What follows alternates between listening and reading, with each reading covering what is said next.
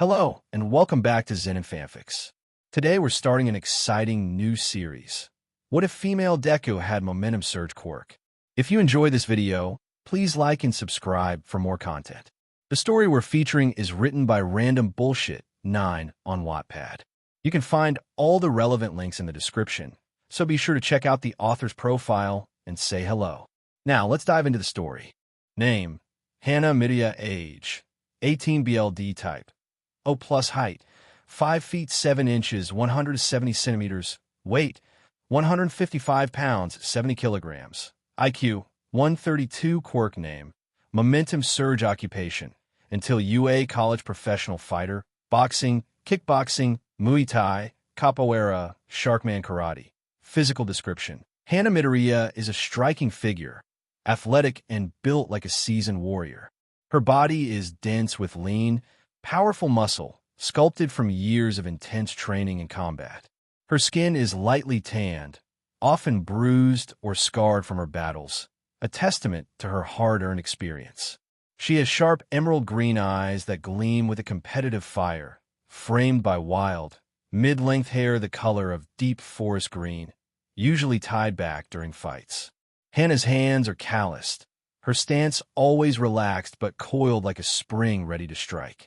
Outside the ring, she tends to wear simple, practical clothing, hoodies, athletic gear, and boots, always ready for a sudden brawl or a surprise spar.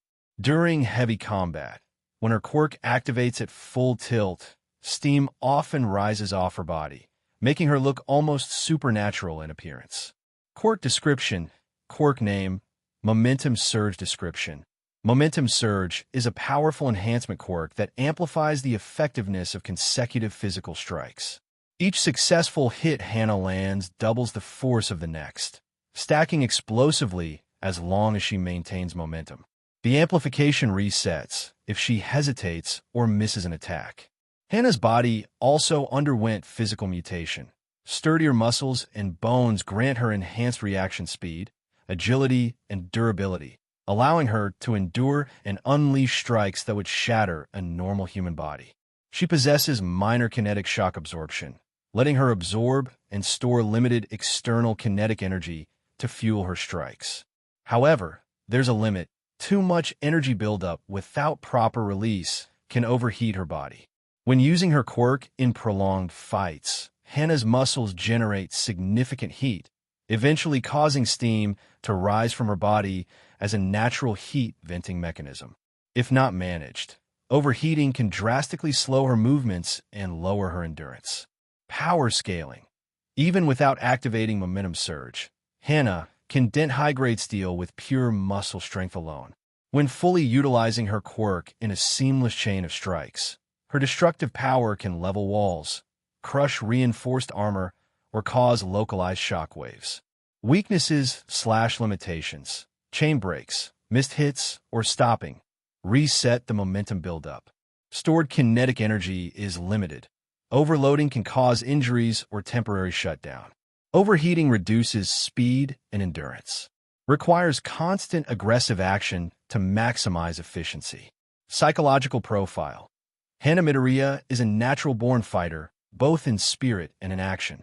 Her quirk's nature amplifies her own tendencies. She is aggressive, fiercely competitive, and thrives under pressure. Fighting brings her genuine joy. She revels in the clash of fists, the struggle for demps, and the rush of landing the perfect strike. She has a strong sense of pride and refuses to take shortcuts, having honed her skills in no quirks allowed fight circuits across Japan. She sees fighting as both an art and a test of personal worth.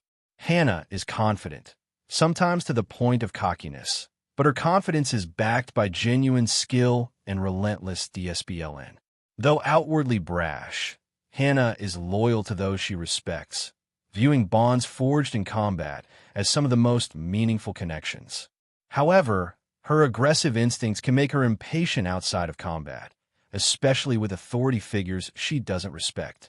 She struggles with formal structures and is more comfortable when she can express herself physically rather than verbally. At her core, Hana isn't a mindless brawler. She's strategic, brutally efficient, and carries the mind of a tactician sharpened by years of surviving in some of the toughest fighting circuits without relying on her quirk. Classified HBSC file. Hana Midoriya name. Hana Midoriya age. 18 BLD type. O plus height. 5 feet 7 inches weight. 155 pounds IQ. 132 quirk name. Momentum surge occupation.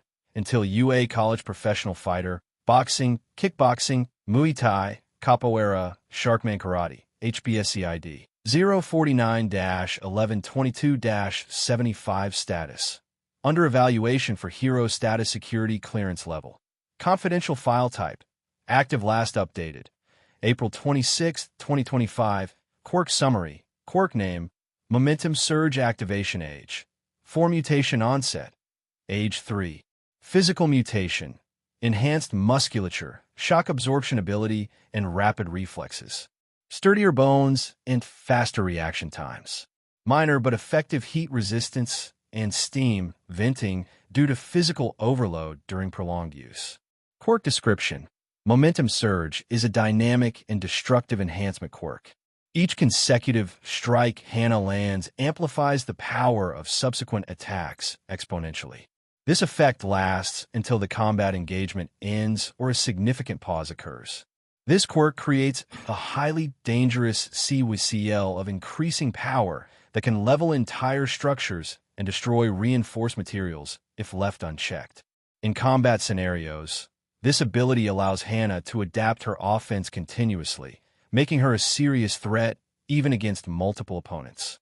Notably, Hana's physical attributes have been heavily altered due to her quirk, including an accelerated reaction time that enables her to dodge projectiles, such as point-blank gunfire, and an ability to reach speeds of up to 55 miles per hour for extended periods, up to 3 hours, before the risk of steam venting becomes critical. Her quirk's limitations include its need for continuous action.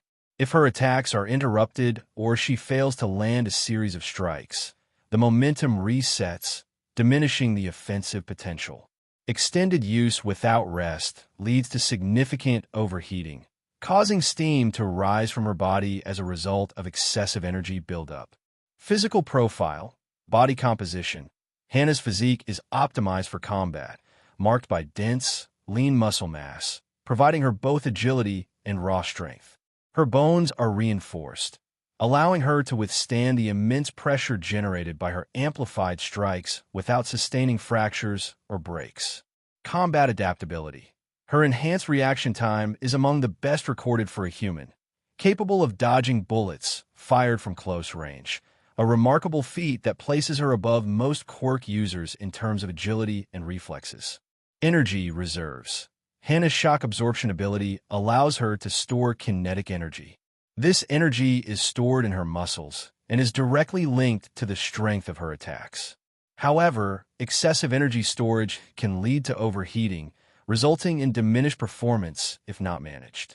Visual effects. When engaged in high-intensity combat, steam can often be seen rising from her body, indicating the quirk's full activation. This is a visual sign of her body working at maximum capacity. HBSC notes. Psychological profile, temperament. Hana displays a high level of aggression in combat, which is in part influenced by her quirk's drive to maintain momentum. She enjoys the thrill of combat and often exhibits a playful, taunting attitude, often dancing or mocking her opponents mid-fight. This behavior is seen as a method of disorienting and intimidating her adversaries. Personality.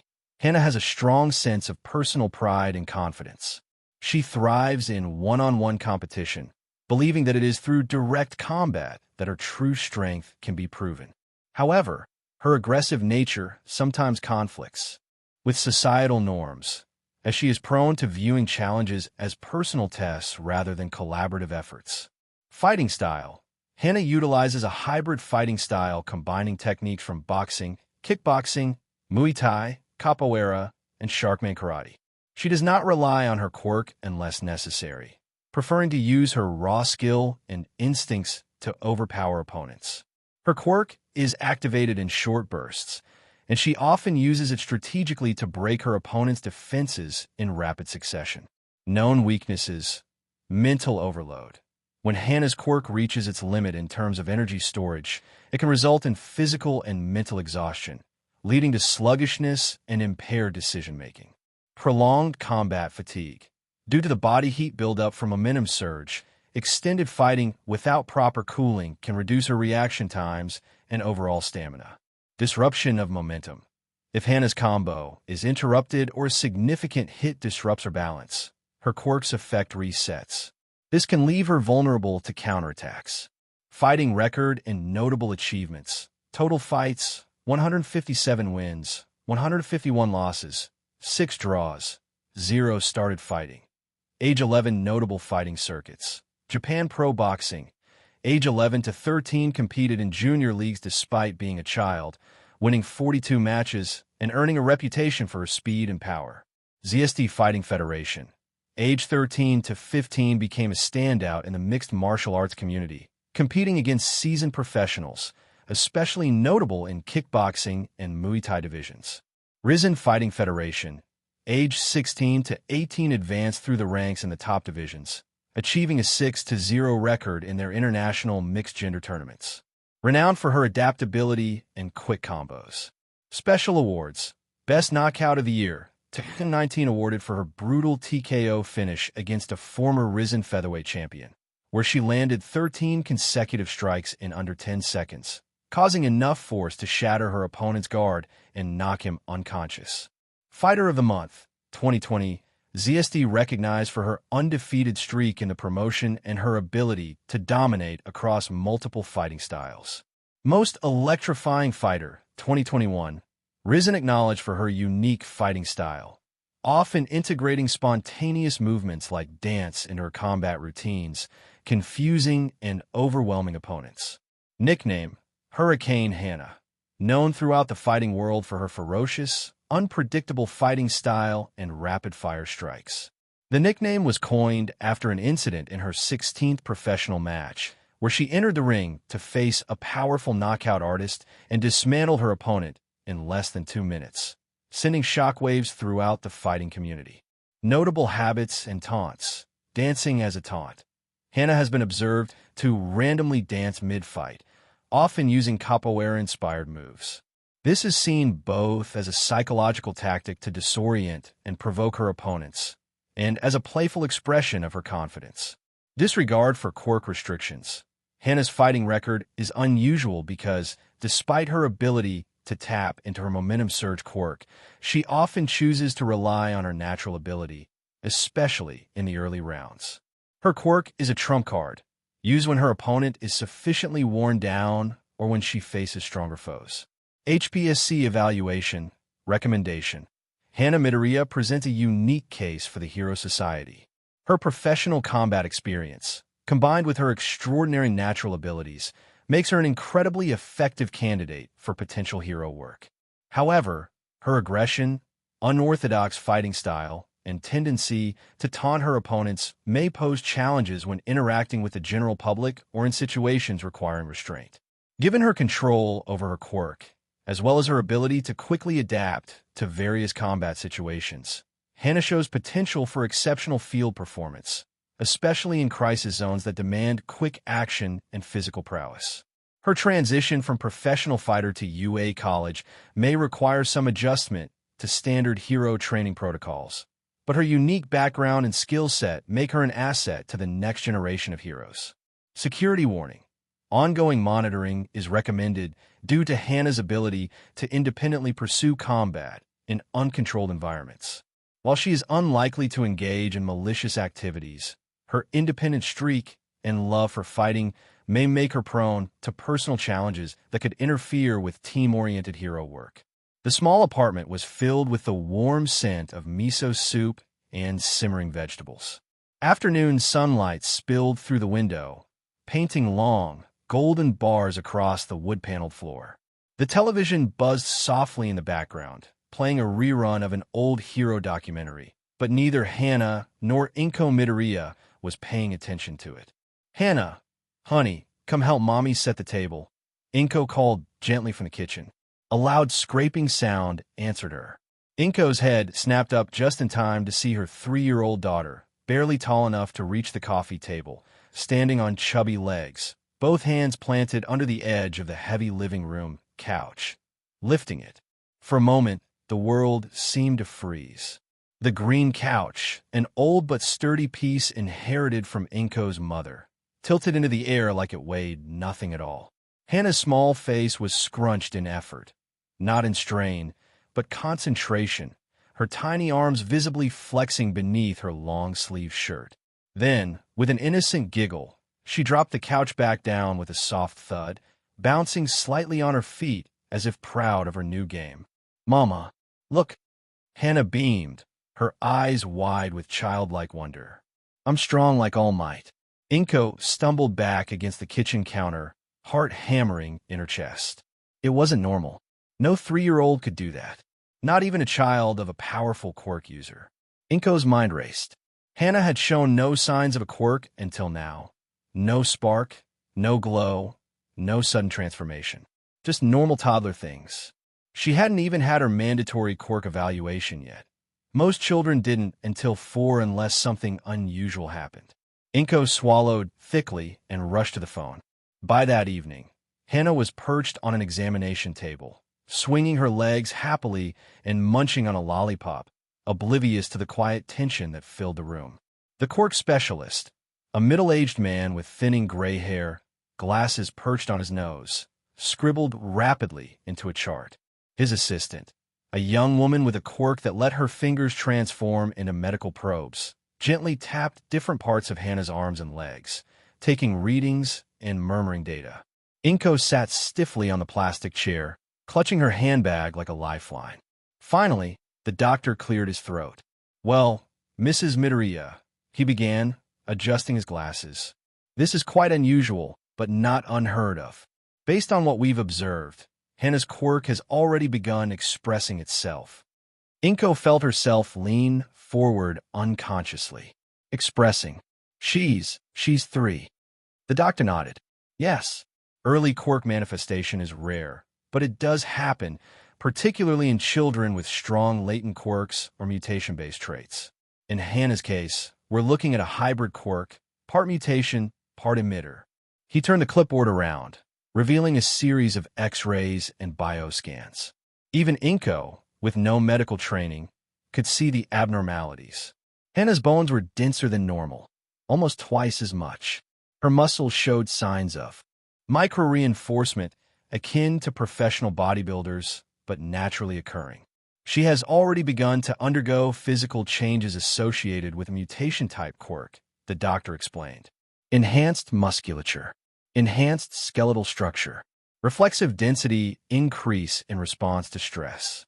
Most adults would struggle to lift that couch. "Mrs. Midoriya, your daughter did it with little apparent strain."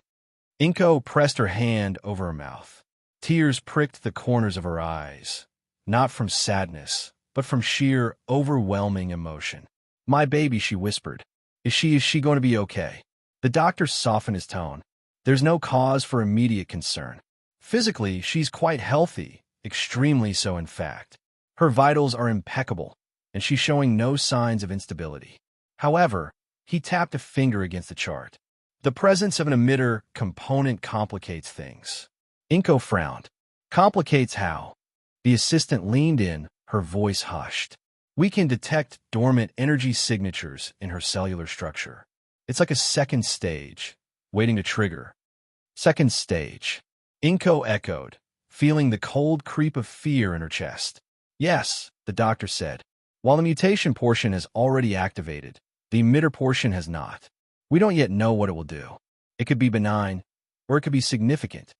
The words hung heavily in the air. "There's no way to predict exactly when the emitter aspect will manifest," the doctor continued. "But based on our current readings, I would estimate it will happen within the next year or two.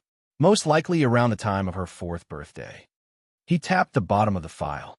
"Due to the unknown nature of the emitter side, we are required by law to file a provisional notice with the HPSC, the Hero Public Safety Commission." Inko's heart dropped. Is that bad?" "It's standard," the assistant said quickly. Children with high-potential quirks are monitored to ensure their safety and the safety of others. It doesn't mean Hana is in trouble. It's just protocol. Still, Inko couldn't shake the image of government officials watching her daughter like a dangerous animal in a cage. The doctor handed her a folder thick with medical jargon and forms. "For now," he said gently, "just love her, Mrs. Midoriya. Let her be a kid. We'll schedule quarterly checkups to monitor her development. If any sudden changes occur, enhanced strength, overheating, signs of energy discharge, call us immediately." Inko nodded mutely, hugging the folder to her chest. Hana, oblivious, hopped off the examination table and skipped over to her mother, tugging at her sleeve. "Mommy, can we get ice cream?" she asked brightly. Inko looked down at her daughter's beaming face, the same chubby cheeks, the same spark of joy, and felt her heart ache with love. "Yes, sweetie, let's go get some ice cream." As they left the clinic, Inko couldn't help but glance back one last time. Behind the closed door of the examination room, the doctor was already typing out the HPSC provisional report. Subject: Hana Midoriya. Age: 3. Classification: hybrid quirk. Mutation/emitter. Subtype: unknown. Mutation activation. Confirmed at age 3. Emitter activation. Pending. Estimated within 6 to 12 months. Potential threat level: moderate to high. Recommended action: quarterly monitoring/emergency containment protocols. Prepared. The cursor blinked. He hesitated, then added one final note. Additional observations: subject displays accelerated reaction time exceeding age standard benchmarks. Recommend reassessment if combat aptitude emerges before age 6. The file was quietly encrypted and transmitted to the HPSC mainframe, where it was buried deep within the registry of priority cases. And outside, holding her daughter's small hand, Inko Midoriya whispered a silent prayer that whatever lay dormant inside Hana would never be needed. The late afternoon sun dipped lower in the sky, casting the city streets in long, cooling shadows. Inko clutched Hana's tiny hand as they strolled down the sidewalk, weaving through the light foot traffic toward the corner ice cream parlor.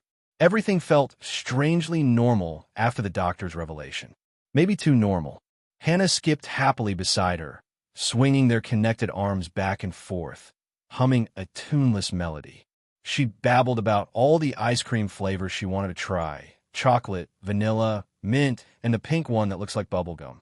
Inko forced a smile, trying to push away the gnawing unease building in her chest. "Everything's fine," she told herself. "She's just a little girl. We'll get ice cream, we'll go home, and everything will be okay." The little green shop with the striped awning was just across the street. They were only a few steps away from crossing when it happened. A black van screeched around the corner, tires shrieking in protest. It hopped the curb, sending pedestrians scattering in all directions. Screams filled the air, people ducking behind parked cars and trash bins. Inko froze, pulling Hana behind her instinctively. The van's doors flew open. 3 figures leapt out, men wearing cheap ski masks, brandishing weapons. One held a rusted shotgun, another a crowbar, and the last had a pistol already raised, finger trembling on the trigger. "Nobody move," the gunman barked, waving the weapon wildly. "Hand over your wallets, your phones now." It was supposed to be a simple mugging. It was supposed to be easy prey.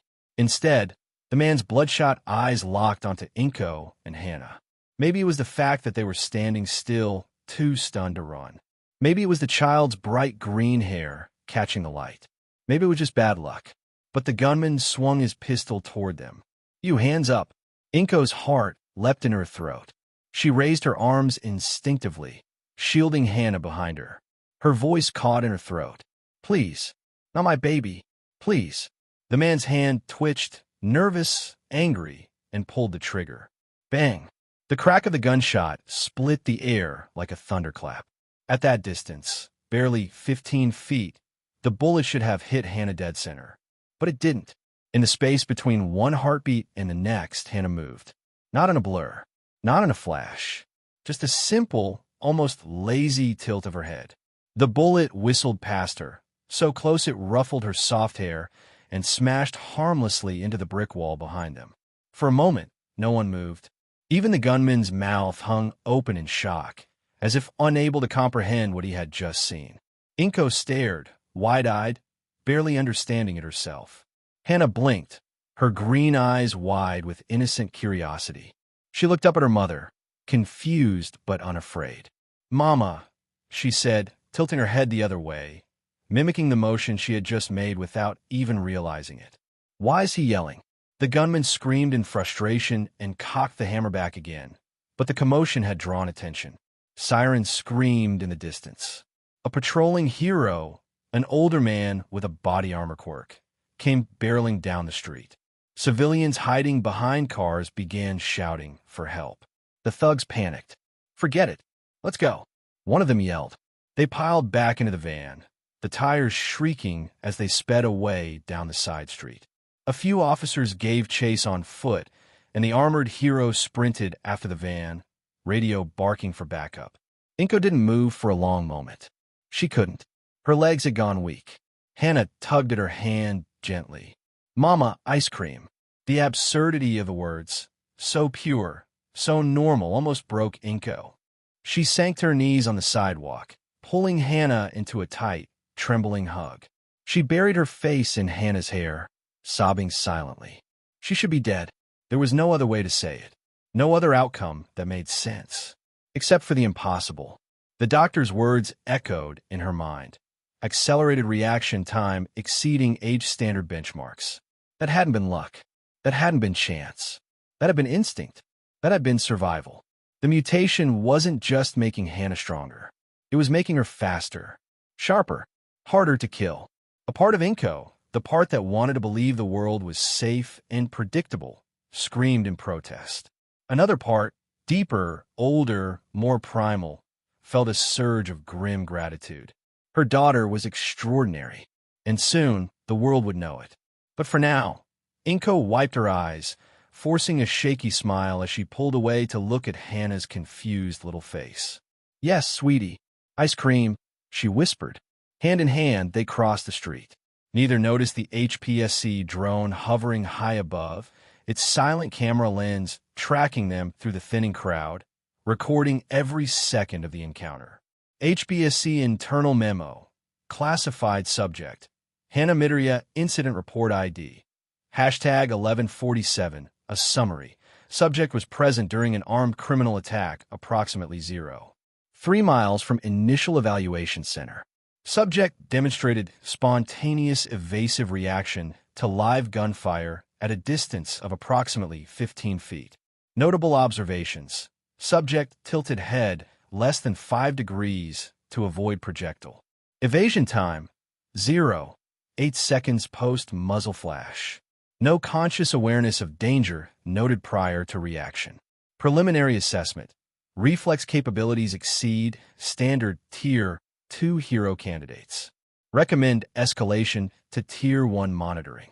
Potential category upgrade. High-risk/high-value asset. Action. Initiate background risk assessment. Expedite quarterly examination to monthly evaluation. Initiate observation of familial environment. Note Tier 2 heroes are the equivalent of anyone within the top 50 on the hero charts. Inko didn't know it yet. Neither did Hana. But from that moment forward, the world had shifted around them. A silent countdown had begun. And somewhere deep inside little Hana Midoriya, a power still slumbered, waiting for the day it would fully awaken. 1 year later, the small neighborhood park buzzed with the energy only a sunny afternoon could summon. Children laughed as they swung from monkey bars, kicked soccer ball across cracked patches of grass, and zipped down old, sun-bleached slides.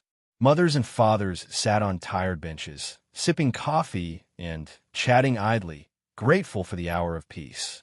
Inko sat under the shade of a large oak tree, her watchful gaze following a familiar flash of green hair darting around the playground. Hana, 4 years old now, and still as fearless, reckless, and radiant as ever. She was a blur of energy, scaling the jungle gym faster than children twice her size, her giggles bubbling out as she zipped from platform to platform. Inko's heart swelled with a mix of love and nervousness. Hana's strong, she reminded herself. She's careful. She's learning control. Mostly, the year since the incident at the ice cream parlor had been anything but normal. The HPSC had kept their distance officially, but Inko felt their invisible hands more and more often. The strange visitors who just happened to be in the same grocery store. The unmarked drones hovering a little too long outside their apartment windows. She tried not to think about it. Try to focus on giving Hana a real childhood, free from fear and pressure. And for the most part, Hana stayed happy. Until now. Inko's sharp eyes noticed a change almost instantly. A boy, a little bigger, maybe 6 or 7, was standing near the swings, glaring at Hana. His arms were crossed, face twisted in a sneer. His friends crowded behind him, whispering and laughing cruelly. Hana hopped down from the jungle gym, heading for the swings, completely oblivious to the brewing storm. The boy stepped in her path. "Freak," he said loudly, shoving her shoulder. Hana stumbled back a step, blinking in confusion. The boy pressed forward. "I saw what you did the other day. You lifted the teeter-totter by yourself. You're a weirdo freak. My brother says kids like you should be locked up." The other kids snickered. Inko started to rise from the bench, a surge of protective fury flooding her veins. But she hesitated. Hana had always insisted on fighting her own battles, even at her tiny size. And today would be no different. Hana stared at the boy, her green eyes darkening slightly. A strange stillness settled over her. She didn't cry. She didn't whine. Instead, she balled her little fists at her sides, breathing heavily. "You mean," she said simply. Then she lunged. The first punch was clumsy, a wild swing that the boy easily sidestepped. His laughter rang out sharp and cruel. But Hana didn't stop.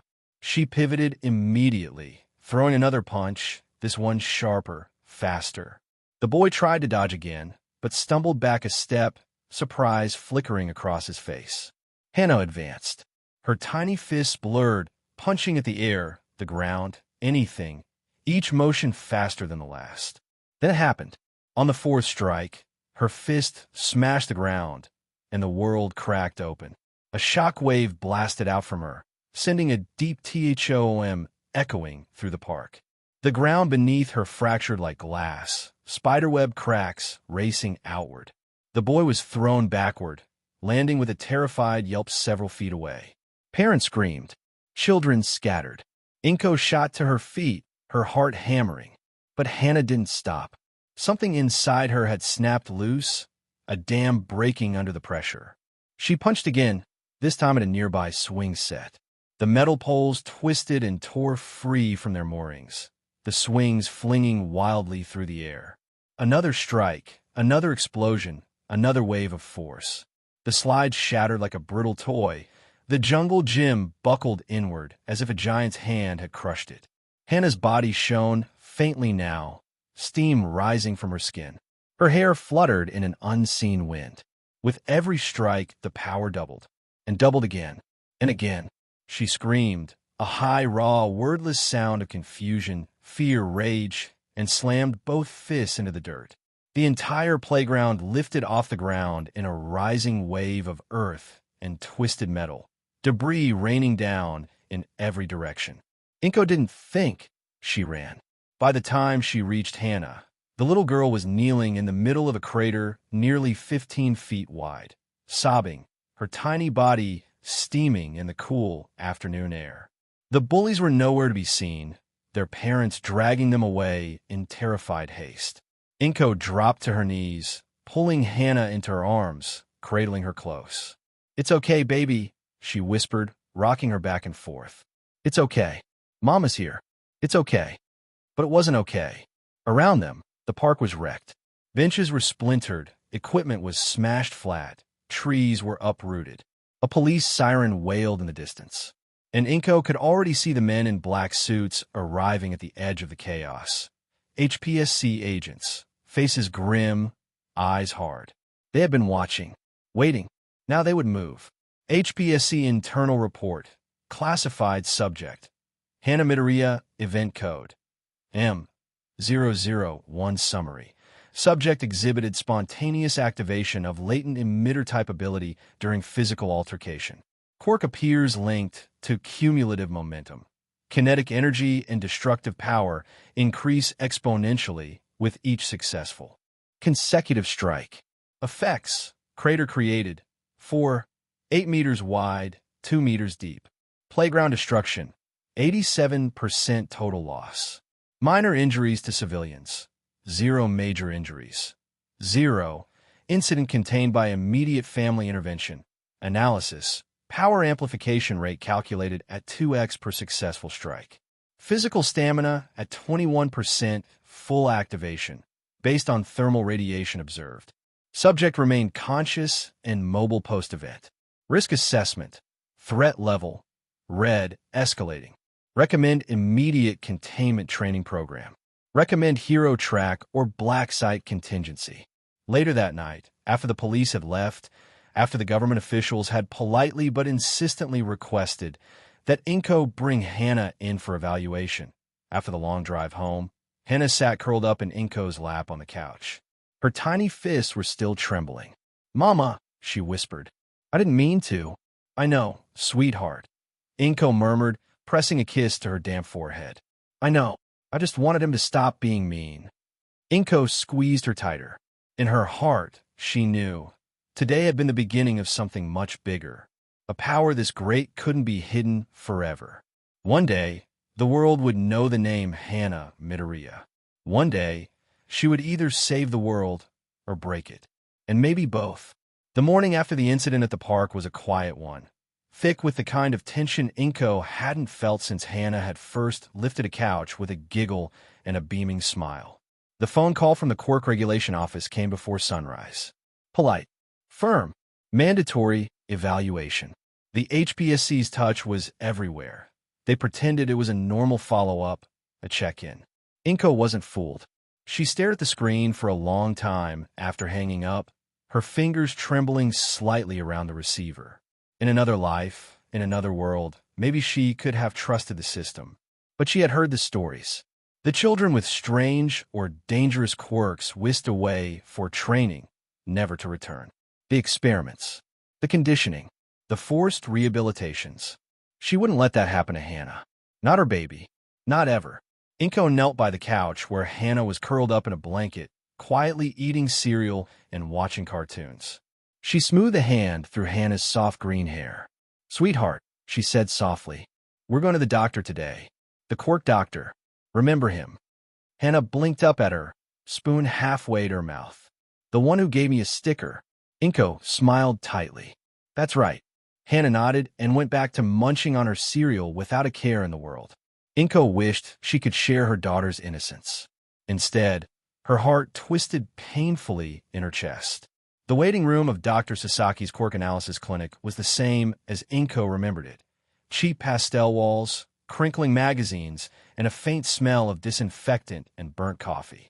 But everything felt different. The receptionist smiled warmly at them when they entered, but Inko caught the wary glance she gave Hana, the subtle tension in her shoulders. They all know. They're all afraid already. Hana hummed to herself, swinging her feet as they sat in the waiting chairs, blissfully unaware of the heavy gazes. "Inko Midoriya and Hana Midoriya," the nurse called. Inko gathered Hana up, clutching her small hand tightly in hers, and followed the woman down the hall. They were led to a private examination room this time, not the usual open testing bays. More security, more containment. Waiting for them was Dr. Sasaki himself, a middle-aged man with thinning hair, kind but tired eyes, and a permanent air of resignation. "Inko," he greeted, nodding. "Hana, it's good to see you again." He didn't sound like he meant it. Inko forced a smile. "Doctor." They sat. Sasaki tapped at his tablet, bringing up Hana's previous files. The screen flickered with words like mutation type activation, confirmed, age 3, superhuman reaction speed, 7, 8x human baseline physical strength multiplier, 4, 1x baseline at rest durability increase, 5, 6x baseline at rest. Sasaki sighed heavily. "So," he said carefully, as if choosing every word with surgical precision, "yesterday, Hana experienced the onset of her emitter-type quirk aspect. Inko nodded tightly, her fingers clenching in her lap. Sasaki hesitated before continuing, flipping to a new diagnostic screen showing new scan results. Videos, still frames from the playground incident, power readouts. The data confirms that the second component of Hana's quirk has awakened. It's unique. He turned the tablet so Inko could see. Quirk, momentum accumulator, provisional name, classification. Mutation type, baseline enhancement. Emitter type, kinetic energy amplification. Description: upon executing consecutive strikes, physical attacks such as punches, kicks, stomps, or object impacts, subject accumulates kinetic energy internally at an exponential rate. Each successful strike doubles the stored energy. This energy is then forcibly released either passively through shock waves on impact or actively via deliberate strikes. If uninterrupted, this accumulation can reach catastrophic levels rapidly. Known traits: first strike, normal human equivalent force. Second strike, 2x human equivalent force. Third strike, 4x force. Fourth strike, 8x force. Fifth strike, 16x force. And so on. Limitations: if subject is interrupted, loses rhythm, suffers interruption, or hesitates, energy rapidly dissipates. Risk of self-injury at higher accumulations without enhanced durability, mitigated by mutation. Notes: subject stamina appears to fuel quirk usage. Exhaustion manifests as overheating and steam emissions. Reaction time and agility are sufficient to allow precise control, but only under emotional stability. Warning: potential for urban-scale destruction within minutes if subject is uncontained during active accumulation cycles. Immediate stabilization training is advised. Inko's throat felt dry. But she managed. She's just a child. Sasaki's face was grim, which is exactly why they're so interested. He glanced nervously at the door, then lowered his voice. Inko, I've already been contacted by the commission. They want her enrolled in a special development program. Inko's BLD turned to ice. No, she said immediately, fiercely. No, absolutely not. Sasaki looked genuinely sympathetic. You may not have a choice. This is well beyond normal. If you refuse, they might petition for custody under emergency national security clauses. Inko stood up sharply, Hana flinching slightly at the sudden movement. I won't let them, Inko hissed. I know what they do to kids like Hana. I know. They SDRP them down, break them, turn them into weapons. Sasaki flinched. He didn't deny it. He said softly, I just wanted you to know, before they came knocking. Inko knelt down, pulling Hana close, hugging her tightly. Hana clutched at her mother, sensing the tension even if she didn't understand the words. Inko whispered fiercely into her daughter's hair. I'm not letting anyone take you. I don't care who they are. The ride home was silent. Hana watched the world blur by outside the window, humming a quiet song to herself. Inko gripped the steering wheel so hard her knuckles turned white. Plans spun through her mind. They would have to be careful. Smart. Strong. She would teach Hana control herself if she had to. She would find private tutors. Underground ones if necessary. She would move heaven and earth before she let her daughter's light be extinguished. That night, after Hana was safely tucked into bed, Inko sat alone at the kitchen table, staring at the stack of urgent mail that had arrived. Government letters. Hero Commission recruitment opportunities. Inko lit a match and burned them all in the sink. As the paper curled into black ash, she made a silent vow. They would not break Hana. They would not break her either. Whatever came next, they would face it together. Mother and daughter. Against the world.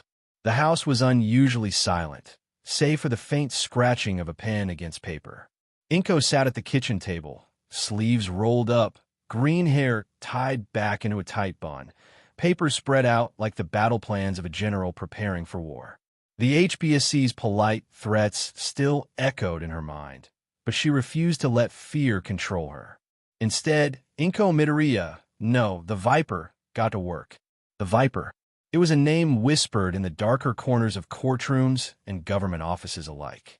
A nickname earned through years of brutally dismantling corrupt corporations, crooked officials, and even shady hero agencies. It wasn't because she was the loudest. It wasn't because she was the flashiest. It was because she was relentless, patient, precise, lethal.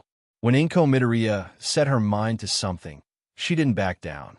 And now, the system had just made itself her enemy. Inko rifled through her old Rolodex, dusty with age but still full of names. Most were useless, dead, retired, or cowards who would fold under commission pressure. But some still owed her. Her fingers stopped on a name written in neat ink. Kenji Arakawa, hero name. Raging Gale, retired 8 years ago. Wind-based kinetic amplifier. His body could absorb impacts and redirect them explosively. It wasn't an exact match for Hana's quirk, but it was close enough. Build energy. Release it. More importantly, Kenji was one of the very few heroes who had walked away from the HPSC with both his body and his soul intact. At a cost. And he owed Inko a very, very big favor. The meeting was arranged quietly, through back channels, using burner phones and old friends as intermediaries. No official records. No paper trail. By noon the next day, Inko was driving Hana out past the edges of the city, to the crumbling suburbs where the weeds grew taller than the houses and old heroes went to be forgotten. Hana kicked her legs in the passenger seat, humming, clutching a juice box. "Where are we going, Mama?" Inko smiled faintly. "To meet someone special, sweetheart. Someone who can help you be even stronger." Hana beamed. "Stronger like All Might." Inko chuckled. "Maybe even stronger. And smarter," she thought grimly. "Strong enough to never need saving." The house was old, the paint peeling from the porch, but sturdy, defiant against the decay all around it. Waiting out front was a man built like an oak tree, shoulders wide enough to block the door entirely. He wore a loose tank top and cargo pants, his body scarred from years of battles. His hair was a shock of silver, tied back into a messy bun, and his face was lined deeply, but his dark eyes were sharp alive. Kenji Arakawa looked at Inko as she stepped out of the car, a smirk tugging at his lips. "Still dragging people out of hell, Viper." Inko smiled thinly. "Someone has to." Kenji's eyes shifted to Hana, who peeked out from behind her mother's leg. "So this is the little monster, huh?" he said gruffly, squatting down to her level. Hana blinked up at him, unafraid. "Are you going to teach me to punch better?" Kenji barked a laugh, deep and genuine. "I'll teach you to punch so hard, kid, the ground will cry for mercy." Hana clapped her hands gleefully. Inko exhaled slowly, tension bleeding from her shoulders. For the first time in days, she dared to hope. Training didn't start right away. Kenji was no fool. He spent the first 2 hours watching Hana, tossing her a ball, having her jump rope, making her run laps around the crack parking lot behind his house. He scribbled notes on a battered clipboard, grunting occasionally. Hana, for her part, treated it like a game, her energy boundless. Only when he was satisfied did Kenji finally waver over. "All right, SQR," he said, tossing her a pair of heavy-looking training gloves. "Let's see what you're made of." The next few hours were brutal. Kenji didn't coddle. He made Hana throw punch after punch into a reinforced punching bag bolted to a concrete post. One strike, then another, then another. "No stopping," he barked. "You lose your rhythm. You lose your power." Sweat poured down Hana's face, her little arms trembling. But she kept going. Again and again, her fists hammered the bag, each blow shaking it harder. Inko watched from the sidelines, heart pounding. And then, wham! On the 12th consecutive strike, the entire metal post snapped at the base, sending the punching bag flying into the air like a missile. Hana stumbled back, eyes wide, breathing hard. Kenji whistled low. DMN. Kid's got real fire in her. He ruffled Hana's hair roughly, making her giggle. "You're going to be dangerous." SQR, he glanced at Inko, his face serious again. "But you were right, Viper. She needs control. Fast. If she loses her temper in a crowded street." Inko nodded grimly. I know. Kenji set down his clipboard with a heavy thud. I'll train her. 2 sessions a week. Private. No records. Inko exhaled shakily, feeling something warm and painful build behind her eyes. Thank you, she said hoarsely. Kenji shrugged. Old debts. Besides, he smiled down at Hana, who was trying to lift the broken post like it was a trophy. I think teaching her might just be the highlight of my retirement. That night, driving home under the stars, Hana slept in the back seat, curled up in her booster seat, clutching her gloves like they were precious treasures. Inko drove in silence, the road unrolling endlessly before her. The future was still uncertain. The commission would still come. There would still be battles to fight.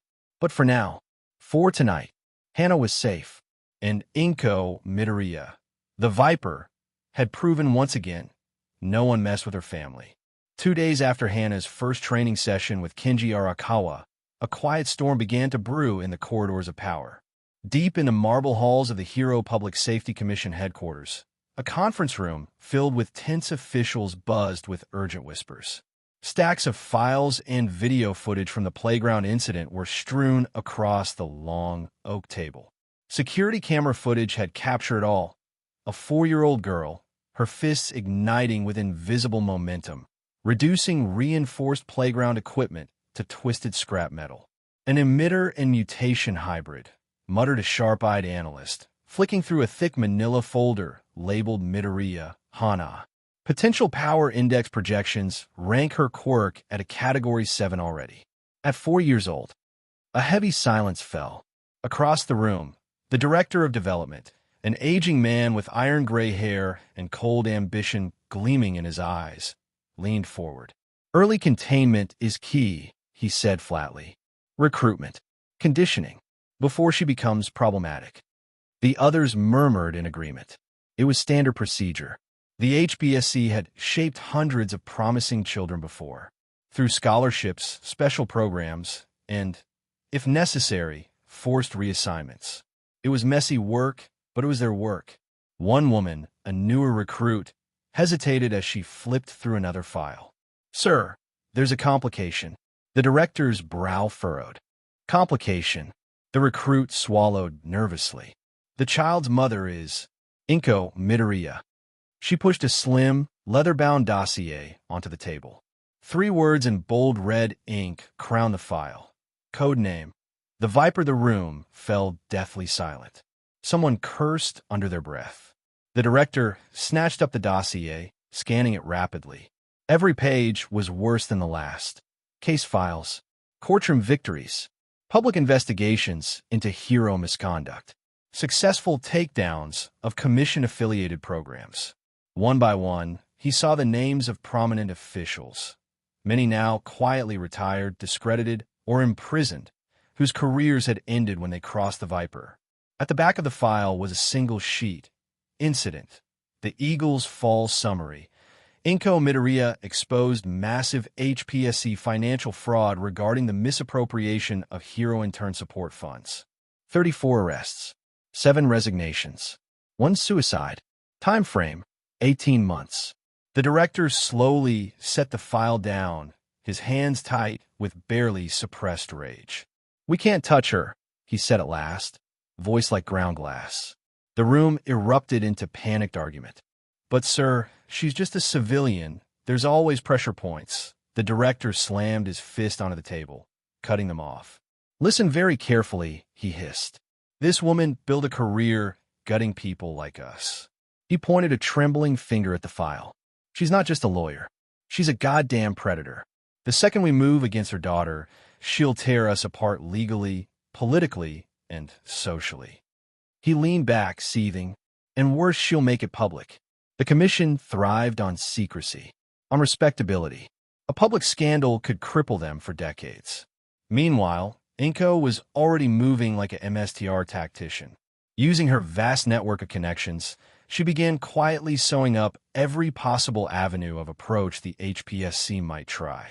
First, she called in favors with the media. Within a week, subtle human interest stories began to circulate. Rising star, young Hana Midoriya, a bright future in hero society. Single mother success, lawyer and hero advocate Hana Midoriya raising a gifted child. Pictures of Hana smiling at the park. Clips of her helping an old man carry groceries.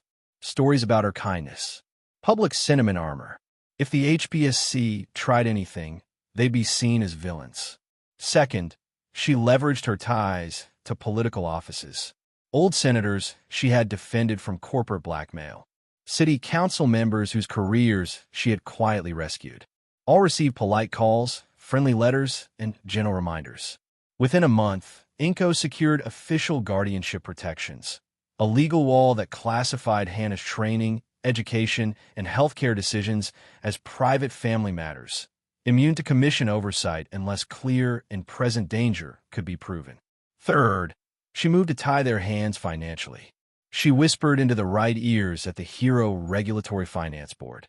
Investigations into the commission's budgets suddenly, randomly reignited. Minor ones at first, but with teeth.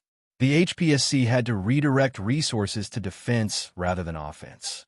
In a dark conference room back at HPSC headquarters, the director seethed behind closed doors. A new report landed on his desk. The cover letter was simple: summary of risk assessment. Pursuing acquisition or control of Midoriya, Hana poses unacceptable legal, political, and public risk at this time. Recommend observation only. No direct action. At the bottom was a note from the legal department. Our recommendation is complete disengagement. The Midoriyas are now classified as Tier 1 litigation hazards. Handle with extreme caution. The director crumpled the letter in his fist.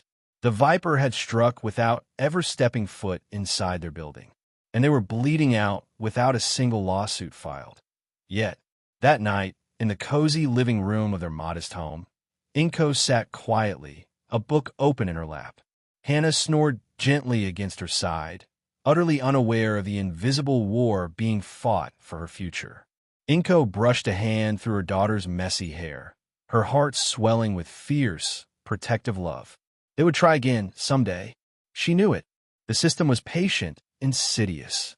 But so was she. And this time, she would not just protect her daughter. She would prepare her, train her, arm her with knowledge, with strength, with pride, so that when the world tried to chain her, Hana Midoriya would break those chains into dust. By the time Hana turned 6, she had already completed more structured quirk control training than most teenagers. Under the guidance of the retired pro-hero Kenji Arakawa, she had learned how to temper the emitter portion of her quirk, the momentum-stacking power that multiplied her strikes exponentially. She'd learned to focus, to control her breathing, to strike in combinations of 1 or 2 instead of reckless flurries. But now, she needed something more. Power was useless if you didn't know how to fight. And so, at Hana's insistence, and after countless background checks and contractual precautions, Hana was introduced to her new mentor. I am Iron Wolf Hayashi.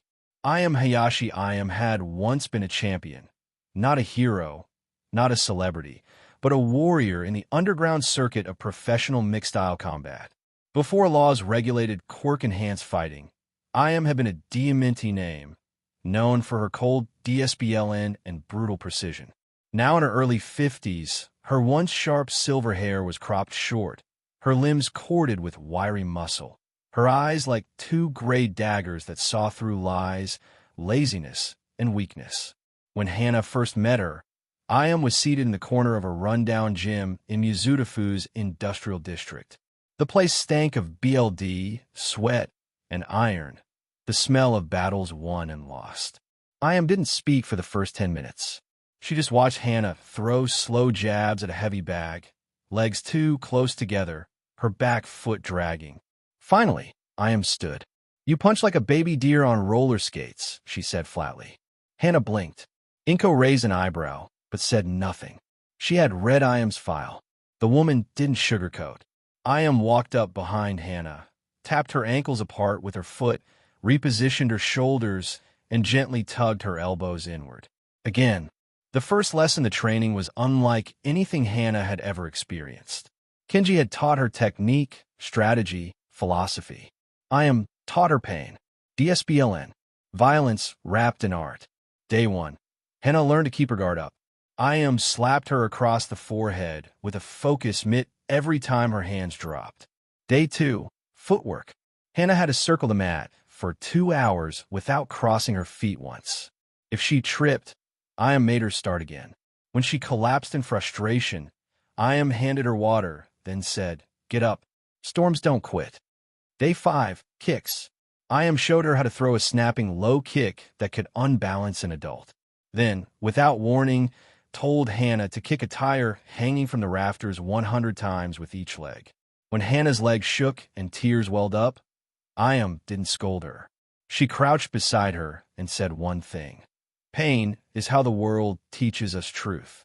Learn it, don't fear it. Rhythm of the storm, it didn't take long for Hana to adapt. She absorbed the strikes and drills with frightening enthusiasm. Every day, she came in earlier, left later, and hit harder. She began developing a style, raw, furious, joyful. She punched in rhythm.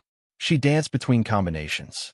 She twirled away from counter-strikes and laughed as she dodged low sweeps by inches.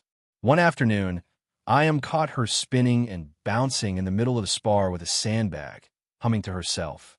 "Why are you dancing?" the old fighter asked, bemused. Hana grinned, throwing a jab-jab hook. "Because it makes the punches funnier." I chuckled. "You've got the madness of a proper fighter. Let's make it dangerous." That day, I introduced kickboxing combinations. Knees, elbows, spinning back kicks. Hana fell in love. Her natural speed and agility, honed by her mutation's superhuman reflexes, made her unreadable to the average eye. She could see feints, slip punches just by a twitch of muscle, and launch flurries of attacks with her growing strength. It was appealing and terrifying. Inko watches the storm brew. Inko watched from the upper balcony nearly every evening. She saw the bruises, the sweat, the pain, and the wild, alive gleam in her daughter's eyes. For a moment, she'd feel fear. Then it would fade. Hana was building herself with her own fists, not the commission's curriculum, not false promises of glory or rank, just real strength. Still, Inko kept careful logs of everything, dates, injuries, progress notes. She met with IM weekly, ensuring every aspect of the training remained safe and healthy. She even filed precautionary guardianship protections with the Hero Support Welfare Department, just in case the HPSC ever tried to argue neglect or exploitation. She would not be outflanked. 6 months in, by the 6-month mark, Hana had sparred, under IM's watchful eye, with 3 teenagers in controlled environments, each trained amateurs. She won every match, one by decision, one by technical knockout, one by forcing a SBM sin in under 20 seconds. Word began to spread in certain circles. She was small, young, weird, but terrifyingly fast, and she smiled when she fought. They started calling her something in whispers, the Hurricane, not because she hit like one, not yet, but because she moved like one, unpredictable, playful, but devastating when focused. IM's words one cold night. After a particularly grueling session, IM sat beside Hana on the ring's edge, both of them drenched in sweat. "Do you know why storms are feared?" she asked. Hana tilted her head, still sipping from her thermos. "Because they break things." IM shook her head. "Because they don't care what they break." She tapped Hana's chest.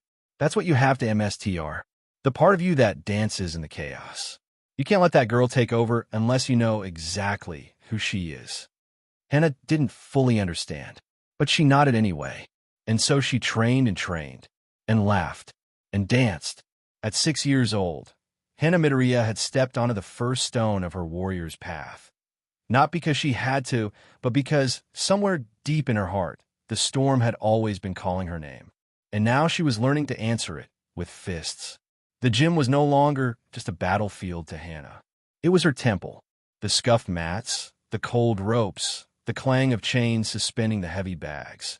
They were all part of a growing language she was learning to speak with her fists, her feet, her breath.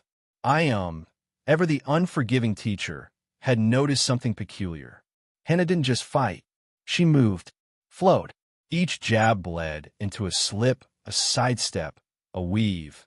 Her hips almost swiveled with anticipation before a kick, as if guided by music only she could hear. The girl didn't just want to win fights. She wanted to dance through them.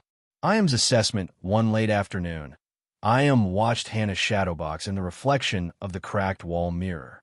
The girl threw punches and pivoted around invisible opponents, adding in unpredictable spins and high, flashy kicks.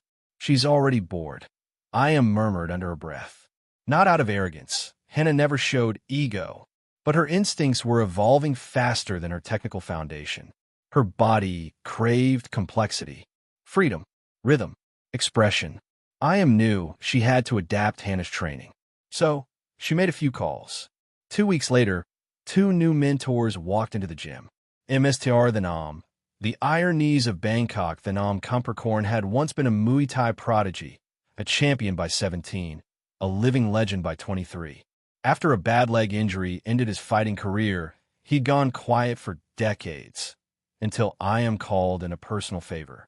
He arrived wearing a traditional munkle around his head, his aged body still taut with muscle, a gaze sharp as a spear's edge. Hana was in awe. His first lesson was short. He stood beside Hana, tapped his knees, elbows, fists, and feet. Muay Thai is the art of 8 limbs. You will learn to use all of them. No wasted motion. No fancy spins unless it kills. Understood. Hana nodded quickly. The lessons began immediately. Forging the body Thanam's training was brutal.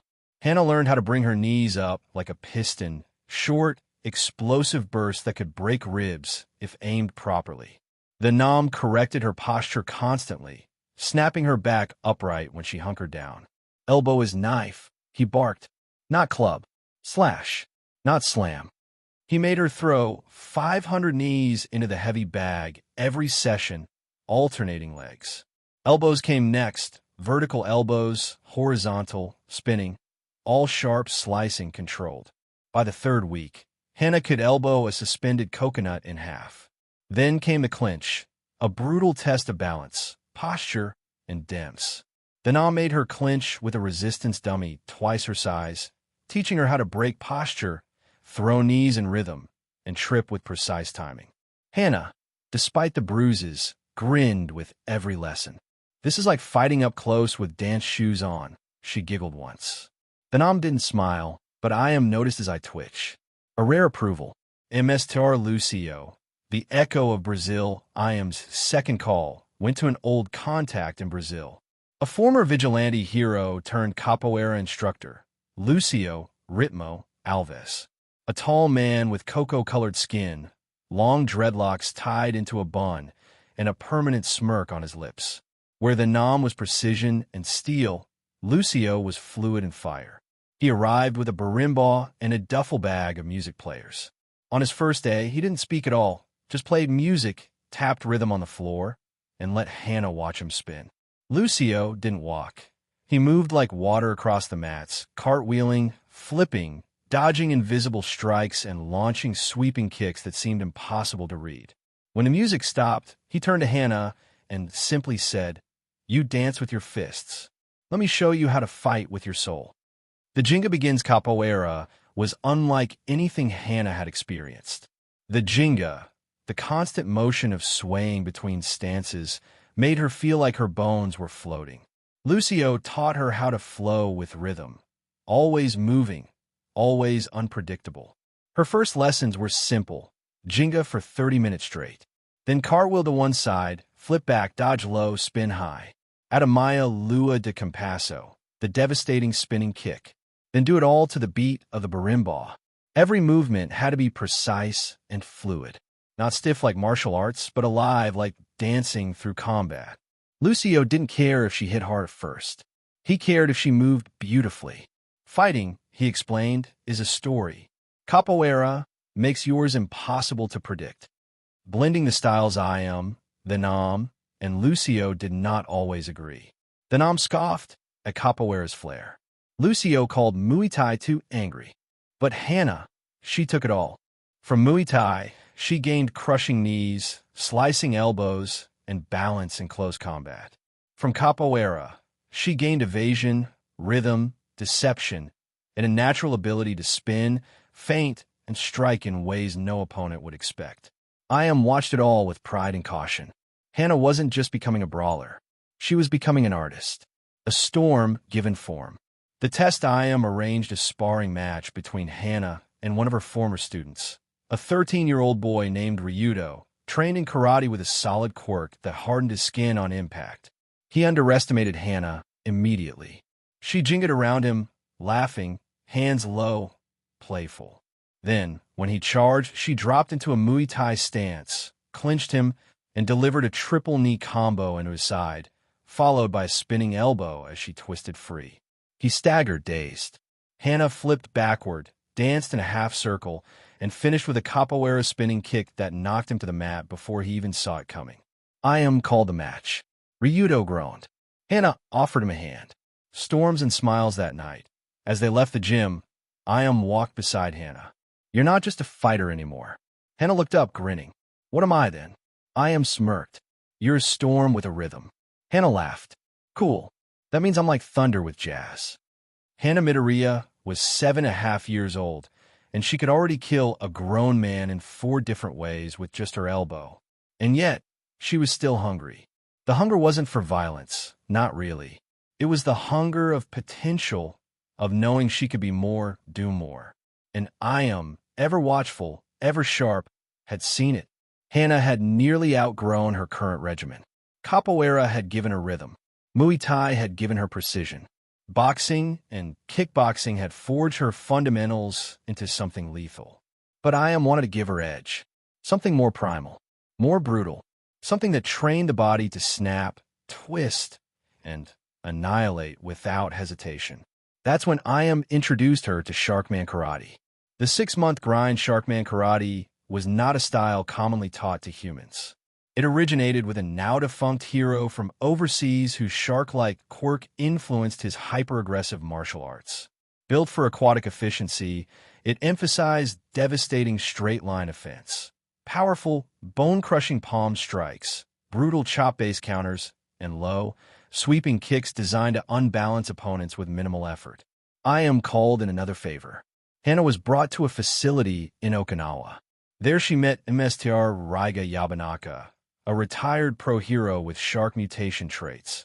Gill slits on his neck, rows of dull serrated teeth, and grayish-blue skin that looked like weathered leather.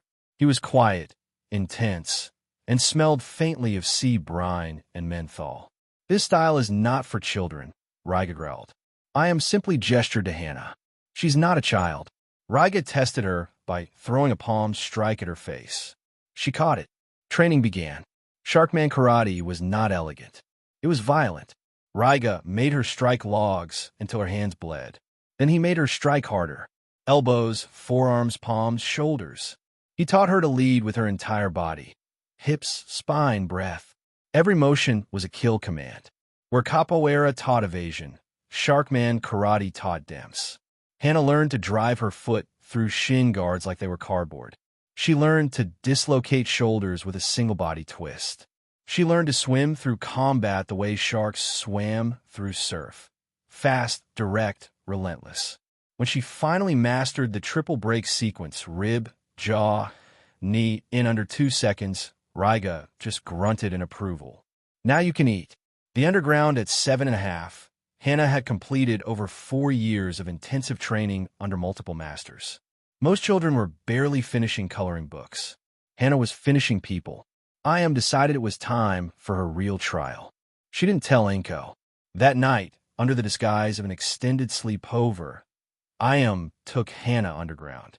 Literally, they drove to the edge of Narahata, entered a derelict warehouse, passed 2 security checks and an encrypted elevator, and descended into a massive concrete bunker lit by high-mounted floodlights and caged steel lamps. The crowd was loud, electric, and savage. The underground circuit, unlicensed fights, no quirks, no mercy, just fists, BLD, and cash. Brought Hana to the manager. I'm putting her in. The man laughed, then stopped laughing when hissed. Weight class doesn't matter. She'll fight your worst middleweight. He's 24. Looked down at Hana. You ready? Hana nodded. Her emerald eyes shimmered like blades. The match, they introduced her as Hana, the Hurricane. Her opponent was a grizzled fighter named Guru, 6'1", muscled like a beast, with hands like concrete blocks. He grinned, cocky. Some in the crowd booed, thinking it was a sick joke. Then the bell rang. Guru charged. Hana sidestepped, ducked low, and snapped her elbow into his ribs. 1, 2, 3 strikes in rapid succession. He swung wide. She slipped under, pivoted on one foot, and drove a back fist into his liver. He grunted, staggering. The crowd gasped. Guru came again, this time more cautious. Hana blitzed him. A Sharkman Karate combo, palm to chest, downward elbow to clavicle, spinning sweep. He hit the mat. First knockdown. 10 seconds in. He rose. Angry now. He feinted left, then kicked. Hana absorbed it on her shoulder, stepped in, and fired a Capoeira crescent kick to his jaw. The crowd roared. Then she stomped his foot, clinched him Muay Thai style, and drove her forehead into his face. BLD screams. Guru dropped again. I am watched impassive. The ref counted to 10. KO. Aftermath backstage. Hana sat quietly while I am wrapped a towel around her shoulders. He was strong, Hana said. You were smarter and faster. Think Mom will be mad. I am smiled faintly. If she finds out. Absolutely. Hana laughed. Her knuckles were swollen. I was bruised. But she had never felt more alive. In the shadows of the underground, she had proven something vital. She didn't need her quirk to be a weapon. She was the weapon. The hum of street lamps buzzed faintly in the backdrop of a quiet suburb as Hana Midoriya tiptoed out the back door of her house. The stars were high and the moon was barely a crescent, veiled just enough to cast a cloak of discretion on her little mission. Her bag was packed, not with dolls or pajamas, but with gauze tape, wraps, a water bottle, and a simple mouthguard. As far as Inko Midoriya knew, her daughter was attending a sleepover at her friend Mika's house. The reality, however, was far more brutal. Ayam, the retired pro fighter and quirkless martial artist, was waiting in an old, dark blue van parked down the street. She gave a curt nod when Hana slid into the passenger seat. You sure about this, kid? Ayam asked, hands gripping the steering wheel, eyes glancing at Hana in the rear view. Yeah, let's go. And so began the double life of Hana Midoriya. For the next few months, this routine repeated like clockwork. On the surface, Hana maintained her image as a promising young martial artist and a precocious girl attending ordinary sleepovers. But every other weekend, under Ayam's watchful gaze and iron rules, Hana descended into the brutal underground circuits of unsanctioned fights, where money, pride, and survival ruled. Each fight was held in a new location, abandoned warehouses, backrooms of pachinko, parlors, even once in a half-collapsed subway station. Word had spread quickly about the fiery little girl who fought like a demon. She went by the name Hurricane, a moniker born from a storm of strikes she unleashed in the ring. Hana never used her quirk, not because she couldn't, but because Ayam's rule was ironclad. If you want to be the best, you earn it without shortcuts. Hana's opponents scoffed at her when she stepped into the ring. Adult men in their 20s and even 30s mocked her size and age until the bell rang. Then they found themselves pummeled by a whirlwind of elbows, kicks, and impossibly timed dodges. She knocked one man out in 12 seconds with a spinning back kick to the jaw. Another tried to tackle her and ended up waking up with 3 broken ribs and a dislocated shoulder. The crowd didn't know whether to be awestruck or horrified. Each victory earned her whispers of legend. Each victory further sharpened her reflexes, timing, and instincts. Each victory pushed her body to new levels of resilience and control. And Ayam, she watched with quiet pride, hiding the concern that lingered in the corner of her stern eyes. After one particularly brutal bout, a 28-year-old brawler who'd gone easy on her at first only to end up unconscious from a Capoeira crescent kick, Ayam pulled her aside. You're growing fast, Hana. Faster than I expected. But this life, it'll eat you if you're not careful. Don't lose sight of who you are. Hana, sweaty and breathing hard, nodded. I'm not doing this to lose myself. Ayam. I'm doing this so no one ever looks down on me again. Gave a tired sigh. Just make sure the fire you're feeding doesn't burn you in the end. Back home, Inko remained blissfully unaware. Hana covered the bruises with makeup, wore sleeves even in warm weather, and took ice baths early in the morning to reduce swelling. She maintained good grades, practiced her routines, and visited her so-called friends for sleepovers. But inside, she was transforming into something else. Something dangerous. Something unstoppable. The underground ring had become her crucible, and she was emerging forged in flame and fury. The morning light streamed through the school windows as Hana Midoriya leaned back in her chair, spinning a pencil in one hand and humming quietly. Her body, well-toned and compact, still carried the coiled energy of someone used to moving. While the other children around her fidgeted, yawned, or stared into space, Hana's emerald eyes scanned the classroom, flicking toward the door each time it opened. She was 8 now, still small for her age, but her aura made her stand out. Even in her school uniform, the muscle definition in her arms and legs was unmistakable. Her presence had a kind of low, humming tension to it, like the calm before a punch was thrown. Years of underground fighting had sharpened her instincts, but outside of the ring, she wore a mask of casual ease. That morning, a new face stepped into the classroom. A girl with purple hair tied into twin pigtails and a cool, detached expression. What really stood out were the headphone jacks dangling from her earlobes.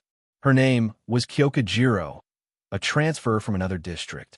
The teacher introduced her, and Kyoka gave a short bow.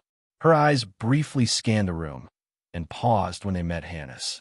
A flicker of recognition passed between them, not of knowing each other, but of recognizing something familiar. They were both different. At recess, Hana approached her without hesitation. Cool earphone jacks. You got a sound-based quirk. Kyoka raised an eyebrow, but nodded. Yeah, you. Momentum surge. Basically, the more I hit stuff in a row, the harder I hit. I could explain more, but it's cooler if I show you. Kyoka smirked. Sounds like you like to fight. Hana grinned, leaning in conspiratorially. You have no idea. From that point on, the two became inseparable. They spent lunches trading stories, laughing at other kids' antics, and practicing quirks in secret. Kyoka's reserved, laid-back nature balanced Hana's explosive confidence. Where Hana was fire and motion, Kyoka was rhythm and control. Later that month, back at home, Inko Midoriya closed the front door quietly behind her. The apartment was quiet, except for the distant sound of the shower. In her hand was a thick manila envelope she had received from one of her legal associates. Inko set the envelope down on the kitchen table and opened it. Inside were grainy photographs from underground fighting rings, dimly lit arenas, cheering crowds, and in the center of it all, a young girl wrapped in tape and determination, dancing around older, larger opponents. Hana. Inko didn't panic. She didn't cry. She simply sighed, pinched the bridge of her nose, and waited.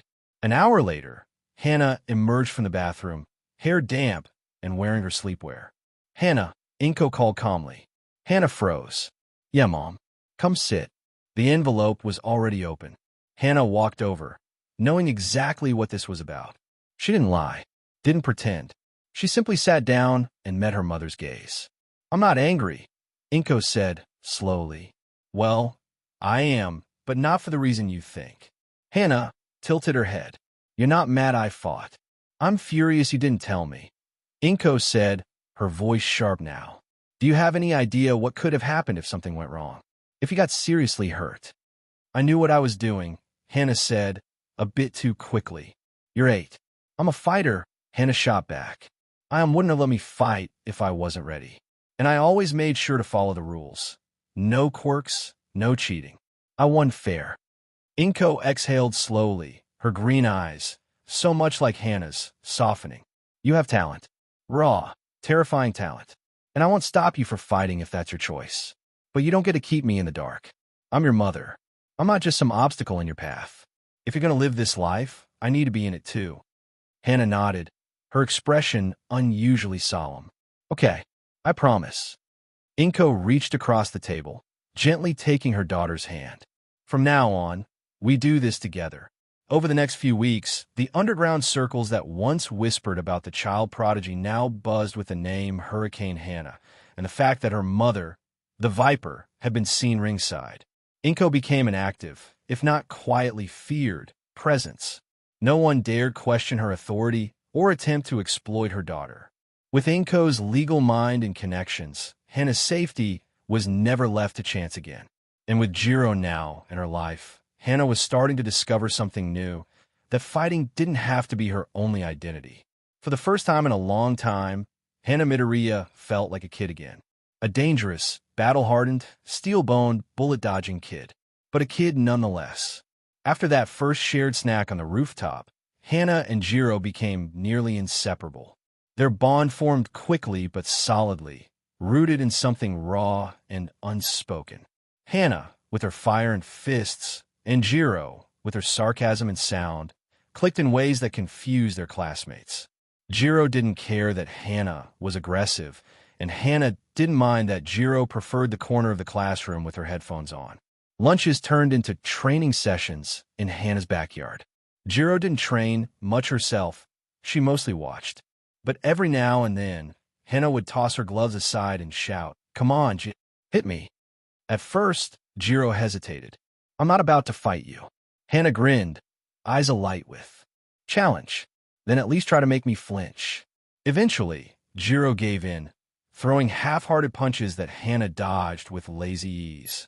It became their thing, sparring and laughing and ribbing each other, followed by ice cream or a trip to the music shop. Jiro brought music into Hana's world. Her room, once bare and utilitarian, slowly filled with vinyl records, used speakers, and a second-hand bass guitar that Jiro helped her choose. Hana wasn't very good at first, but she practiced diligently, more out of loyalty to her friend than love for the instrument. In return, Hana introduced Jiro to DSBLN, to movement, and to fearlessness. "You're small, G," she once said, "but so is a stick of dynamite." Meanwhile, in a white-walled office nestled in the heart of the Hero Public Safety Commission headquarters, a small task force had begun compiling information. Subject file, Hana Midoriya quota. Beginning threat assessment, eyes only. HPSC internal. Preliminary scans indicate mutation manifested at age 3. Confirmed enhanced physical speed, reflexes, muscle structure, and skeletal durability.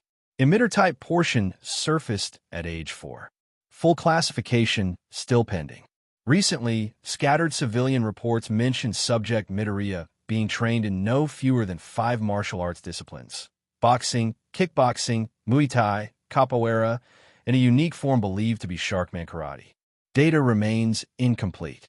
Surveillance assets have yet to verify the extent of training. Public schools report normal academic performance. No direct evidence of active quirk use in civilian areas, yet.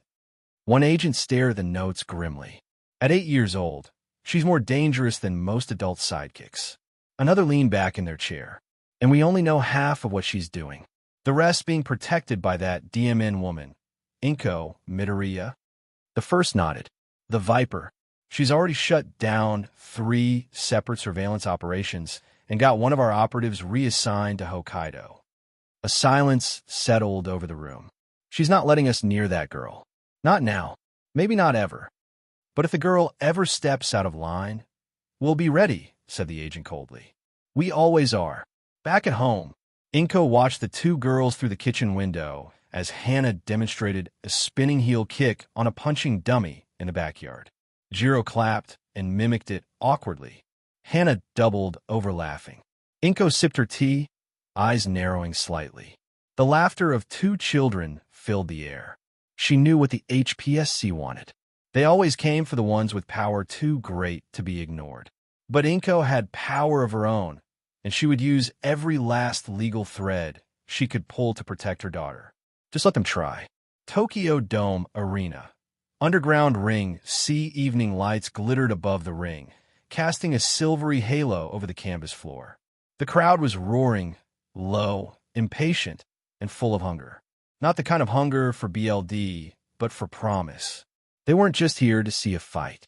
They were here to see the arrival of something terrifying. Backstage, Hana Midoriya sat on a steel bench, arms folded, eyes closed. Her head swayed ever so slightly to the beat of music thumping faintly from a pair of wireless earbuds. Jiro's own mix, a blend of aggressive rhythms and thick bass meant to rattle the bones. Her hands were taped. The gloves sat beside her, untouched for now. Her dark green robe, hood up, covered her slim but chiseled form. The gym lights had done their job well. 11 years old, and she had the physique of a teenager forged for marble. Every muscle, every tendon, refined and coiled with precision. Jiro adjusted the hood, standing beside her like a manager, nervous but trying not to show it. "You're gonna kill this guy. You know that, right?" Hana cracked an eye open. "Yeah, but it's the kind of killing that gets you paid." Jiro laughed nervously. "You sure they're gonna let you fight him? He's what, 16? 17. Inko corrected as she walked into the prep room, heels clicking against the concrete floor. She wore a sleek black pantsuit, her hair pinned back in an elegant bun. "Sanctioned. Approved." I made sure every line was signed in triplicate. She gave Hana a sly smirk. "You're clear." "Thanks, Mom," Hana said, standing. Her robe whispered with the movement. Inko's eyes softened just for a moment, then turned icy as she looked toward the curtain that led to the ring. "You win clean. No quirks. No accidents. If you slip, I won't." Inko nodded. "Good. Now, go make a statement." Ring announcer's voice over PA, and in the red corner, debuting in her first professional bout, the prodigy, the storm, the kid who put fear in the heart of a scouting board. Give it up for Hurricane Hana. The curtain drew back. The crowd, previously murmuring, surged to life in a tidal wave of noise and disbelief. Hana walked forward, flanked by Jiro and Inko. She hit the stairs, paused at the ropes. Then, with one smooth motion, she reached for her robe and yanked it off. A collective gasp rippled through the crowd. Clad in deep green boxing shorts with Hurricane emblazoned in silver along the waistband, a black sports BR, and ankle wraps, Hana looked like a force of nature in miniature. The lean lines of her muscles, the calm in her eyes, it didn't matter that she was 11. In that moment, she owned the ring. The opposing boxer, a 17-year-old local champ with a strong jaw and the confidence of someone who'd never lost, blinked in disbelief. His cocky smirk faltered. He looked at the referee. She a joke. The referee didn't answer. Across the ring, Hana rolled her shoulders once, then twice, then grinned, and danced. A casual sway of the hips, a spinning step, a flash of footwork, Capoeira style, just long enough to mock him. The bell rang. Round one, the boy charged in, clearly hoping to end the match before the crowd turned on him. He came in with a left jab, a right cross, and a solid uppercut. Hana bobbed, weaved, and ducked. No wasted movement, just elegant evasion like poetry in motion. She fired back a right to the ribs, a left to the temple, a four-punch combination that ended with a liver shot. He stumbled. Hana backed off, hands still up, expression unchanged. Jiro screamed from the side. "Get him, Hana." Inko didn't say a word. She didn't need to. Round two this time, the boy was cautious. He kept his distance, jabbed from afar, and tried to catch her in a trap. He almost did. But Hana's instincts, honed through years of martial DSBLN and dozens of underground fights, wouldn't let her fall. She slipped his feint, ducked under a hook, and countered with a brutal body shot followed by an uppercut. He hit the ropes. The crowd went nuts. He held on. Barely. Round three, it ended with one punch. A straight left that came right down the center line. Crack. He collapsed like a sack of bricks. The referee counted him out. KO, 47 seconds in a round three. The arena went silent. Then exploded. Hurricane Hana. Hurricane Hana. Cameras flashed. Scouts scrambled to jot notes. Reporters pushed forward. The youngest pro fighter in the country, maybe the world, had just obliterated someone 6 years older. Jiro tackled her in a hug. "You did it." Inko stood at the edge of the ring, a subtle smile curling her lips. And from a distant upper balcony, two men in HBSC suits watched through binoculars. "That's no normal child." "No, but she's not ours." Not with the viper circling her like a lioness. We'll wait. She can't be protected forever. Post-fight interview, Tokyo Dome. Arena. Press room. The fluorescent lights buzzed faintly in the small press room beneath the arena. Reporters packed shoulder to shoulder, cameras flashing, mics extended toward the lone table at the front. Seated behind, it was an 11-year-old girl, clad in her ring gear and an oversized green hoodie draped over her shoulders. A single gold medal rested on the table before her. Her eyes were calm, her lips quirked with the faintest smile. Jiro sat beside her, awkwardly shifting in her chair, and Inko stood behind them both with arms crossed and the composure of a bodyguard. A reporter leaned in. Hana, this was your first sanctioned match, and you knocked out a nationally ranked amateur in the third round. How do you feel? Hana leaned forward slightly. Like I did my job. Another burst of flashes. Can you tell us about your training regimen? Word is, you're learning 5 different martial arts. 6, Hana corrected. Boxing, kickboxing, Muay Thai, Capoeira, Fishman Karate, and a little Krav Maga. But today was just about boxing. No need to show off. A ripple of nervous laughter. And how do you respond to critics who say you're too young to be in the pro circuit? Hana's eyes sharpened. They should watch the tape. I follow the rules, I fight clean, and I don't need a quirk to win. If they still think age matters after that, then they're watching the wrong sport. Inko nodded approvingly in the background. What's next for you, Hana? Hana stood, lifting the gold medal and draping it over her neck. Next, another fight, then another. I'm just getting started. 2 days later, Osaka Regional Arena, the locker room smelled like antiseptic and stale sweat. The Osaka Regional fight circuit was rougher, rawer than Tokyo's polished stage. The crowd was leaner, older, filled with gamblers, brawlers, and hardcore fans. But Hana didn't care. A ring was a ring. She shadowboxed near a hanging bulb while Jiro wrapped her hands.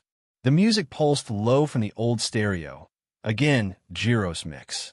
You ready for this guy? Jiro asked. Read his tapes twice. Southpaw fast jab, weak on the clinch. I'll break his rhythm in the second. You're a machine. Hana smirked. No, just focused. I am, poked her head in from the hallway. 10 minutes to ring. He looks cocky. Crowd's mostly his side. You're going to change their minds. I'm going to teach them to shut up. Fight 2. Hana Midoriya versus Jean, the snake. Mura, the announcer, barely had time to finish before the first bell rang. Hana moved like a loaded spring, her footwork tighter than ever. She studied Jin's rhythm in real time, letting him score a few light jabs to lull him into confidence. Then she struck. A sidestep, a jab to the body, a shift left, uppercut. He staggered. The crowd quieted. Second round, she did as promised, broke his rhythm. Every time Jin adjusted his stance, Hana beat him to the pivot. When he tried to clinch, she slipped under and delivered punishing body shots. Third round, KO by liver hook. Clean. Final. Post-fight aftermath. Osaka Diner. Midnight Hana sat in a corner booth with Jiro and Iam. Her eyes were slightly swollen, her knuckles bruised, but her grin was wide as the moon. You know, Jiro said between bites of Katsudon, if you keep this up, they're going to run out of people willing to fight you. Iam laughed. Then we go international. Hana raised her soda.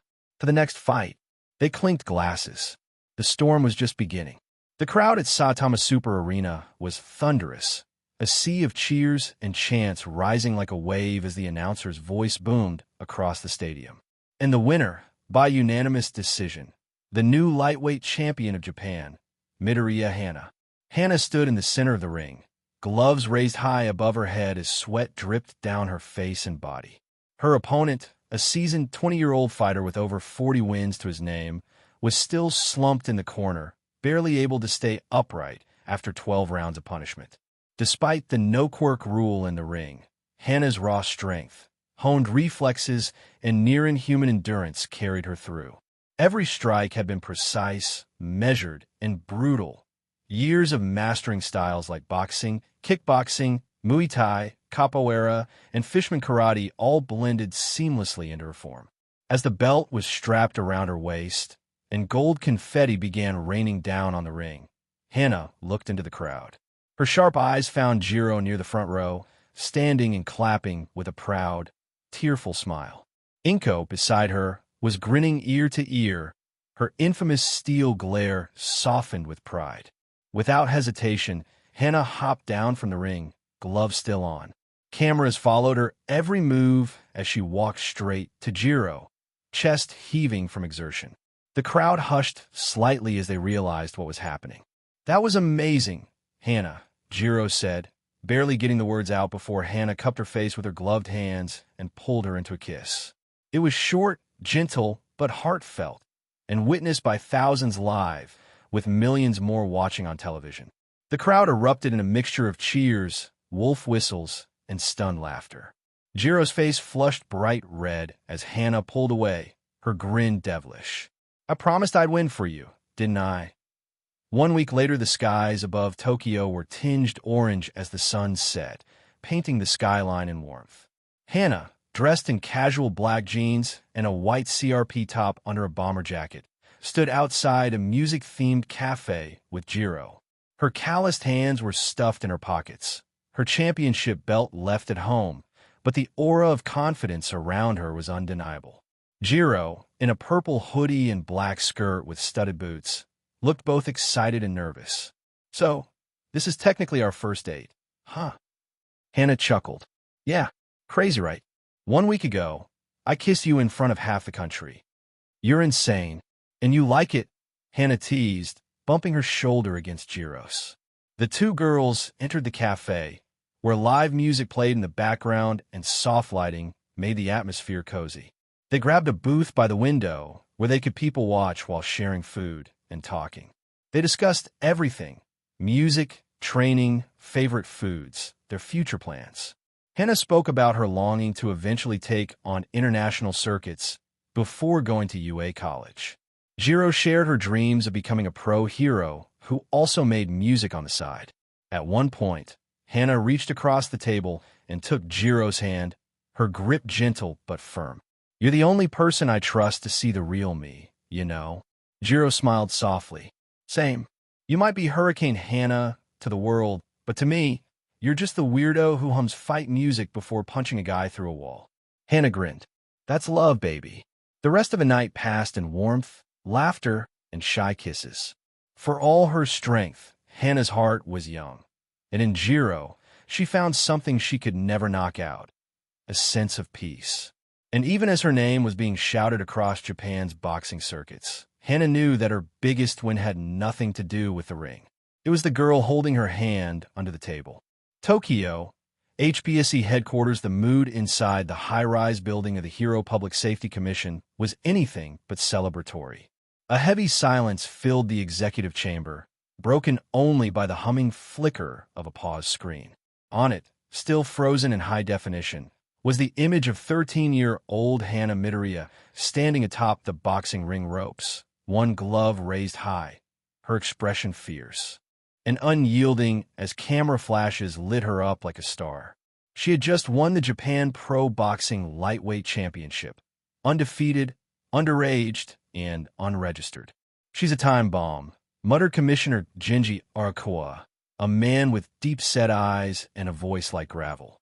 "That girl's quirk is combat-based. Her entire existence is combat-based." Another member of the board leaned forward. "And she has 5 martial arts under her belt already. Her reflexes are fast enough to dodge a bullet. She's a teenage weapon, and she's just become a public icon overnight." "Unregistered," Genji reminded them sharply. "We still don't have a full registry profile on her quirk. We only have fragments. That family has refused us access since she was 4. A third voice, colder, calculating, "What if we change that?" Later that week, Midoriya residence The Knock came at sunset. 3 agents in full regulation suits stood at the Midoriya family's doorstep. They were clean, professional, and all carried a distinct badge: golden phoenix wings over a scale of justice. Inko Midoriya opened the door, still dressed in her evening lawyer's robe, glasses glinting under the hallway light. She didn't need to ask who they were. "We're here to discuss the future of Hana Midoriya," the lead agent said. "You can discuss it through my office," Inko replied coldly, not moving an inch. We're prepared to invoke Article 46C of the Youth Hero Development Act, he continued. It allows for guardianship reassignment if a minor is deemed a high-risk, unregulated quirk user.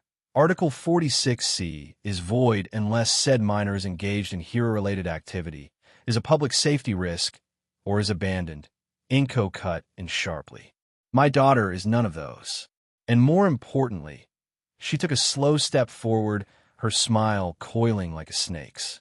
I wrote the counter-appeals clause to 46C. The agent stiffened. You want to take my daughter? Then take this message back to the commission. Try again, and I will drag you through so much litigation that your great-grandchildren will be born in courtrooms. The door slammed shut. Silence. 2 days later, public statement from Hana Midoriya. Esque the media was already a circus. Hana's meteoric rise in the ring, her youth, and her undeniable charisma had drawn massive attention across Japan. And now, her mother had just ignited a wildfire. Standing at a podium outside her law office, Hana Midoriya stared down dozens of cameras and reporters. Today, I filed a federal suit against the Hero Public Safety Commission for attempted coercion, unlawful child welfare overreach, and abuse of Article 46C, she said, her voice echoing through the city square. I will not stand by while unelected officials try to turn my daughter into another mindless tool. This is not about public safety. This is about control. And I won't let Hana, nor any other gifted child, be reduced to property under bureaucratic manipulation. Not while I draw breath. The internet exploded. The Viper strikes again. Headlines plastered news feeds nationwide. Legal experts debated the consequences. Citizens questioned the true reach of the HBSC. Support poured in for the Midoriyas, with the hashtag #HandsOffHana trending within hours. The Hero Public Safety Commission did not make a public response, but behind closed doors, they began drafting a new strategy. That night, Midoriya resident Hana sat on the couch with Jiro, watching the news coverage. Her fists were clenched. I didn't know they could do that, Hana muttered. They've done worse, Inko said, walking in, placing tea down for the girls. I've kept most of it away from you. I wanted you to have as normal a childhood as possible. Guess that's over, Hana murmured. Inko placed a hand on her daughter's shoulder. No, it's just beginning. You're going to carve out your own path, Hana. Not when they build for you. Hana looked at her mother, then at Jiro, who gave her a reassuring smile and a bump of the shoulder. She smirked, exhaling hard. Then let's see how far I can go. Tokyo Broadcasting Network, evening feature segment, and in today's national spotlight, the name Hana Midoriya is again trending across multiple platforms after her historic win at the Japan Pro Boxing Lightweight Championship, the news anchor beamed. Just 13 years old, undefeated, and with a record of precision and technique well beyond her years, many are calling her the most promising fighter of the decade. Clips of Hana's fight played across millions of screens. Her razor-sharp footwork, the confident yet disciplined stance, and the devastating uppercut that sealed her title. Despite her youth, Midoriya's fight style is more than brute strength. Analysts say it's an orchestration of refined martial disciplines, and what's most shocking is that none of it involved the use of her quirk. The camera cut to a street pole.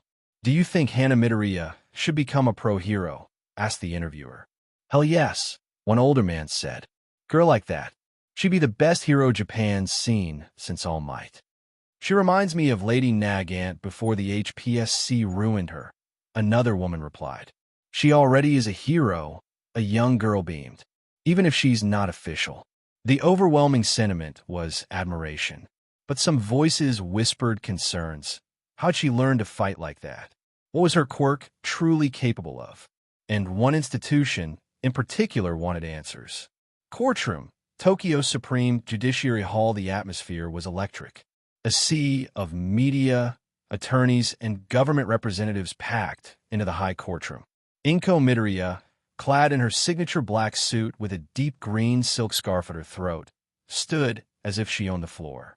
Her eyes were serpentine and calm, cold, calculating, coiled.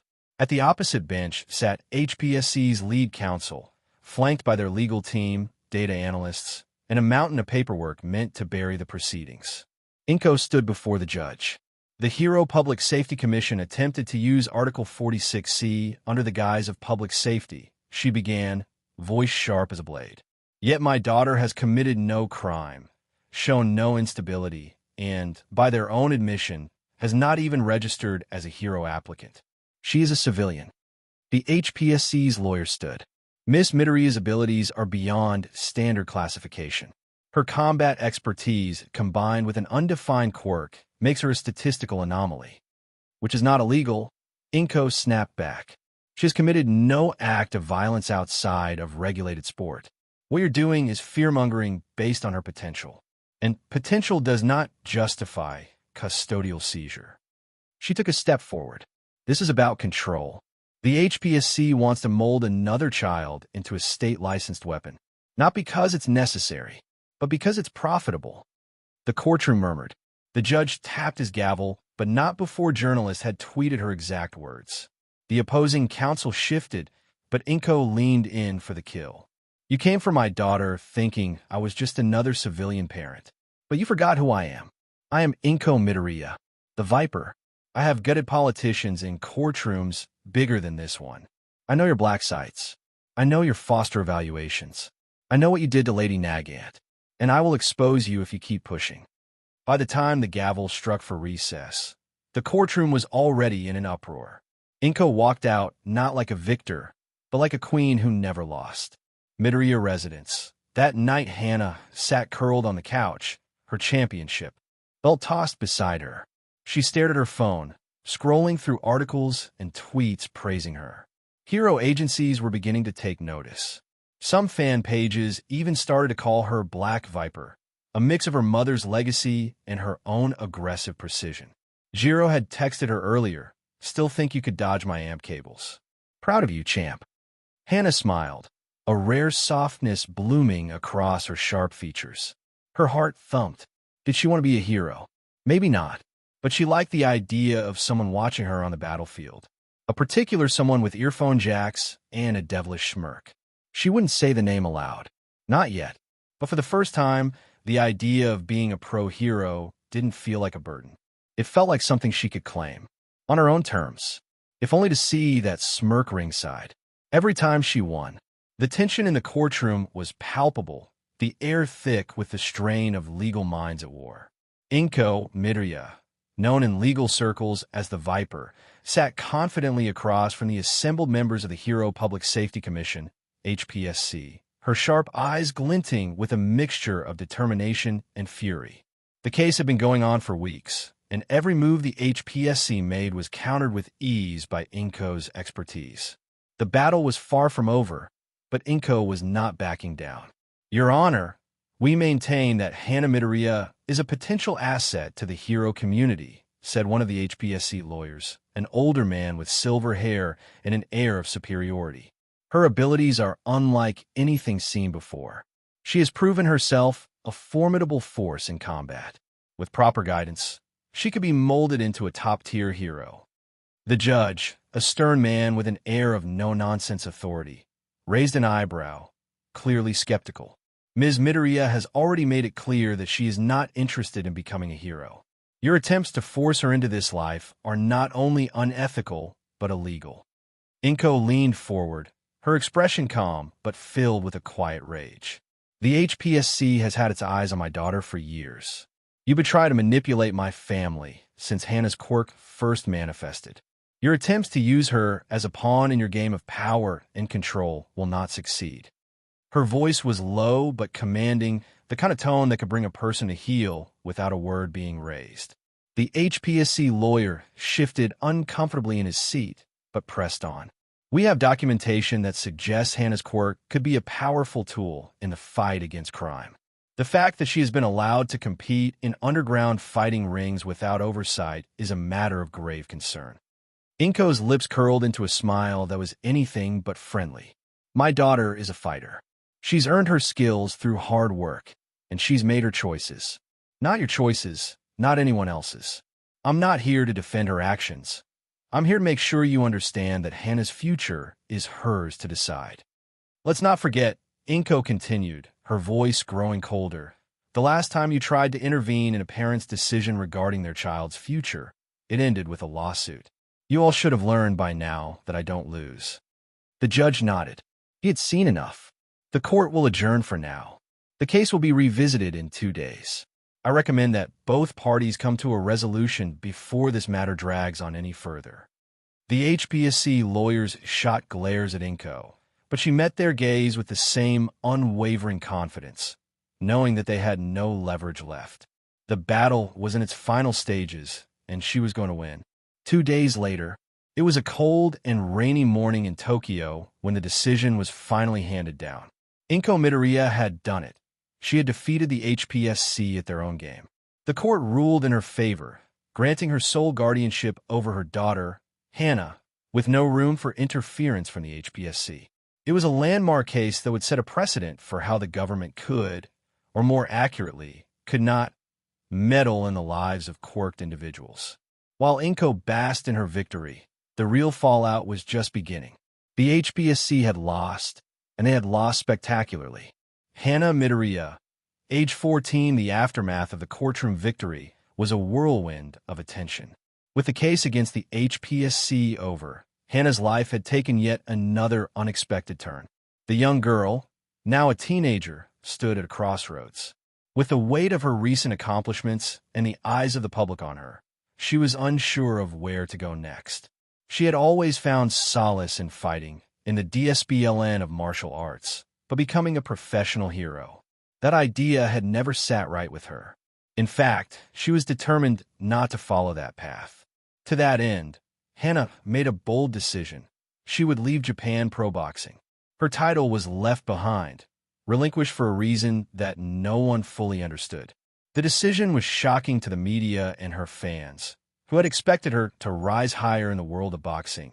But Hana was not one to follow the expected path. Instead, she entered the world of ZSD Fighting Federation, a popular mixed martial arts competition that allowed fighters from all disciplines to test their abilities against each other. The rules were simple. No quirks allowed, just pure physicality and strategy. Hana, who had already fought using her quirk in underground rings, found herself in a new challenge, one where her raw talent had to be enough. Her first match in ZSD was against a fighter named Kaido, a seasoned veteran known for his grappling and striking abilities.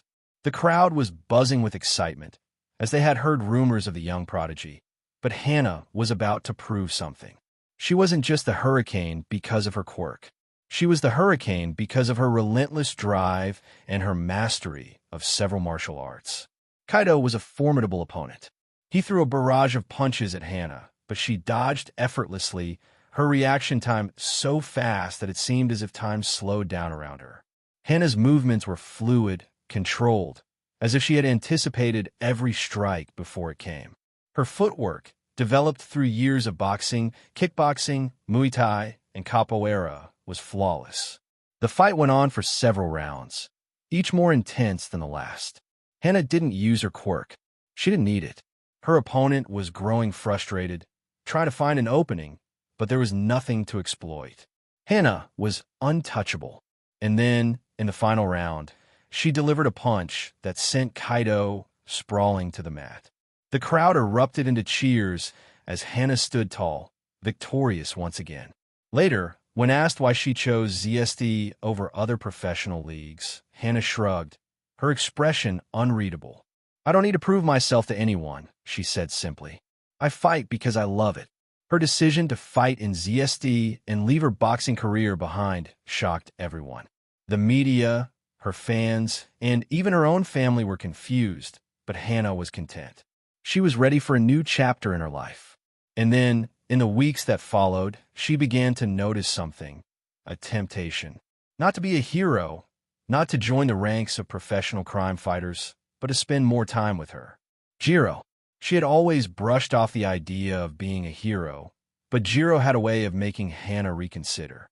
Hana knew that if she joined the hero ranks, she would get to spend more time with Jiro, but that wasn't enough of a reason to sacrifice everything she had worked for. Still, the thought lingered in her mind as the days passed. She had no interest in becoming a hero, but perhaps Just maybe the prospect of a shared future was enough to make her reconsider. As Hana entered her next fight in ZSD, the crowd roared, but her mind was elsewhere. Every victory was another step forward, and each step brought her closer to an answer that she hadn't quite figured out yet. But one thing was clear. Hana's future was her own to shape, and no one, not even the HPSC, could take that from her. The sun was setting in a warm glow over the Tokyo skyline, painting the clouds a brilliant mix of gold and crimson as Hana Midoriya, fresh from another dominating win in the ZSD Fighting Federation, stepped out of the arena. Her body was slick with sweat, knuckles bandaged, and a towel slung across her neck. Jiro walked beside her, chatting animatedly, holding Hana's duffel bag like she always did post-fight. Inko was trailing close behind, fielding calls from media outlets who were eager to interview Hana after her most recent technical knockout. The area outside the arena was packed with fans, journalists, and streaming influencers. Dozens of cameras were aimed in Hana's direction, some even live streaming the event as it unfolded. A local news drone hovered above, catching the vibrant energy of the crowd. Hana, calm and relaxed after the adrenaline rush, raised a hand to wave at the fans. Then it happened. A black, unmarked van screeched to a halt on the curb ahead. Doors flew open. 12 people in tactical gear, faces masked, rushed out. 3 others emerged behind them. Well-known HPSC licensed pro heroes. Red Bastion, a quirk brute known for his body hardening. Ether Rail, who manipulated magnetic fields. And Night Path, a stealth specialist with teleportation. The moment was broadcast live. Streamers froze mid-sentence. Viewers around the world watched in horror and confusion as the 12 agents attempted to surround Hana. Target in sight. Neutralize and extract. One of them barked into a calm. The HPSC had finally lost its mind. For a split second, everything was quiet. Then Hana moved. Before the first man could finish raising his tranquilizer gun, Hana closed the distance in a blur. Her elbow shattered his mask, and likely his nose before he crumpled. The second and third agents flanked her. Hana pivoted, using one as a shield while she swept the legs of the other. She drove a knee into the shield's back and launched herself over him, landing squarely in the middle of the next wave. Night Path tried teleporting in from above, only for Hana to grab his arm mid-port and slam him headfirst into the pavement. He phased out just in time to avoid a skull-crushing blow, but reappeared disoriented 10 meters away. Everything is being live-streamed, you idiots. Jiro screamed at the chaos. Her voice echoed from the microphones nearby. Inko stood frozen only a second before her eyes went cold. She raised her phone and started filming herself. This is a live federal crime committed by the HPSC. You're all finished. Red Bastion, the brute, charged. Hana waited calmly. His arm swung out like a hammer.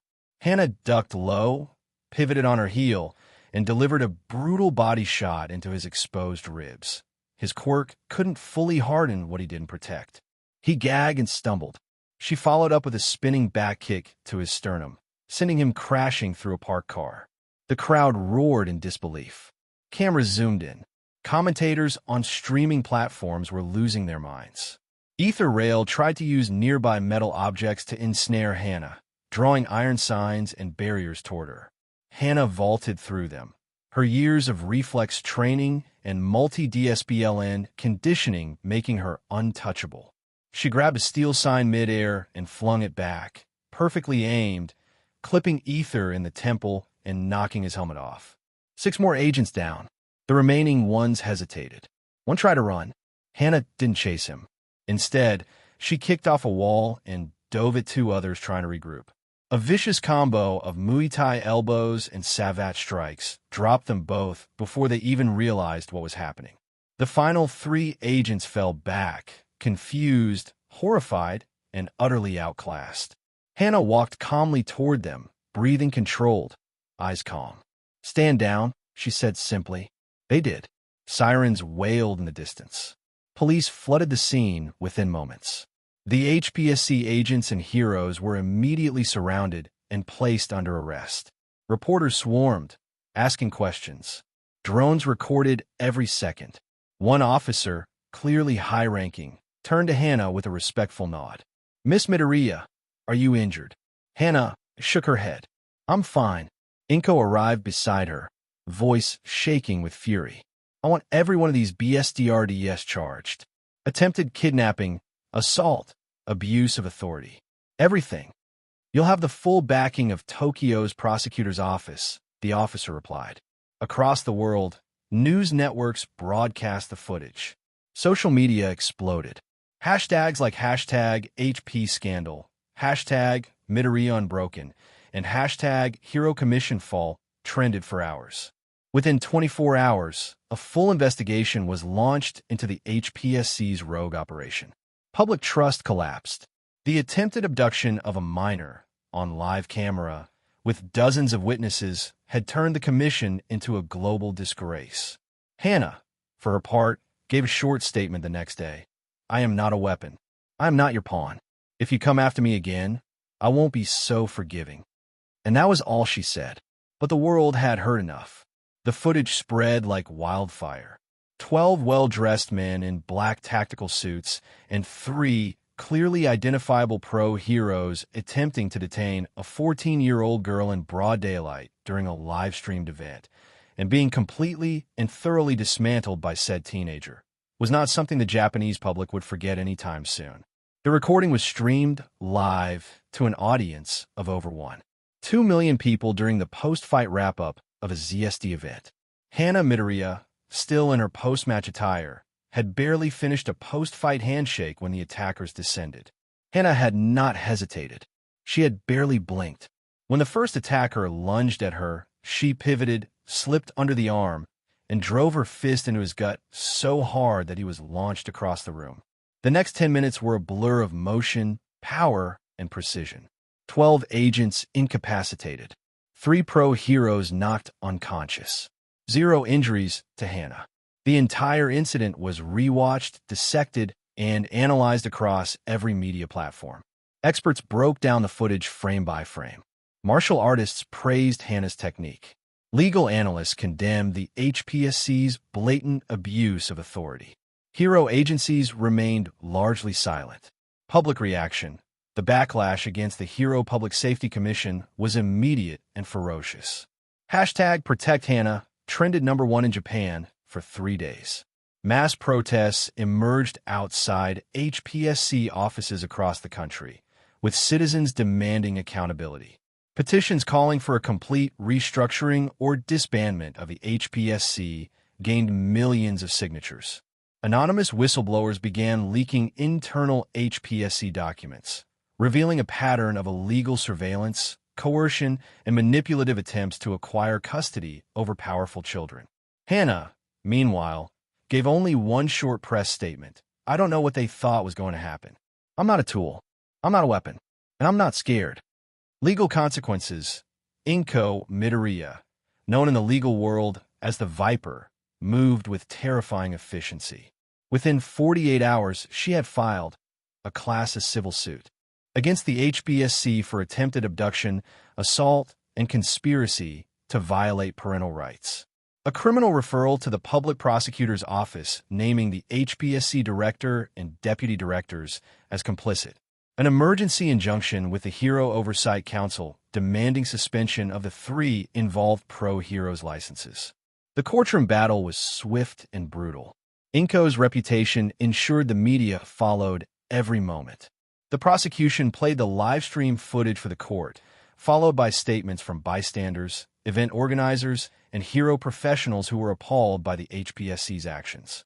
When cross-examining the HPSC's legal representatives, Inko calmly, ruthlessly deconstructed their justification for the ambush. "So you're suggesting a state-sanctioned agency authorized a covert extraction of a civilian minor during a public event without warrant, justification, or communication with her legal guardian, under whose custody she has remained legally and unchallenged since BRTH. Objection withdrawn." Let me rephrase. Are you all completely insane or simply accustomed to no one holding you accountable? The gallery had erupted in cheers. The judge hadn't bothered to silence them. Within a week, the 3 heroes involved were suspended indefinitely. The agents were detained and charged. Multiple high-ranking officials within the HPSC were placed under investigation. Hana's public image, public affection for Hana surged. Already a sensation in the combat sports world, Hana's refusal to be victimized, and her calm, almost dismissive dismantling of what was essentially a black ops team, solidified her in the minds of many as a symbol of defiance, control, and self-determination. Interviews flooded her management inbox. Fan letters piled by the hundreds. Some called her the Storm's Wrath. Others preferred her fighting nickname, Hurricane Hana. But Hana didn't care about the labels. She trained. She spent time with Jiro. And every time she thought about what the HPSC tried to do, she clenched her fists tighter, not out of fear, but from the temptation. Maybe becoming a hero wouldn't be such a bad idea, if only to tear down those rotten enough to hide behind that title. And she wouldn't have to do it alone. The storm that erupted after the failed HPSC kidnapping attempt continued to rage across Japan's political and cultural landscape. Footage of Hana Midoriya, 14 years old, 5 feet 1 inch, weighing just over 100 pounds, effortlessly dismantling a team of 12 operatives and 3 licensed pro heroes, had gone viral within minutes. Every punch she delivered, every evasive movement, and especially the moment she pinned the lead hero with nothing but 1 foot and a glare had been analyzed and replayed by media outlets around the world. But what made it worse for the HPSC was that this entire event had been live-streamed. Millions had watched in real time as a teenage girl defended herself from what clearly appeared to be a state-sanctioned kidnapping attempt. The court of public opinion rendered its verdict swiftly and mercilessly. The HPSC had crossed a line that could not be uncrossed. Prime Minister's residence, Tokyo, emergency cabinet meeting. Prime Minister Yosuke Amamiya stared down at the footage playing again on the large monitor. The Prime Minister's cabinet was in disarray. Ministers shouted, cursed, whispered in panicked tones. "This is an international scandal," said the Minister of Foreign Affairs. "We're receiving formal inquiries from half the UN and unofficial condemnation from the other half." "She didn't even use her quirk," whispered the defense minister, almost to himself. "She dismantled a top-tier HPSC retrieval team without activating her quirk." Yosuke looked toward his chief policy advisor. "What's the recommendation?" The older man glanced down at his notes. "The HPSC is now a national liability. We recommend immediate restructuring, no dissolution. The Emperor has already spoken privately on this matter. He believes their existence, as it currently stands, undermines the ethics of our hero society." Yosuke gave a slow nod. "Then we bring the bill forward. Full dismantling of the Hero Public Safety Commission. All oversight functions to be reviewed and passed to independent civilian watchdog organizations. Heroes will answer to the people again." Imperial Palace, Kyoto. Private meeting. Emperor Tenjiro Morita had not been an active monarch in the political sphere for decades, but this incident stirred something in him. After watching the full footage, he personally penned a rare public statement. No nation can stand when the protectors of peace become the architects of tyranny. The actions against Miss Hana Midoriya were unlawful, unethical, and unworthy of the ideals Japan claims to stand for. The message was short, but its impact was nuclear. Within hours, the National Diet moved into emergency session. Journalists wept on air. Political watchdogs demanded mass resignations. Meanwhile, Hana sat quietly under the overhang of an outdoor cafe in downtown Mizudofu, across from Jiro. The chaos of politics felt like another world entirely. She was in civilian clothes, ripped jeans, a black tank top, hair tied in a practical ponytail. Jiro was dressed similarly, though she wore a soft, deep purple flannel shirt over her tee. They shared a plate of takoyaki as fans and reporters passed by at a distance, some waving politely, none daring to interrupt. "So," Jiro said with a grin, plucking a piece of takoyaki from the plate, "you're trending again. Hurricane Hana destroys corrupt government agency. Film at 11. "I didn't even hit them that hard," Hana muttered with a shrug. Jiro laughed. You broke one guy's femur and collapsed a hero's lung with a jab. Hana looked at her, deadpan. He tried to taste me, and you tried to throw him into low Earth orbit. They both burst into laughter. After the tension of the past week, this moment felt like oxygen. Jiro reached out, placing her hand over Hana's. I'm proud of you. Not because you fought back, but because you didn't let shake you. It almost did, Hana admitted. But then I thought about you, and Mom, and I realized no one is going to take me away from my life. Not without a fight. Jiro squeezed her hand, and you'll never have to fight alone. National Diet Building. 4 days later, Inko Midoriya stood at the center podium of Japan's Supreme Court, surrounded by reporters, legal aides, and a national audience hanging on her every word. The HPSC has for too long acted without oversight, without restraint, and without humanity. Today, that ends. I submit not just evidence of criminal behavior, but a demand for justice, accountability, and a safer future for every quirk child in Japan. Her voice echoed through the chamber like the hiss of a coiled snake. Cold, precise, lethal. A new nickname was born from that speech, the Viper of the Courts. That same night, Hana and Jiro walked side by side along the riverbank, enjoying the warm air and peace of twilight. The world was watching, waiting for Hana's next step. You ever think about becoming a hero? Jiro asked casually. Hana didn't answer right away. Sometimes, she finally said, not because I want to be famous or save the world, but because I want to be wherever you are. And if you're going to be a hero, I think I'd like to be by your side. Jiro's heart skipped a beat, but she smiled. Then let's change the world together, Hurricane. And under the starlit sky, the two girls leaned into one another, while across the nation, change rumbled forward like the coming storm. The public fury that had once simmered beneath the surface now boiled over. The footage of Hana Midoriya, age 14, beating down a squad of HPSC operatives and 3 professional heroes, all while remaining calm and composed under the blazing lights of a live stream, have been viewed over 127 million times within 48 hours. The sheer brutality and restraint she exhibited shook the nation. But what sent the entire country into an uproar was the fact that this ambush was orchestrated by the Hero Public Safety Commission. In response, Prime Minister Daigo immediately held a joint emergency session with key members of his cabinet and the emperor's private advisors. The stakes were monumental. 3 days after the incident, the Prime Minister submitted an official bill to dismantle the HPSC. It was titled the Hero Accountability and Oversight Reform Act, a sweeping legislative proposal that aimed not only to dismantle the current HPSC, but to replace it with a new, transparent civilian oversight committee devoid of military or authoritarian power. The National Diet, Tokyo, lower house debate room. The Diet was electric with tension. Politicians, heroes, and civilians all watched closely as the bill began its path through the lower house. This is not about heroes versus villains, thundered Representative Kawamura, one of the most outspoken supporters of the bill. This is about power being abused in the dark. We will not allow an organization designed to protect to become one that hunts children.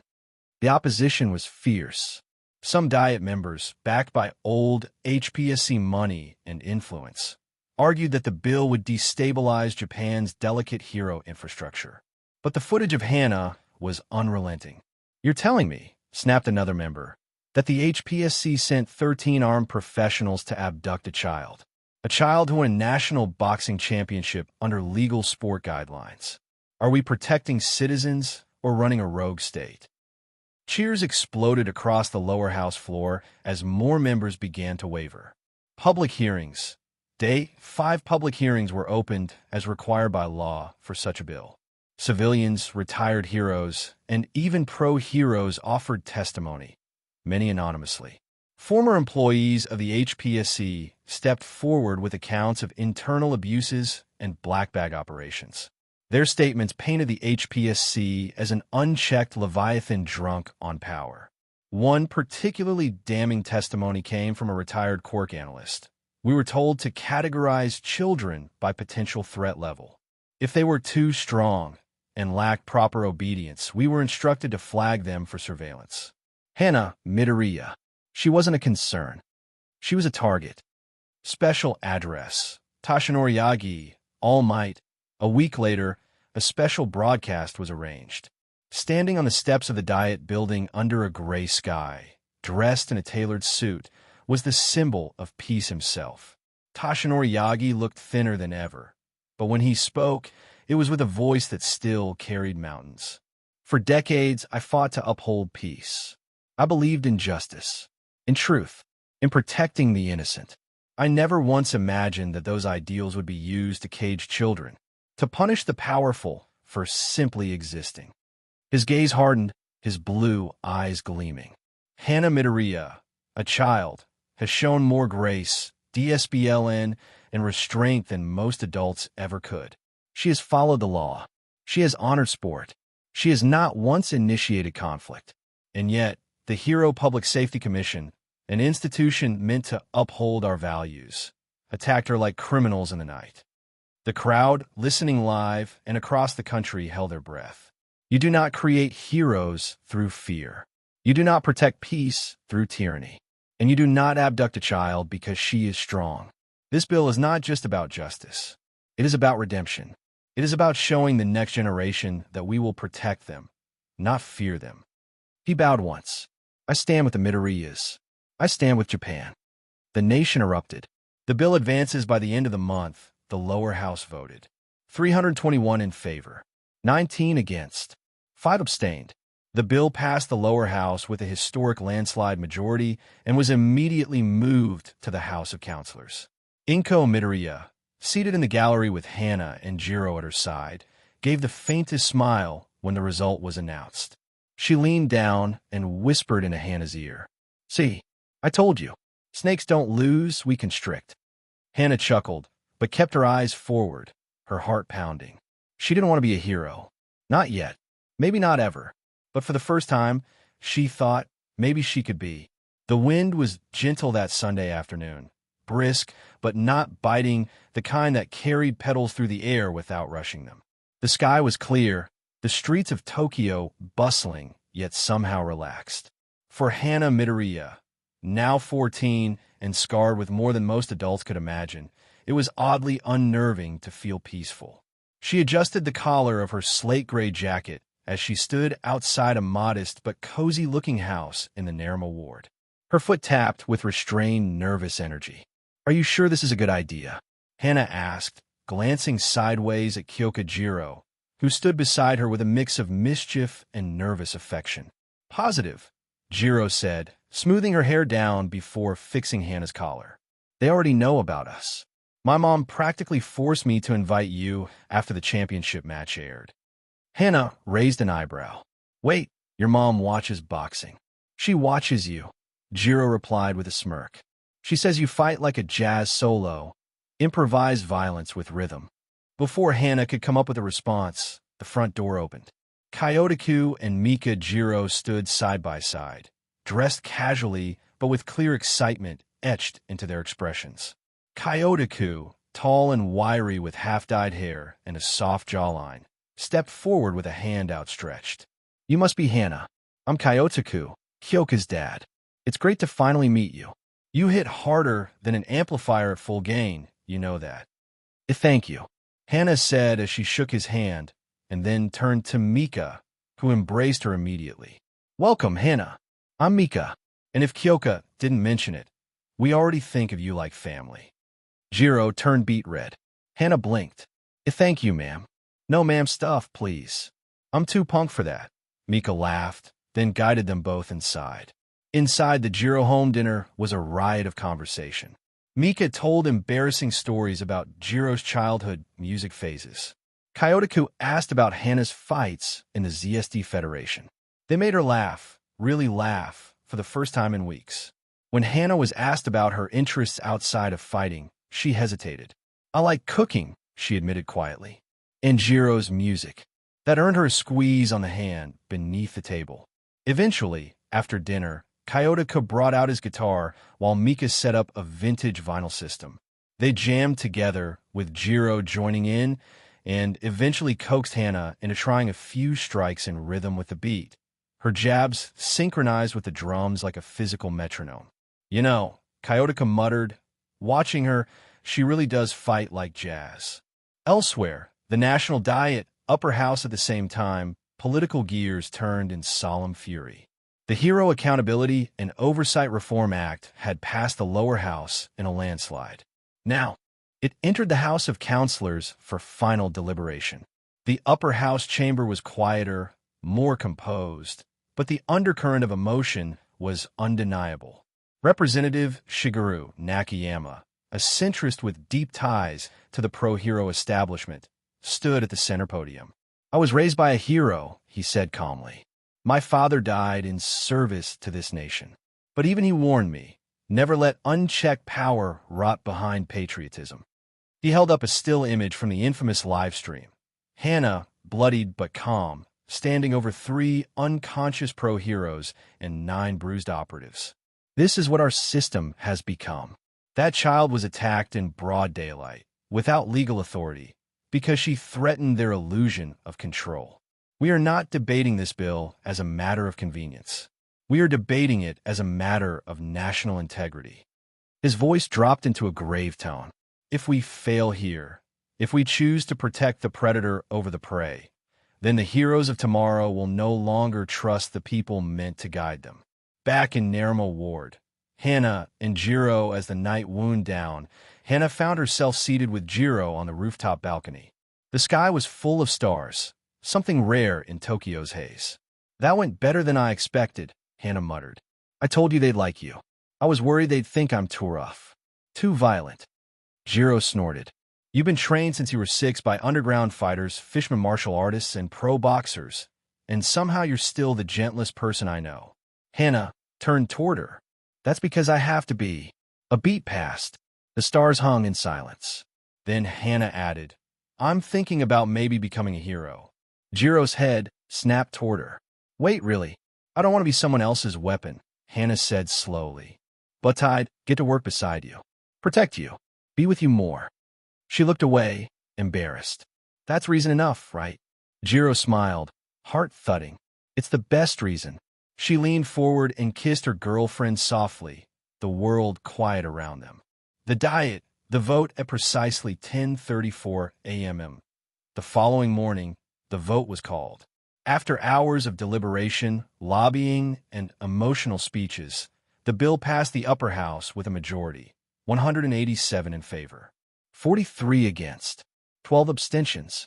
The Hero Public Safety Commission was officially set to be dissolved within 6 months. A new civilian oversight committee would be formed, guided by transparency, law, and input from both heroes and the public.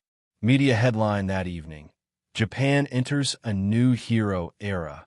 HBSC disbandment passed. Below that, a photo of Hana Midoriya and Kyokujiro on the balcony, hand in hand under the stars, quietly began to circulate. The fallout from the HPSC's dismantling was swift and all-encompassing. The first and most immediate impact was the firing and reassignment of thousands of staff, operatives, analysts, and affiliated personnel. Offices shuttered, contracts dissolved, black sites seized by government auditors. But the true earthquake came not in the disruption of bureaucracy, but in the realization of how deeply compromised the Hero Public Safety Commission had become. An undercurrent exposed within a week of the vote, the Ministry of Internal Affairs released a joint statement alongside the new Civilian Oversight Committee. It confirmed what many had long feared. The HBSC had been riddled with spies, manipulators, and ideological infiltrators.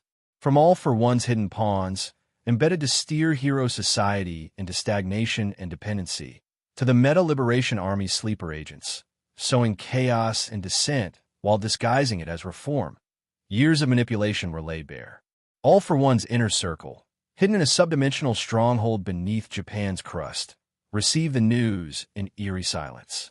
The towering villain sat in his high-backed chair, an ancient relic of another era, his face unreadable beneath the armored mask. "So," he rasped, the voice amplified and cold, "our entire web within the commission is undone by a child with fists." Kurojiri bowed his head. The girl, Hana Midoriya, sparked the investigation, but the flame was fanned by public sentiment. Even All Might's speech tipped the scale. All for One's fingers curled around the armrest. Years of positioning of grooming policymakers and officials unraveled by transparency. The weakness of democracy. Dr. Ujiko, standing nearby, adjusted his glasses with a trembling hand. Do we proceed with extraction protocol Theta? We may need to accelerate Nomu production. No, All for One said, the growl simmering beneath the calm. The commission was a tool. Now it's scrap. We move to Plan Dreadmarch. Use the disarray. When institutions crumble, chaos thrives. He paused. And keep an eye on the girl. She's not a hero yet, but she's cast her shadow. The hidden army reacts in a different corner of Japan, beneath a luxury logistics hub in Osaka. Rikiya Yatsubashi, known to the world as Redestro, watched the broadcast with fingers steepled. His lips were curled in a smirk that betrayed both irritation and intrigue. So the tower falls, he murmured. Skeptic, pale-faced and twitchy, scrolled through data streams beside him. 16 agents neutralized. 4 retired. 7 in custody. The rest scattered. We've lost every surveillance hook in the old HBSC. Redestro tilted his head. And the girl. Midoriya Hana. 14. No declared career path, but exceptional public favor. National sweetheart meets underground warrior. Her romantic link to the Jiro family has insulated her further. Inspiring, Redestro said with a snort. A symbol of youth rejecting institutional rot. Exactly the kind of ideal that fuels our movement. Shall we reach out? Skeptic asked. Redestro's eyes narrowed. No, not yet. She's unpredictable, and she's not ours. Let the people crown her. If she chooses the hero path, we'll brand her as a product of broken systems. If she stays independent, well, even gods need enemies. He stood, pulling on his coat. Monitor her, but do not touch her. Not until I say. Hero society and flux public trust in the hero system dipped temporarily, but support for transparency and reform skyrocketed. New heroes, freshly licensed and uncompromised, began to fill the vacuum left behind. Smaller agencies rose, built on grassroots models. Community protection projects, many inspired by Hana's public refusal to bend, gained momentum. The Civilian Oversight Committee began drafting new laws to prevent centralization of authority like the HPSC once wielded. Among them, mandatory hero audits, psychological evaluation reforms, and publicly available disciplinary records. All Might was named as one of the honorary advisors to the Oversight Committee. His speech had gone viral, shared and subtitled in over 50 languages. It had not only rekindled national faith, it had drawn international eyes. Japan, for the first time in decades, looked ready to redefine what heroism meant. And in the eye of the storm, Hana Midoriya sat on a rooftop beside Jiro, her hands wrapped in gauze, the scent of sparring sweat still on her skin. They watched the sun set over a society slowly healing from its wounds. Do you think I made the right choice? Hana asked, her voice low. Jiro leaned against her. You made a choice. You made your choice. And that's more than they ever wanted us to have. Hana smiled faintly. The war wasn't over, but the ground had shifted. The web was broken, and she had just begun to write her legend. The fall of the Hero Public Safety Commission had sent shockwaves throughout Japan. It was a fall that began with iron-handed arrogance and ended in utter disgrace. With the cabinet's support and the emperor's rare intervention, the Diet had passed the bill to dissolve the HPSC in record time. Now, the newly established Civilian Oversight Committee for Quirk Regulation and Accountability, a politically neutral body, began its work, opening every sealed file, digital vault, and classified dossier the Commission had hidden away for decades. What they found was nothing short of horrifying. Dozens of investigators poured through rooms filled with records, both physical and digital. Servers that once buzzed in silence behind heavily guarded walls were decrypted again, and made public. Testimonies that had been buried under threats of treason charges surfaced, like bloated corpses from the bottom of a poisoned lake. On the second week of the audit, a particular folder titled Containment Priorities, Threats, and compromises stunned the committee. The files exposed that Inji Todoroki, known to the world as Endeavor, had been flagged by multiple internal watchdogs for domestic instability, physical abuse, and psychological warfare against spouse and children. Complaints had been filed by patrol officers, doctors, and even a few heroes over the years, but each one had been redacted or erased under HPSC orders. The narrative of the number 2 striving for number 1 had been a lie built on bruises and silence. Kigo Takami, Hawks, was next. His profile revealed him as Case File 779 Beta, a child forcibly recruited by the HPSC under the pretense of hero-focused child rehabilitation. He was trained from the age of 7 as an espionage asset and deployed by 14. It detailed psychological programming, surveillance implants, and an off-the-books assassination ledger. One of those entries had a single name, Kana Tsutsumi, Lady Nagant. Her story was the most damning. Labeled a traitor, she had been imprisoned for the alleged murder of a civilian.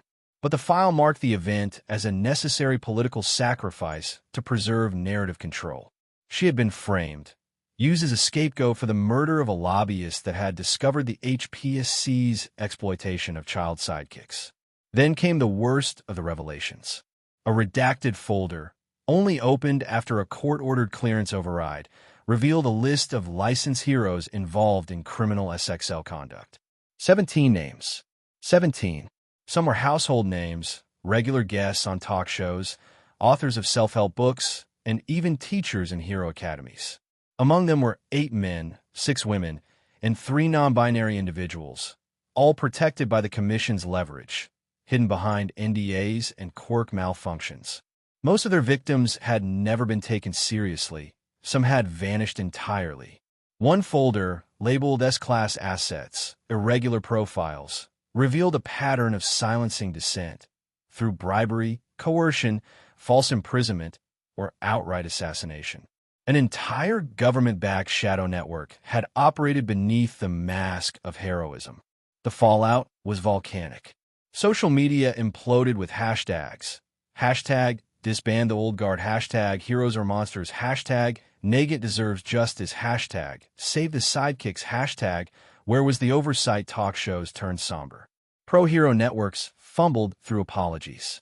Sponsors dropped heroes in droves. Entire pro-hero agencies shuttered within days. Some heroes surrendered their licenses quietly. Others tried to flee the country, and a few were caught in the act.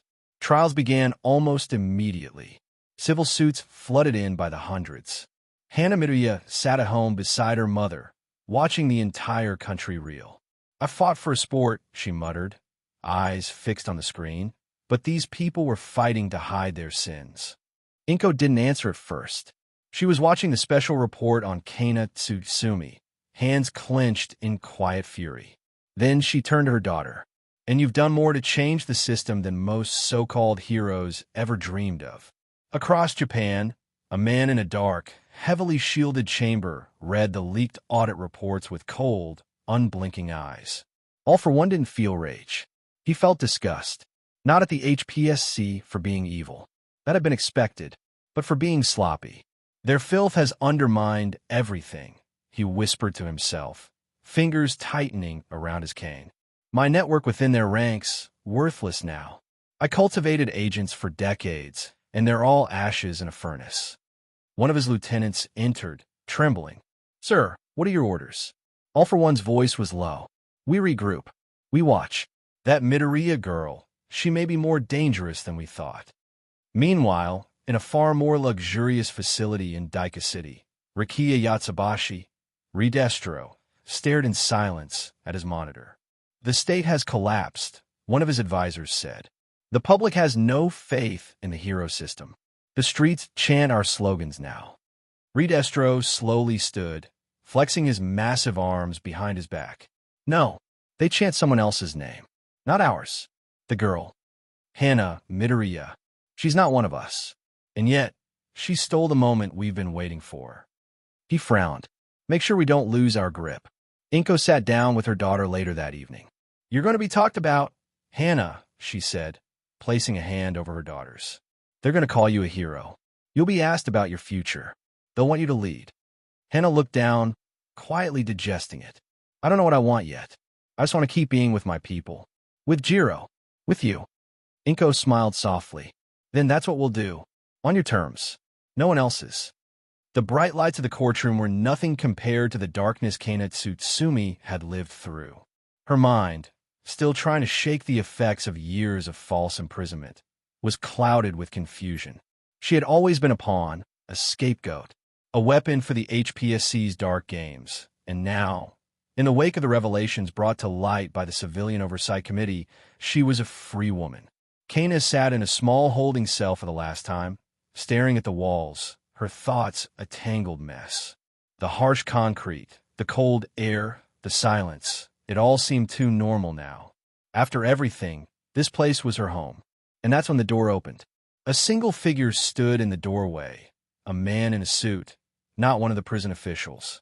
His face was obscured by shadows, but the manner in which he carried himself was authoritative. Kana Tsutsumi, he spoke, his voice deep and calm. You've been exonerated. Kana blinked, the words barely making sense to her at first. Exonerated. Her pulse quickened. Could it really be true? A second man, another official, stepped forward and placed a folder on the table before her. Your conviction for the murder of Satoru Yamashita is nullified. The true circumstances of that incident have been revealed. Kana's heart pounded in her chest. Satoru Yamashita. The name brought forth memories, bitter and distorted. The figure who had been used to frame her, to condemn her for crimes she did not commit. The man whose death had been staged, making her the fall guy for a much darker plot. And now, the truth had been unveiled. Kana's mind raced. How was she supposed to comprehend this? How was she supposed to pick up the pieces of her life after everything the HPSC had done to her? They've been exposed, the man continued, his words like a cold splash of water, snapping her back into focus. The HPSC's corruption, the atrocities, the entire system has been dismantled. We're here to offer you a chance to reclaim your life, Kana. You could begin anew. Kana looked at the man, feeling a mix of emotions, a bitterness that twisted in her stomach, but also the faintest glimmer of hope. She wanted to scream, to demand answers. Why had she been left in that hellhole for so long? What was the point of it all? But all she could manage was a tight, trembling smile. She didn't know what to say. She had been through so much that she didn't even know where to start anymore. We'll make arrangements for your release, the official said. You're free now. The news of Kana Tsutsumi's release spread like wildfire. Major news networks covered the story, showing the image of her stepping out of the prison gates into the bright light of a world she hadn't seen in years. The entire nation watched in stunned silence. They had been led to believe that Kana was a cold-blooded murderer, a traitor to her country. But now the truth was out. The HPSC had framed her to silence one of their own soldiers. And the truth was only the beginning of the changes that were about to ripple through the entire country. Meanwhile, across Japan, the groundwork for a public hero reform began in earnest. The fall of the HPSC had exposed a vast and sprawling network of corruption, and now it was time for the world to pick up the pieces and rebuild. The Civilian Oversight Committee for Quirk Regulation and Accountability was now tasked with overseeing a complete audit of all licensed heroes. Every file, every case, every incident report was being scrutinized. But there was more to it than that. Reform wasn't just about uncovering the sins of the past. It was about creating a system that didn't repeat the same mistakes. At a press conference, the newly appointed head of the Public Hero Reform Committee, a retired pro-hero turned politician named Hana Midoriya, stood before the cameras. She was an older woman, sharp-eyed and determined, her once bright hair now silvered from years of fighting for justice. Today marks the beginning of a new era, Rika began, her voice unwavering. For far too long, the HPSC held the reins of hero regulation with no accountability. Today we SDRP that power from them and hand it back to the people. This is not just about punishing the wrongdoers. This is about rebuilding trust that has been broken by those who were meant to protect us. She paused for a moment, letting the weight of her words settle. Behind her, screens displayed the faces of several high-profile heroes, each one marked with allegations or corruption, their profiles becoming part of the public record. We will create a system that values transparency, one that does not treat its heroes as untouchable figures. We will empower communities to decide how they are protected, and we will establish a new code of ethics for all heroes, one that demands integrity, accountability, and, above all, respect for the people they serve. The room was quiet for a moment before a reporter raised his hand. What about heroes who have been accused of misconduct? Will they be allowed to continue working? Rika's expression hardened. The reforms will include mandatory investigations for all heroes with allegations against them, starting with the highest profile cases. As for those who cannot be trusted, they will be SDRPPED of their licenses. There will be no more shielded figures, no more unchecked power. The public response was electric. Social media buzzed with mixed reactions. Some people were cautiously optimistic, while others were more skeptical. But one thing was clear: the old system was gone, and the dawn of something new had begun. Hana Midoriya watched the proceedings from her living room, her daughter by her side. It had been a long and difficult road, but it seemed like the country was finally taking the right steps. Hana looked up at her mother. "Do you think it will work?" Inko smiled softly, her eyes tired but hopeful. "I hope so, Hana. I hope it's better than what came before." Hana nodded, looking out the window. She had no clear answers yet, but she knew that things were changing, and she wasn't going to let this moment pass by without doing everything she could to make the world a better place. And so, with one chapter of her life ending, another began. At the same time, All for One watched the public shift from shadows. The fall of the HPSC had left him more vulnerable than ever before. His network of spies and informants had been decimated, their secrets scattered to the wind. He'd been banking on the HPSC's unchecked power to maintain control over the quirk population. But now, the foundation he'd built for decades was crumbling, and the girl, Hana Midoriya, was a force he couldn't ignore. "She's becoming too much of a symbol," All for One murmured to himself, his eyes narrowing as he stared at the reports. "She might be more dangerous than I thought." He chuckled darkly. "Let's see how she handles the spotlight when it's fully on her." Kana Tsutsumi sat in a quiet room, her first moments of freedom still fresh and surreal. But for the first time in years, she felt something she hadn't known for a long time. Hope. She wasn't just free of the HPSC's lies. She was free to make a choice for herself, to carve out a life that wasn't dictated by the shadows of a false narrative. Her path ahead was uncertain, but the possibilities were endless. The public hero reform had just begun, but one thing was clear: the truth had set everything in motion. The fall of the HPSC was just the beginning, and with it, a new chapter for the heroes of Japan, and for the people, had begun. The thunderous roar of the crowd was unlike anything Hana Midoriya had ever experienced. Not the tense silence of hero training, nor the harsh buzz of media flashbulbs. This was raw, electric. Thousands of fans in the Saitama Super Arena surged with energy as the announcer called her name, the youngest fighter in Rizin history, winner of ZSD's Knockout of the Year. "Please welcome Hana Midoriya." The ground nearly shook with the crowd's excitement as Hana stepped into the ring, Rizin rules permitting a dazzling entrance. Strobe lights painted the air around her in hues of red and gold, matching her chosen fight colors. Her music thumped behind her, an aggressive, high-octane beat as her bare feet touched the canvas. At 15 years old, nearly 16, Hana had already defied every expectation. After her public exposure of the HPSC and her role in its dismantling, many had assumed she would lay low, retreat into training or recovery. But instead, Hana had turned her sights to a new stage, professional MMA. Her debut in ZSD had shocked everyone. Her raw strength, honed reflexes, and relentless fighting spirit had led to an unbelievable KO just 35 seconds into her first pro bout. The image of her spinning elbow, catching a grown fighter mid-combo had gone viral overnight. Knockout of the Year. She had been offered a fast track to Rizin soon after, the youngest ever to enter their ranks. The decision had been controversial. Some questioned the ethics of letting a teenager into such a brutal sport. But the athletic commissions had cleared her, impressed by her physical maturity and combat DSBLN. And now she stood across from her opponent, a 24-year-old striker named Kei Yamashita, known for her precision and fast kicks. Kei had 9 wins under his belt, but even he looked cautious as Hana rolled her shoulders and bounced on her toes, eyes locked on him like a predator.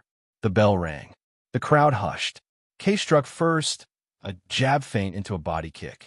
Hana leaned just outside the range and countered with a blistering left cross that grazed his cheek. She pressed forward, her footwork aggressive but fluid, reminiscent of a fighter twice her age. They exchanged blows. Kei clipped her with a hook, but Hana absorbed it, then ducked under a straight and slammed her shin into his thigh. The crack of bone-on flesh echoed. 1 minute in, Kei backed up, circling. Hana feinted a low kick, then lunged in with a Superman punch that forced him to clinch.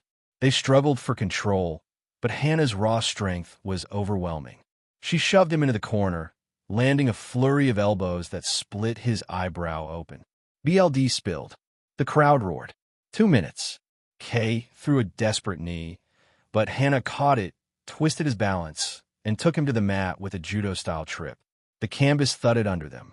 Before he could react, Hana transitioned to full mount, rained down hammer fists, and forced the ref to dive in. TKO at 2:38. The arena exploded. She stood, chest heaving, adrenaline surging. The referee raised her hand, and the crowd chanted her name. Even Kei, groggy and bloody, raised a hand in acknowledgement of her skill. In the post-fight interview, still catching her breath, Hana smiled faintly into the microphone. "I fight because I love it," she said simply, "and because no one gets to decide my limits but me." The next day, headlines exploded. Teen phenom Hana Midoriya destroys in Rizin debut. Meteor Fist makes MMA history. Midoriya's power real or myth? Pros weigh-in social media was a storm. Fighters from all over Japan, Korea, and even the U.S. commented on her performance. Offers came in for endorsements, for training camps, for interviews. But Hana didn't let it go to her head. She returned to training the next morning, a bruise on her cheek, her knuckles sore, her body sore. Jairu greeted her at the door to the gym, tossing her a bottle of water. Still terrifying, Jairu smirked. "Still in love with me?" Hana asked with a grin. "More than ever." They laughed, and for a moment, the world outside, the politics, the legacy of the HPSC, the whispers of villains regrouping, faded. But beyond the ring, trouble stirred. Public hero reform continued slowly. Some heroes had retired. Others resisted oversight. But people had a new icon now, one that wasn't born from the old system. Hana Meteor Fist Midoriya was becoming something else. Not just a fighter, a symbol. It was a quiet evening after another exhausting training session. Hana, though not sore, was content with the burn in her muscles. IM had insisted she take a day off, so Hana had decided to walk through the Shibuya district alone.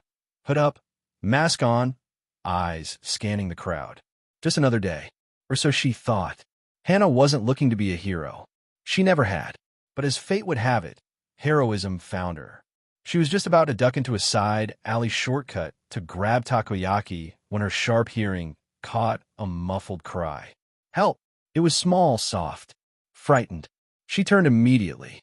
The noise had come from behind the alley. Without hesitation, she rushed toward the source. What she saw made her BLD boil. A young girl, maybe 5 years old, was being shoved into the back of a nondescript black van by 2 masked men. A third stood nearby as lookout, checking his phone. Hana's pupils narrowed. She didn't shout. She didn't warn. She moved. Faster than any of them could comprehend, she closed the distance. Her body went low, weight shifted. The lookout barely turned before she buried a punch deep into his solar plexus. He flew into the brick wall with a sickening thud, unconscious before he hit the ground. The 2 inside the van turned in panic.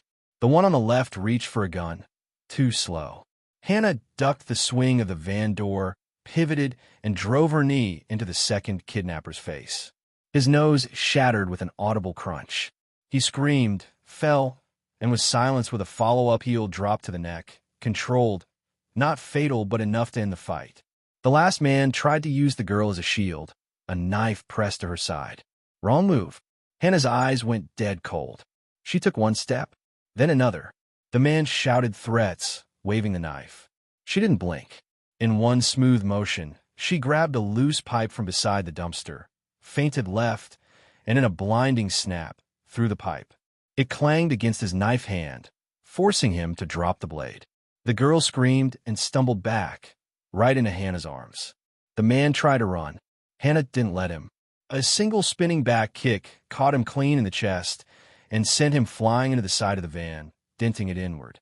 He didn't get back up. Seconds later, sirens wailed as pedestrians, some of whom had caught everything on livestream, began crowding the alley.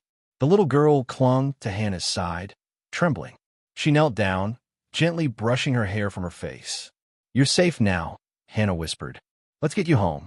Hours later, the footage had gone viral. Not because Hana used her quirk, but because she hadn't. She stopped the kidnappers using only her training, her strength, her resolve. News anchors praised her composure. Social media exploded with support. The headline across multiple platforms read the same. Rizin fighter Hurricane Hana stops child kidnapping without quirk use. Even the Hero public channel ran a piece. Is Hana Midoriya the next symbol of strength? Back at home, Inko watched the news with teary pride, while Jiro beamed beside her. "I guess she really is a hero," Jiro murmured. Inko smiled. "No, she's something better. She's Hana." And somewhere deep inside Hana, for the first time, a quiet thought whispered, maybe being a hero wouldn't be so bad after all. The gym smelled like sweat, vinyl, and lemon-scented disinfectant, just the way Hana liked it. The early morning haze had barely cleared when she laced up her gloves, her toned muscles stretching beneath her sports BR and compression shorts. As the punching bag swayed from the last round of strikes, Hana stepped back, flexed her fingers, and exhaled with the control of a seasoned athlete. But today, she wasn't training alone. "All right, Jiro," Hana said with a grin, turning to her girlfriend who was awkwardly wrapping her fists. "You're doing it backwards again." Jiro, in a tank top and leggings, looked sheepish. "What do you expect? These aren't guitar strings." Hana snorted. "Fair. Come here." With a care that contradicted the hardened fighter reputation she had, Hana knelt beside her and expertly rewound the wraps. Jiro watched her fingers move with a mix of awe and affection. "You do this like second nature." "It is second nature," Hana replied. "You'd be amazed how many wrist bones you can break just by punching wrong." "Great. That's super reassuring." Jiro laughed, but there was a spark of excitement behind her eyes. "So what are we doing first?" "Footwork," Hana replied, standing and gesturing to the center of the mat. "If your footwork sucks, everything else sucks." The next hour was a blur of movement, pivoting, sliding, blocking, short jabs, and plenty of light teasing from Hana. Despite her fierce reputation, when she trained Jiro, she held nothing but patience. "You're picking it up fast," Hana said honestly after a round of pad work. "Yeah, that means I'm ready to go pro." Jiro smirked, bouncing on the ball of her feet. "Let's not get ahead of ourselves, champ." Later that day, after the workout, they stopped by a little cafe not far from the gym, a quiet spot that had become their spot.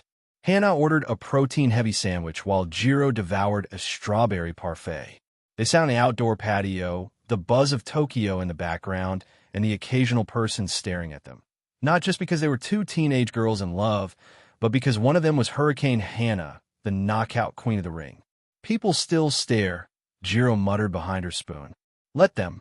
Maybe they'll learn something." "You mean like how to get a parfait on your shirt?" Hana quipped, flicking a crumb at her. They laughed, loud and unbothered. Back at home, Inko Midoriya was in the kitchen chopping vegetables. Her blazer hung by the door, replaced by a casual cardigan. The home was warm, the air filled with the scent of miso and grilled chicken. "Smells amazing, Mom," Hana said, kissing her on the cheek as she entered. Inko gave her a knowing look. You two smell like hard work. We trained.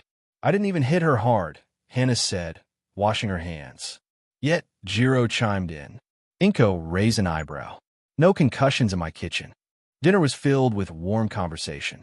Inko asked about Jiro's music, Hana's upcoming match, and plans for the weekend. There was teasing, sarcasm, love, and laughter, exactly what Hana had fought for her entire life. That weekend, they visited the countryside, just a few hours out of the city. Inko had booked a small rental cabin nestled near a riverbank with thick forests and hot springs. It was peaceful, far from the roars of a crowd or the strain of the media. Hana and Jiro spent the day hiking. Jiro plucked leaves and played soft riffs on her earbuds as they walked, while Hana sprinted ahead and used tree branches like monkey bars. Occasionally, they stopped to rest, leaning against each other, sharing water bottles and stories of childhood. Jiro's time moving between cities, Hana's early years spent learning to channel a rage that could shatter walls. That night in the hot spring, Jiro rested her head on Hana's shoulder. You ever think about the future? She asked. Yeah, Hana murmured. I think about you. And Mom. And maybe something more. Not just fighting. Like being a hero. Maybe. Hana glanced up at the stars. But only if I can do it my way. No HPSC. No leashes. Jiro nodded. Good. Then I'll be right there with you. They kissed softly, steam swirling around them like a warm curtain. A few days later, Hana went for her morning jog, passing groups of kids practicing sports in the park. Some waved. Others pointed. A small girl with pigtails whispered, That's her. That's the girl who saved that little kid. Hana slowed down, offering a smile and a wave before jogging off again. The world was changing. Heroes were being questioned. Systems were collapsing. And in the middle of it all, a girl who once broke a man's jaw before her voice had even finished cracking was learning that life had more than just left hooks and victories. She had people, and for now that was enough. It started like most days. Early morning sun filtered through smoggy clouds, the rhythmic pulse of Tokyo life just beginning to accelerate. Hana had been up since 5, not for training this time, but simply to run, without gloves, without an opponent, just her and the pavement. Her earbuds blasted Jiro's newest track, an unreleased solo she'd begged Hana to beta test, and her muscles moved with ease born of years of DSBLN. But as she slowed down at a crosswalk near Shibuya Station, something tugged at her instincts. It was subtle, a scream quickly stifled, the sound of shoes scraping against concrete behind a van parked slightly askew. Hana's eyes narrowed. She moved before she thought, feet silent against the ground despite her size. Sliding past the van, she caught sight of 2 men trying to shove a small boy into the back. One had a quirk that created tendrils of smoke from his arms. The other had a prosthetic metal jaw and was gripping the child's neck. Wrong neighborhood, Hana growled. The man with the smoke turned just in time to see her foot flying toward his temple. Crack! He hit the van hard enough to dent it, unconscious before he hit the ground. The other tried to summon something, a blade. But Hana slipped inside his reach and drove her elbow into his sternum with surgical precision. He gasped, crumpling. The boy scrambled free and latched on her leg in terror. The whole thing had lasted maybe 12 seconds. Within minutes, bystanders were filming. Police arrived. Media vans screeched to curbs. Hana stood off to the side, arms crossed, the boy now resting on a paramedic's gurney. She offered no comment, no dramatic quote. Just a scowl, her face set like stone. When she got home, the footage had already gone viral. Hurricane Hana stops second attempted kidnapping without a quirk. 16-year-old fighter delivers justice faster than any hero. Should Hana Midoriya be a hero? That night, Jiro showed up unannounced. She didn't knock. She never had to. Inko opened the door with a smile and let her in. Hana was on the balcony, staring at the skyline, shirtless in the evening heat, still wound tight from the day's events. You're gonna break your jaw if you clench it any harder, Jiro said gently. Hana didn't look back. Kid was 5. 5. What kind of monsters, I know. Silence. Then Hana said, You know how long it took the pros to show up? 14 minutes. 14, Jiro. If I wasn't there, but you were. She moved beside her. And that's what matters. Hana turned finally, her dark eyes haunted. 2 kidnappings in 4 months. What happens when I'm not around? What happens to the next kid? Jiro reached for her hand. Then maybe it's time. What? To stop fighting in rings, she said softly. And start fighting for people. Hana looked away, jaw tightening again. I'm not licensed. I'm not even in college. Yet. You're 16. Just 1 more year. Jiro leaned in. And you could walk into any hero college you want. Hell, they'd probably beg for you to enroll. I'm not a hero, Hana muttered. No, Jiro said. But you're becoming one anyway. That stuck. It echoed through Hana's skull as she slept. Through her next morning run. Through a workout where she punched the bag hard enough to split it. She wasn't trying to be a hero. But maybe it wasn't about trying anymore. 3 days later, she sat across from her mother and Jiro at the kitchen table. I've decided, she said. Inko froze mid-sip of her tea. I'm going to apply to Heroics College when I graduate. Jiro beamed, so hard it was blinding. Inko took a moment, then placed her cup down carefully. Are you sure? Yeah, Hana said, surprising even herself with how certain she sounded. I want to help people. I want to be there when heroes can't. And maybe you want to stand for something. Inko nodded slowly, eyes misting just a bit. Then we'll make it happen. Jiro leaned in and kissed Hana's cheek. You won't regret it. Hana smirked. I better not. That place better have a decent gym. Meanwhile, across social media and news networks, the tone around Hana was shifting from awe to expectation. Viewers who once treated her like an anomaly now talked of potential. The girl who saved 2 children in less than half a year. The unlicensed fighter who acts faster than heroes. Should she be allowed to fast-track a provisional license? Despite the public outcry, the law was the law. To get a provisional or full hero license, Hana would have to finish high school, enroll in a heroics program at the college level, and pass through rigorous training and exams. She accepted that. This wasn't going to be easy, but neither was becoming the strongest fighter in Japan. And she'd done that. 1 week later, in a rare interview, Hana sat in a clean button-up beside her mother and answered questions about her decision to pursue the path of a hero. I'm not doing this to wear a cape, she said. I'm doing this because someone has to step in when the system hesitates. What about your fighting career? A reporter asked. I'll finish this season in Rizin, she said. But next year, I'm focusing everything on heroics. The room went quiet until the final question. What kind of hero do you want to be? Hana glanced at the camera, thought of Jiro, and said, the kind that shows up. The day started off hot.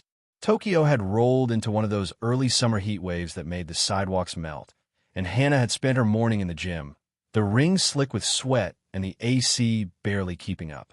But today wasn't about BLD and fists. It was about her girlfriend, and Jiro had a plan. 2 p.m., Shibuya shopping district, explain to me again, Hana muttered, tugging at the collar of the black tank top Jiro had told her to wear, while we're not just getting ramen and watching a movie. Jiro, dressed in a violet halter top and tight denim shorts, smirked and twirled a finger toward a lingerie store entrance. Because that is way more fun. Hana blinked. Wait, we're going in there. Yup. Together. Yup. God help me.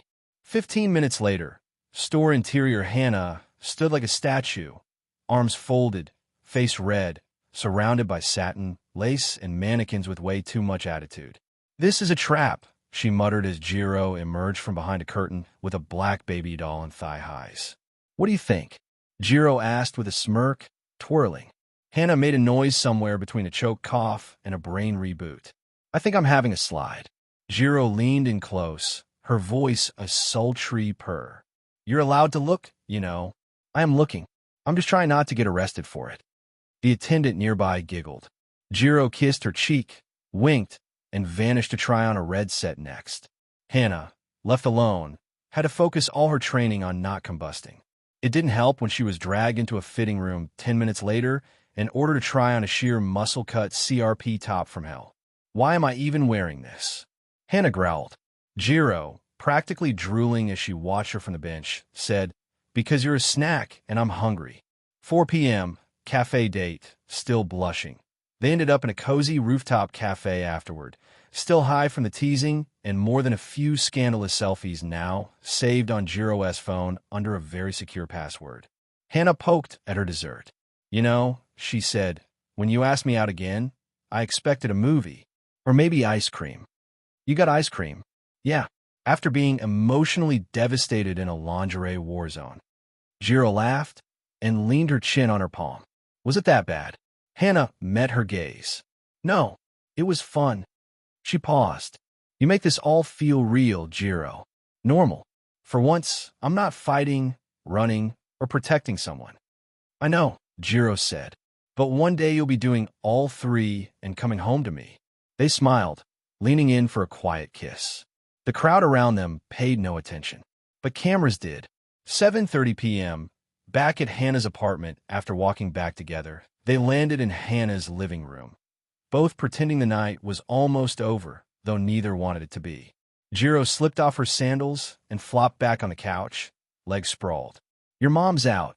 Overnight spa trip, Hana replied, glancing toward the fridge. You want anything? Water. Jiro stretched, her halter top riding up just enough to make Hana pause. You do that on purpose, Hana accused. Do what? Jiro asked innocently. Hana tossed her a cold water bottle, then sat beside her. I could have been a normal girlfriend, you know. Shy, awkward, bad with words. Babe, you choke slam grown men for fun. You could never be normal. Thanks. I like you this way, Jiro said, voice softer now. Strong. Protective. Mine. Yours, huh? Hana grinned, eyes flashing. Jiro crawled onto her lap. All mine. 9 p.m. Hana's bedroom eventually, after several kisses, a tickle war, and one extremely competitive game of STRP Uno, Jiro won, they curled together under the covers. No section, just heat, laughter, and intimacy that spoke of something deeper, earned, not rushed. As they drifted off, Hana murmured, You think I'll make it as a hero? Jiro kissed her temple. You already are. Across the city, anonymous online forum thread, Hana and Jiru cited again. Opie. Bro, she was literally wearing a CRP top that said, Hit me harder. Jiru is winning. Reply 1. I shipped them so hard. Reply 2. When are they going to co-star in a hero anime? Reply 3. Imagine the dual finisher moves though. Reply 4. Still waiting for Hana to flex out of another shirt. Reply 5. Simp. Reply 6. Let me simp in peace. The sun was dipping low in the sky, sending soft orange-pink hues across the cityscape as Hana and Jiro lounged lazily in Hana's apartment. The day had been a whirlwind of teasing, shopping, and laughter. Now it was time to wind down. Jiro was sprawled on the couch, scrolling through her phone, earbuds in, the kind of quiet comfort that only years of friendship and love could bring. Hana stood in front of the full-length mirror near the window, stretching after their mini-workout session earlier. Hey, Jiro, Hana said, flashing her signature mischievous grin. Want to see what months of training look like? Jiro glanced up with an amused smirk. Hit me with your best shot. Hana's eyes gleamed with playful challenge as she turned sideways, planted her feet firmly, and began to flex. First, the biceps, rising like twin mountains of chiseled power. The definition in her shoulders, the sinewy line of her forearms, all carved and taut. Then she moved on to the flex from hell. With a sharp inhale, Hana tightened every muscle in her upper body. Biceps, deltoids, pecs, abs all at once. The veins popped along her arms and chest like rivers of raw power. Jiro's jaw dropped. Then came the sound. A low tearing noise. Hana froze mid-pose, eyes wide. Oh no. She glanced down, and the black CRP top she'd worn, tight enough to show every contour before, was now a shredded ruin. Ripped completely from bottom to top, only fragments of fabric clung desperately around her ribs. The sports BR beneath, meant to hold everything in place, gave one last heroic stretch and then snapped. Hana stood there, frozen in shock, before the full realization hit her. She was completely topless. Jiro's eyes nearly popped out of her head.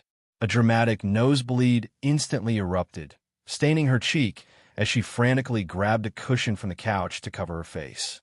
Hana, ever the warrior, stood tall and proud. Her chest rose and fell with quiet, powerful breaths.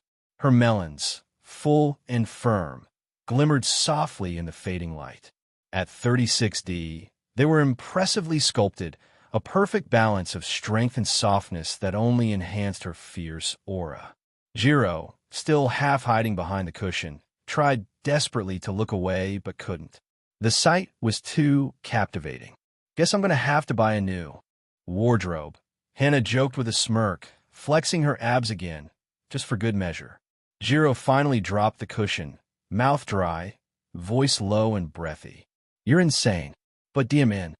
Hana's grin widened as she sauntered over and wrapped her arms around Jiro's neck. Worth it, right? Absolutely. Jiro leaned in, fingers tracing the sharp ridges of Hana's muscles, marveling at the combination of raw power and feminine curves. You know, she whispered, if you ever want to do that in public, I'll just bring a giant tarp. Hana laughed, pressing a kiss to Jiro's forehead. Deal. The night stretched on, filled with gentle touches, laughter, and promises whispered in the soft glow of the city lights. And as Hana's body glistened, bare and proud, she knew Jiro's eyes would be locked on her forever, just like hers on Jiro. The air buzzed with excitement and nervous energy as Hana and Jiro stepped out of the crowded auditorium, diplomas in hand and smiles stretched wide across their faces. The moment was finally here. They had graduated high school. For years, they trained, fought, and grown side by side. Now, the world felt vast and full of promise.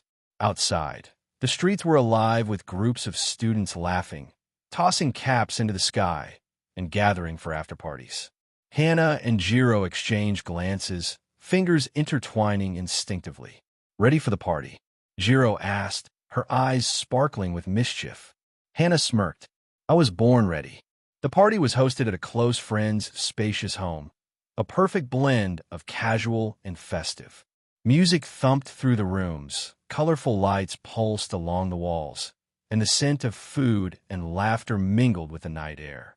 Hana and Jiro moved through the crowd, celebrating with classmates and old friends. Hana's legendary fighting prowess and championship wins were topics of awed conversation, but tonight she felt lighter than ever, just a girl enjoying her moment. Jiro kept close, her protective gaze never wavering. As the night wore on, the crowd thinned, and the two slipped away quietly.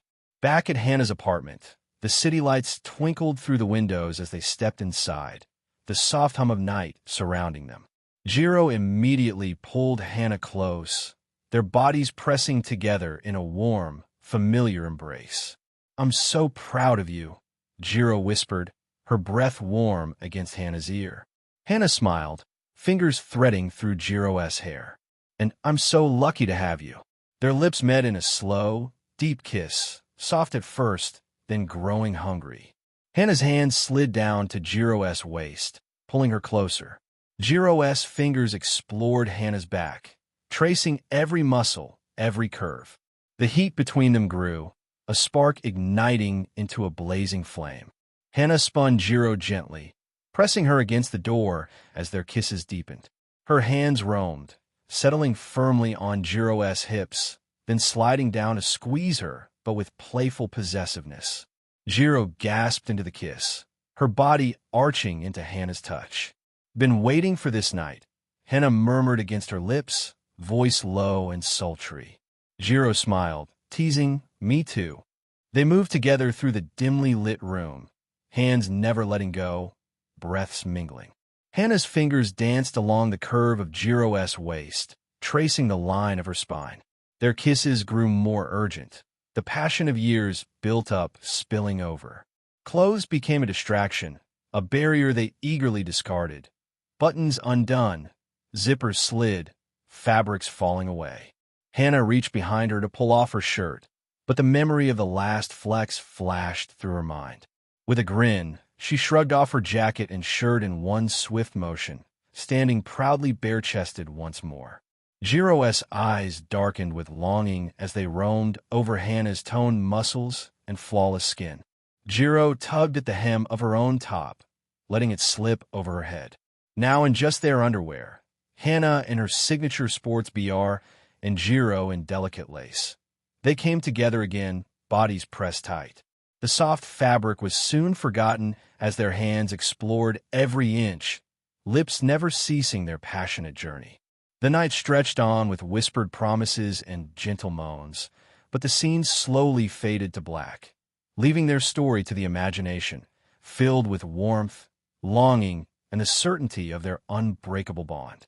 The morning light filtered softly through the curtains, casting gentle golden hues across the room.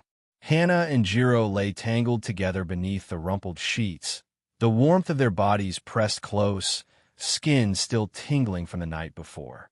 Both were clad only in their panties, the cool morning air teasing exposed skin, but the heat between them kept the chill at bay. Hana's arm was draped protectively over Jiro's waist, fingers tracing lazy patterns on the soft curve of her hip. Jiro's head rested on Hana's chest, listening to the steady beat of her heart, a calming rhythm after the storm of the night. Jiro stirred slightly, blinking up at the soft morning light before lifting her head to meet Hana's sleepy gaze. "You're something else," Jiro murmured with a mischievous grin, her cheeks flushed a gentle pink. Hana raised an eyebrow, smirking. "Oh, what's that supposed to mean?" Jiro gave a breathy laugh, shifting closer. "I didn't know you were that good with your tongue." Hana's eyes twinkled as she tightened her hold. "Was it that obvious?" Jiro bit her lip, glancing down at her own legs, which were still weak, trembling like jelly beneath them. "I can barely stand," Jiro admitted, voice low and teasing. "You really know how to leave a mark." Hana chuckled, a deep, warm sound that vibrated in her chest. "Well, I always said I'm full of surprises." Jiro lifted a hand to trace the sharp lines of Hana's toned abdomen, her touch feather-light but affectionate. "You're the best surprise I've ever had," she whispered, her eyes shining with something softer now, pure, unguarded affection.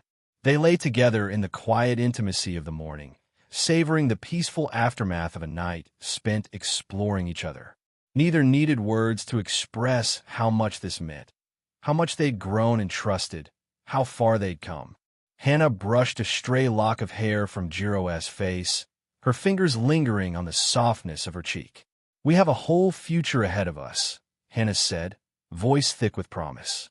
Jiro smiled, closing her eyes again as she melted into the warmth of Hana's embrace. Together, she agreed. Outside, the city was waking up, but in this quiet room, time seemed to hold its breath, honoring the bond forged between two young women ready to face whatever came next. The soft light grew stronger as the morning deepened, and the cool air nudged Hana and Jiro to move. They stretched languidly, still wrapped in the pleasant afterglow of their quick, passionate morning together. Hana smiled at Jiro, fingers brushing the soft curls framing her face. "We should probably get dressed before Mom wakes up and decides to knock down the door." Jiro laughed softly, sitting up and reaching for her clothes strewn on the floor. "Yeah, no need to give her a heart attack." They dressed slowly, savoring the casual comfort of being close. Hana slipping in her favorite loose shirt and jeans, Jiro pulling on a cozy hoodie and leggings. Just as Hana was pulling on her sneakers, the bedroom door suddenly creaked open, and Inko poked her head inside, arms crossed but eyes twinkling with amused exasperation. "Well, what kind of earthquake did you two cause this morning?" Inko said, voice dripping with playful accusation.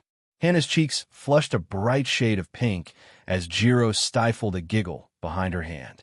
"You were loud enough to wake the whole neighborhood," Inko continued, stepping fully into the room. "I swear, I could have sworn the ceiling was going to cave in." Jiro gave a sheepish grin. "Sorry, Aunt Inko. We got a little carried away." Inko shook her head, a small smile tugging at her lips. Carried away is one way to put it. She moved over and gave Hana a teasing nudge. "And you know, I'm expecting grandbabies someday. Not that I'm rushing you or anything, but—" Her voice trailed off as she raised a playful eyebrow. Hana and Jiro exchanged glances, both breaking into laughter. "Grandbabies," Hana repeated, trying to hide her amusement. Mom, we're just getting started. No rush. Inko wagged a finger. Oh, no rush, huh? That's what you said when you were 12, too. And look at you now, already giving me heart attacks. Jiro grinned. Don't worry, Inko. We'll be sure to keep the noise down next time. Or at least try. Inko gave them both a knowing smile, then ruffled Hana's hair affectionately. Just don't forget, I'm watching, and I expect big things from you both. The room filled with laughter and warmth, the teasing a reminder of the strong bonds that held them together. Family, love, and the promise of whatever the future might bring. The a college campus towered like a monument to ambition, sunlight reflecting off the pristine glass and metal.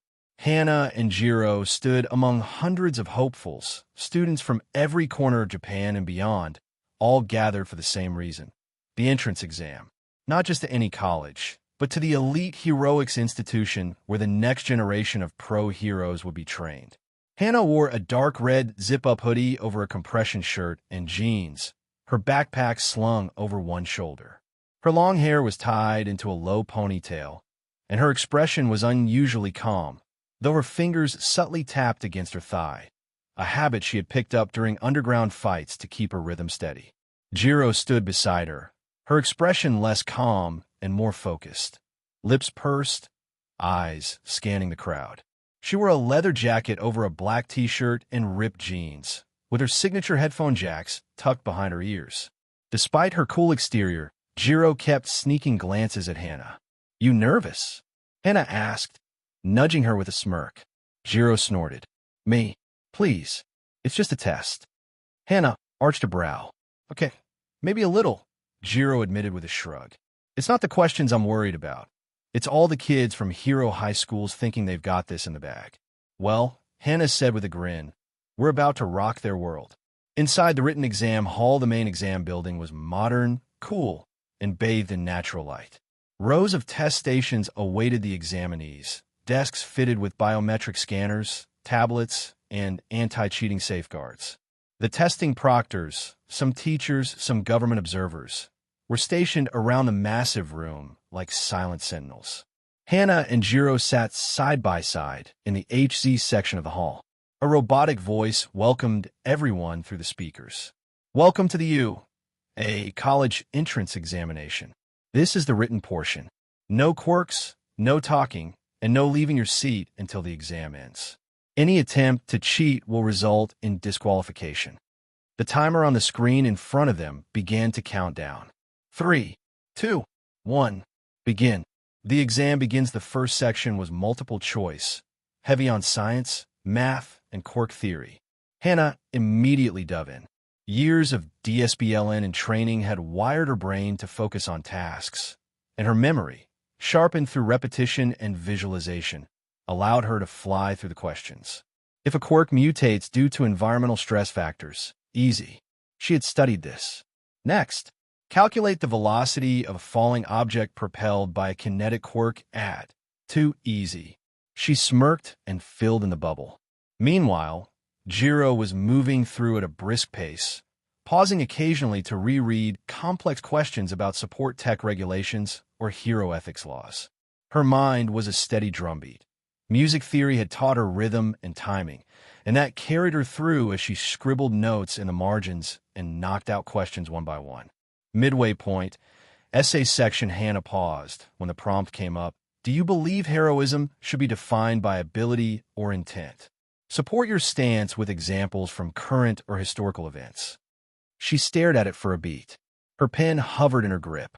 Her mind flashed to the underground rings, to stopping a kidnapping without her quirk, to the HPSC trying to kidnap her, to the courtroom, to the countless times she chose to act, not because she had to, but because she could. Hana began to write. She referenced Stain and why his ideals gained traction. She brought up Lady Nagant and the injustice she faced. She dissected the failures of heroes who had the ability but no integrity. Then she turned it around and included examples of those who lacked power but stood for what was right, Jiro among them. Her conclusion was blunt, bold, and clear. A hero is not measured by how many villains they punch but by the choice to stand against wrong, even when they gain nothing. Intent is everything. Power without purpose is just violence. Jiro finished her own essay a few moments later, tapping her pencil against the desk in thought. Her essay had leaned heavily into moral philosophy. She'd even cited Hegel, of all things, and used her own experience as a music performer to frame her argument. That harmony between ability and intent created true heroism. Final section, Quirk ethics and legal theory. This was the real separator. The portion most general applicants failed. They were tested on everything from Article 9 of the Quirk Use Regulation Act to obscure subsections about evacuation protocols, quirk misuse clauses, and hero agency liability. Hana had studied for this. Hard. Not just with textbooks, but with Inco, with IUM, and even some lawyers from her mother's old legal contacts. She wasn't just training to fight anymore. She had spent nights poring over case studies. She remembered one question vividly. A licensed hero has accidentally injured a civilian while pursuing a villain. The agency refuses to acknowledge fault. What is the correct legal and ethical response for the hero involved? She answered without hesitation, outlining the correct legal process, filing the agency's liability clause, the civilian compensation fund process, and the hero's ethical obligation to step forward with full transparency. Next, the end of the test, time. Pencils down, tablets locked. The room was silent save for the exhale of relief from hundreds of students. Hana leaned back in her chair, arms behind her head, a small smirk playing on her lips. Jiro let out a soft whistle. That was brutal, Hana said. It was just a warm-up. Jiro gave her a flat look. Only you would call a 3-hour gauntlet of hell a warm-up. They filed out of the testing hall into the sunshine, walking past clusters of students who were anxiously discussing answers and comparing what they wrote. Hana and Jiro just walked in silence for a moment, taking in the moment, the sky, the breeze, the low buzz of excitement in the air. Outside the gate, think we passed? Jiro asked. Hana gave her a playful bump with her shoulder. We crushed it. You're cocky. I'm confident, Hana corrected. Jiro rolled her eyes but smiled. Well, confident girl, how about we celebrate? Milkshakes. You're on. They walked off together, leaving behind the towering walls of UA, and knowing full well that the next part of the exam would be even tougher, the practical. But for now, they had survived step 1, and that was enough. The midday sun beat down on the massive urban simulation zones that made up the UA college's practical testing grounds. Designed like sprawling cities with multiple sectors, each was a carefully calibrated gauntlet of physical and tactical challenges. Dozens of drones hovered overhead, recording every second, every movement, every heartbeat. Hana stood alone in Sector C, bouncing on the ball of her feet. She rolled her shoulders, clad in a sleeveless compression top and athletic pants that hugged her powerful frame. Her hands were wrapped in reinforced tape, knuckles exposed. Her hair was tied high in a tight ponytail. Across the cityscape, she could already hear the thunder of combat erupting in nearby sectors. Jiro had been sent to Sector A, the urban ambush simulation. Hana had landed in open warfare. More robots, less hiding. It suited her just fine. A proctor's voice boomed across the zone from the speakers overhead. Begin. Time, midnight. The first hit. Hana dashed forward instantly, her body a blur of movement. Her quirk, momentum surge, thrummed in her veins like a pulse. As she picked up speed, her kinetic energy built naturally with every motion. She vaulted over a wrecked car and spotted a one-point robot turning to face her. She didn't even slow down. Her foot lashed out in a flying sidekick that cracked the robot in half. The moment her boot made contact, she channeled a fraction of her quirk, not the stored surge, just enough to amplify the kick's force. It exploded backward into a wall, sparking 1 point. She barely registered it before charging into the next alley. Time, 5 o'clock. The rising pace, she moved like a storm through Sector C, weaving between collapsed buildings and mock civilian debris, turning every encounter into a blur of fists, elbows, knees. Robots crumpled beneath her raw power, and surgical precision. 3-point machine, crushed by a suplex and a downward punch that shattered its armor. 2-point, thrown straight into another for a combo KO. By the 15-minute mark, her score was already higher than most. But she hadn't even begun using her stored energy. Not yet. In Sector A, meanwhile, Jiro crouched in a ruined convenience store, using her headphone jacks to send seismic vibrations through the ground. She picked off robots with directional blasts and precise sonic attacks, calculating each encounter like a tactician. Her score was solid, and she was still just getting warmed up. Back in Sector C, Hana suddenly stopped. The ground trembled. Time, 2000 hours. The 0-pointer arrives, boom. Sector-wide klaxon screamed. Cameras pivoted to follow. Rubble shifted, and then it rose, a towering, 50-foot-tall behemoth of twisted metal and armor. The 0-point robot. Students screamed and scattered. Hana stood perfectly still, her breath slow and measured. This wasn't a scoring target. It was meant to be a scare tactic, a test of judgment. But Hana wasn't running.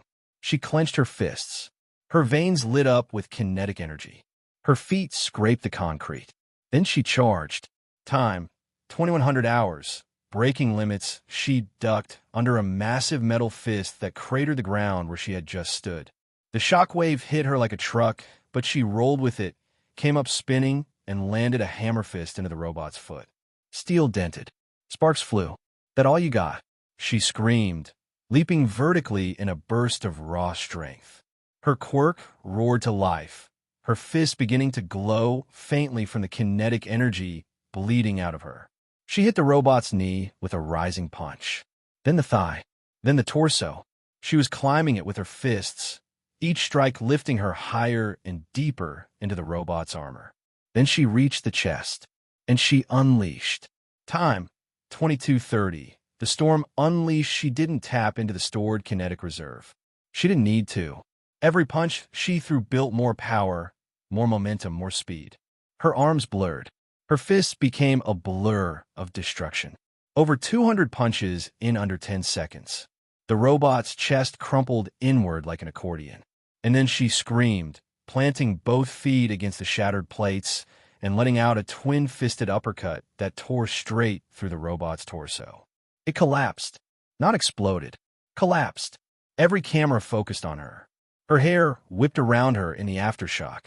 Her muscles flexed, bruised, trembling. She stood atop the scrap heap, breathing hard, bathed in sweat and raw kinetic discharge. No smile. Just calm. Subject 217, Hana Midoriya. 0-point, threat neutralized. Noted. Holy **T, said a distant proctor over comms. Time, 25:00. Exam ends. The final horn sounded. Students collapsed, groaned, or limped out of their zones. Hana walked calmly back to the gate, barely winded. Her score didn't increase for killing the 0-pointer, but every eye was on her. She didn't care. She had proven a point. Meanwhile, Jiro emerged from her own zone with a respectable score, having disabled dozens of robots through pinpoint sound bursts and traps. When she saw Hana, her jaw dropped. "You look like you just took down a tank." "Close," Hana said with a shrug. Jiro raised an eyebrow. "Let me guess. You didn't use the stored energy." "Nope." A slow smile spread across Jiro's lips. "You're such a show-off. You love it." The large conference room at UA College was unusually lively this afternoon. Around the polished table sat some of the most respected names in hero academia. Principal Nizu, Recovery Girl, Shota Aizawa, Vlad King, Midnight, All Might, and Present Mike. The mood was a blend of professional seriousness and barely concealed excitement. Nizu, perched on his chair with a stack of digital files open before him, tapped the desk with his clawed finger. "All right, everyone. The results for this year's entrance exam have been tabulated. I thought we could start by discussing the top 3 candidates. I'm sure you've all heard the buzz about the one who came in first." All Might adjusted his tie with a smile, but said nothing, his eyes glinting with curiosity. Present Mike grinned. "Yeah, the new kid who punched that 0-point robot to bits in seconds. That was insane. I'm telling you, This year's batch is fire. Aizawa pinched the bridge of his nose, his usual tired expression never faltering. We don't get a lot of candidates like that, especially ones who can perform without using quirks in a ring. Niza nodded, bringing up a file on the large wall screen. Let's start with the star, Hana Midoriya. Her quirk file is quite unique, and her practical performance was impressive to say the least. He tapped, and a detailed dossier appeared, titled, Quirk Name, Momentum Surge Description. Momentum Surge is a powerful enhancement quirk that amplifies the effectiveness of consecutive physical strikes. Each successful hit Hana lands doubles the force of the next, stacking explosively as long as she maintains momentum. The amplification resets if she hesitates or misses an attack. Hana's body also underwent physical mutation.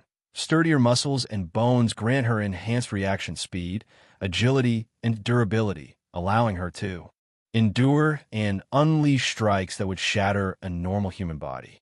She possesses minor kinetic shock absorption, letting her absorb and store limited external kinetic energy to fuel her strikes. However, there's a limit. Too much energy buildup without proper release can overheat her body. When using her quirk in prolonged fights, Hana's muscles generate significant heat, eventually causing steam to rise from her body as a natural heat venting mechanism. If not managed, overheating can drastically slow her movements and lower her endurance. Power scaling.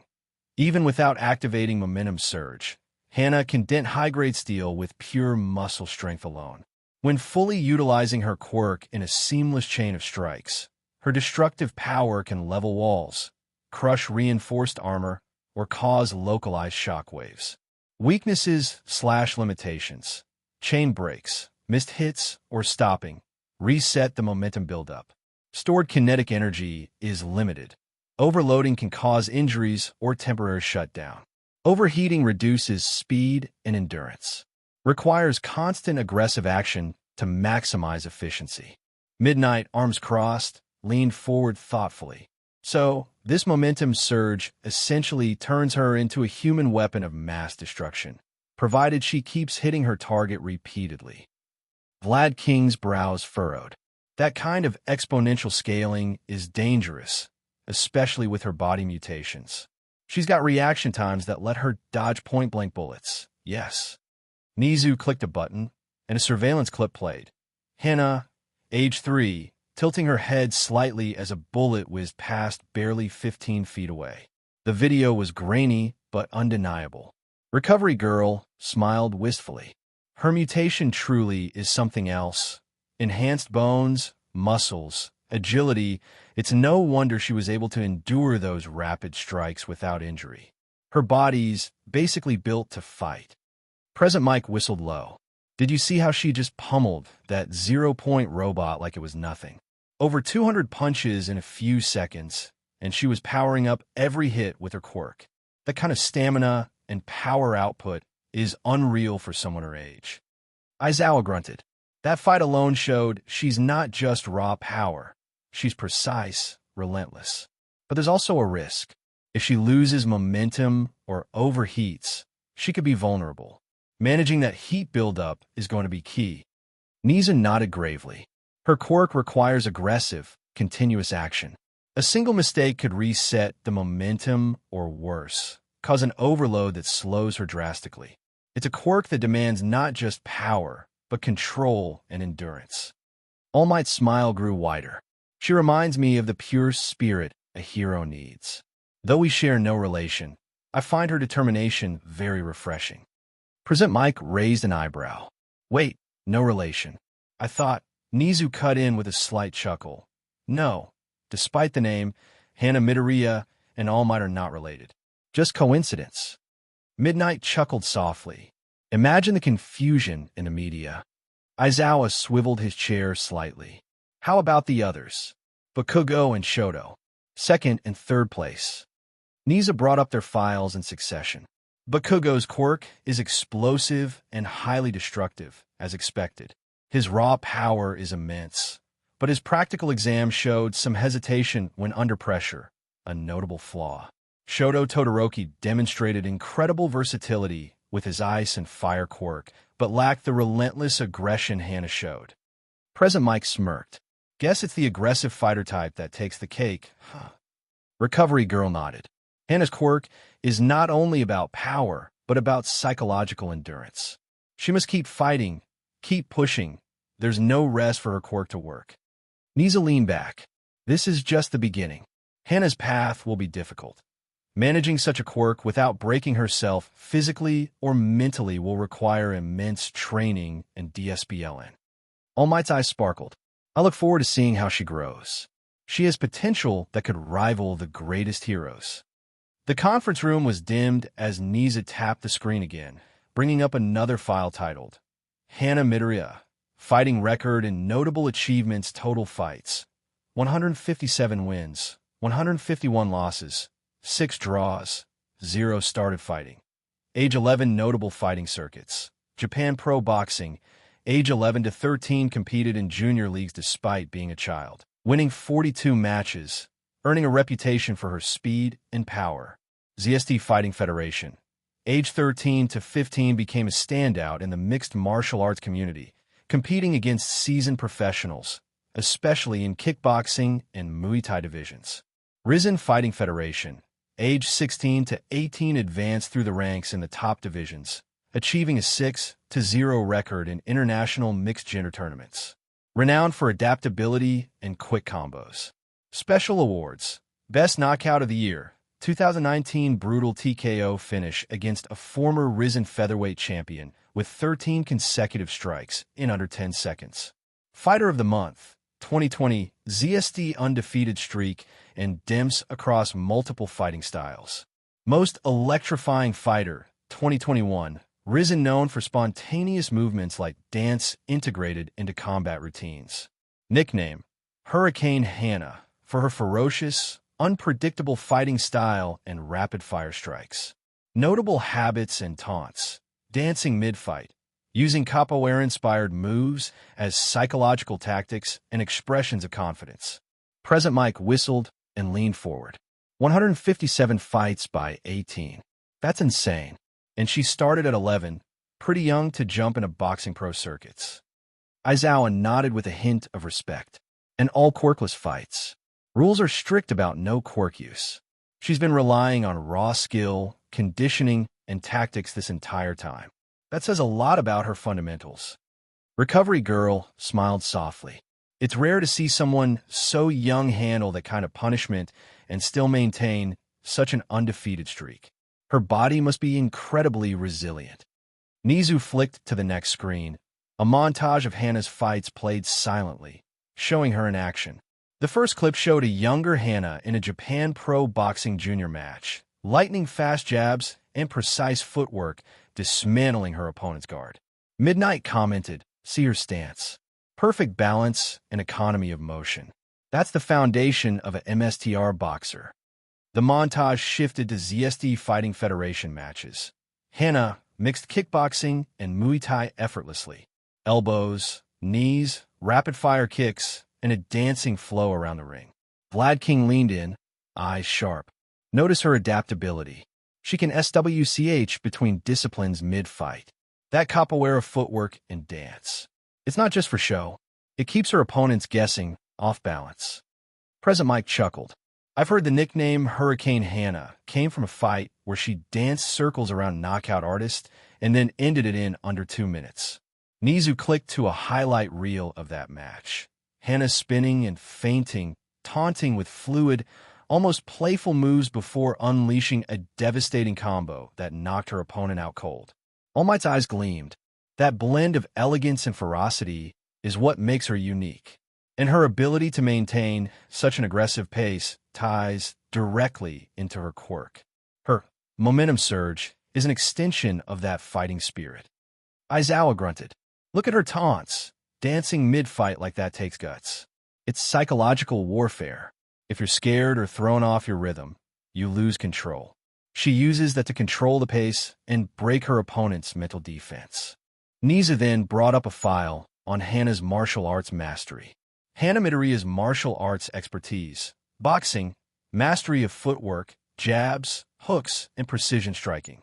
Kickboxing, Powerful and versatile kicks with fluid transitions. Muay Thai. Clinch work, elbows, knees, close-range brutal strikes. Capoeira. Dance-like footwork used for evasion and psychological tactics. Sharkman Karate. An unorthodox, aggressive martial art focused on rapid, overwhelming attacks and strategic momentum building. Midnight raised a brow.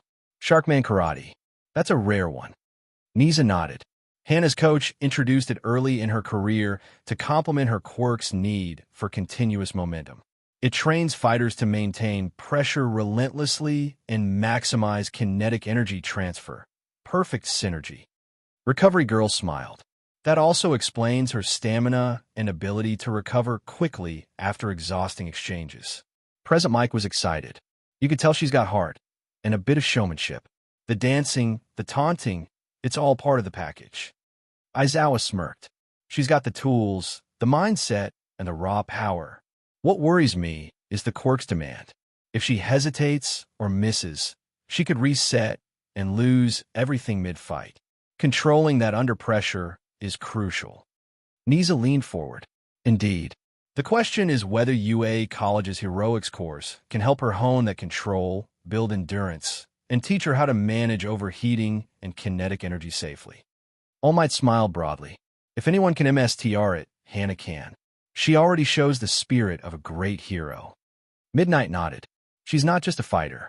She's a performer, a strategist, a powerhouse. And that's exactly what heroes need.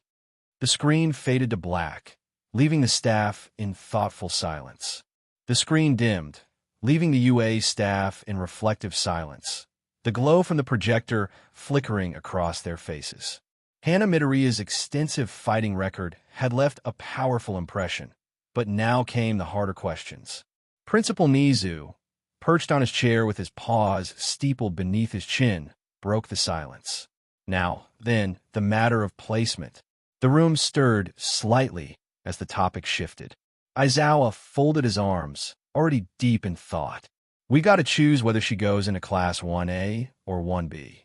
Normally, Vlad King started, we would place students like her in 1B, not because of potential, but because of experience. That class focuses more on developing students who need time to grow into the hero role. It's a slower-paced curriculum, a bit more controlled. But Hana, Vlad trailed off, shaking his head. She doesn't fit that mold. She's not unrefined. She's experienced. Midnight gave a low chuckle. She has more combat experience than most pro heroes under 30. All Might turned from the dark screen, his voice thoughtful. She'll want to be placed wherever her girlfriend is. Kyoka Jiro. Present Mike perked up. Jiro's definitely going into 1A. Top 10 in both the written and practical. Balanced, adaptable, sharp instincts. She's one of the most promising students we've seen. Nisa nodded.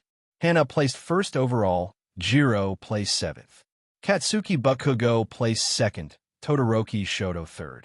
With scores this high, I see no reason Hana can't join 1A. Aizawa leaned forward, narrowing his eyes. If we put her in 1A, that means she'll be clashing with Bakugo. That kid doesn't take kindly to competition, especially from someone who clearly outclassed him. And, Midnight added with a smirk, we did see the clip of Hana dancing after a final hit during the exam. That's going to get under his skin. Could be a good test, All Might said seriously. Let him learn humility. Or explode, Present Mike muttered. Nisa chuckled lightly. Regardless, her placement should be based on her potential and how well we can help her grow, not on avoiding interpersonal conflict. Quirk Mastery. The big unknown Nizu clicked back into the main file and highlighted a section in red. Note, no current documentation on Hana Midoriya's level of mastery over her quirk. Manifestation recorded at age 4, along with physiological mutation. No academic records reflect formal quirk usage training. Unknown whether her quirk has been integrated into her combat techniques. He turned back to the staff. This, he said, tapping the red section, is our greatest mystery. Vlad frowned. You're saying she could have been fighting quirkless this entire time, and still came out with that record? All Might's brows furrowed. If that's true, then we haven't even seen her at full power yet. Aizawa rubbed his temples. It also means we don't know how she uses her quirk. There's a possibility she's already trained herself to manage the overheating, or she hasn't, and it could become a severe liability. Midnight nodded. The body mutations, the denser muscles and bones, the shock absorption, those are natural adaptations. But the momentum surge stacking, that requires rhythm, timing, precision. If she can already control that, she might be one of the most dangerous close-quarters students we've ever had, Vlad said. Nizu's expression grew more serious. And if she hasn't learned control, he said softly, then we must prepare her before she burns herself out. Literally.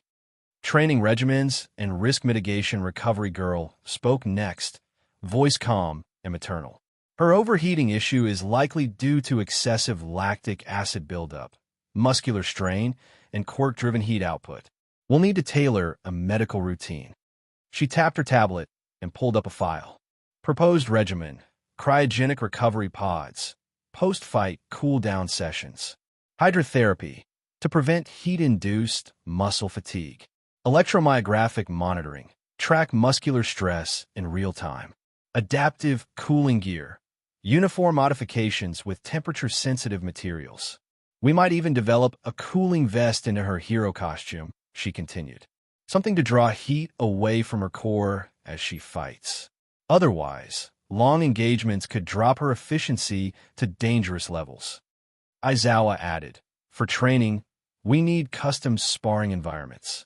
She's used to real fights with real pain. Simulated matches won't push her enough. All Might nodded. We'll pair her with high-endurance, close-quarter specialists, maybe even some of the upperclassmen, and eventually, she'll need multiple combat instructors. Boxing and kickboxing only scratch the surface of what her quirk can amplify. President Mike tapped his chin. Capoeira might also be a clue to how she integrates flow with momentum.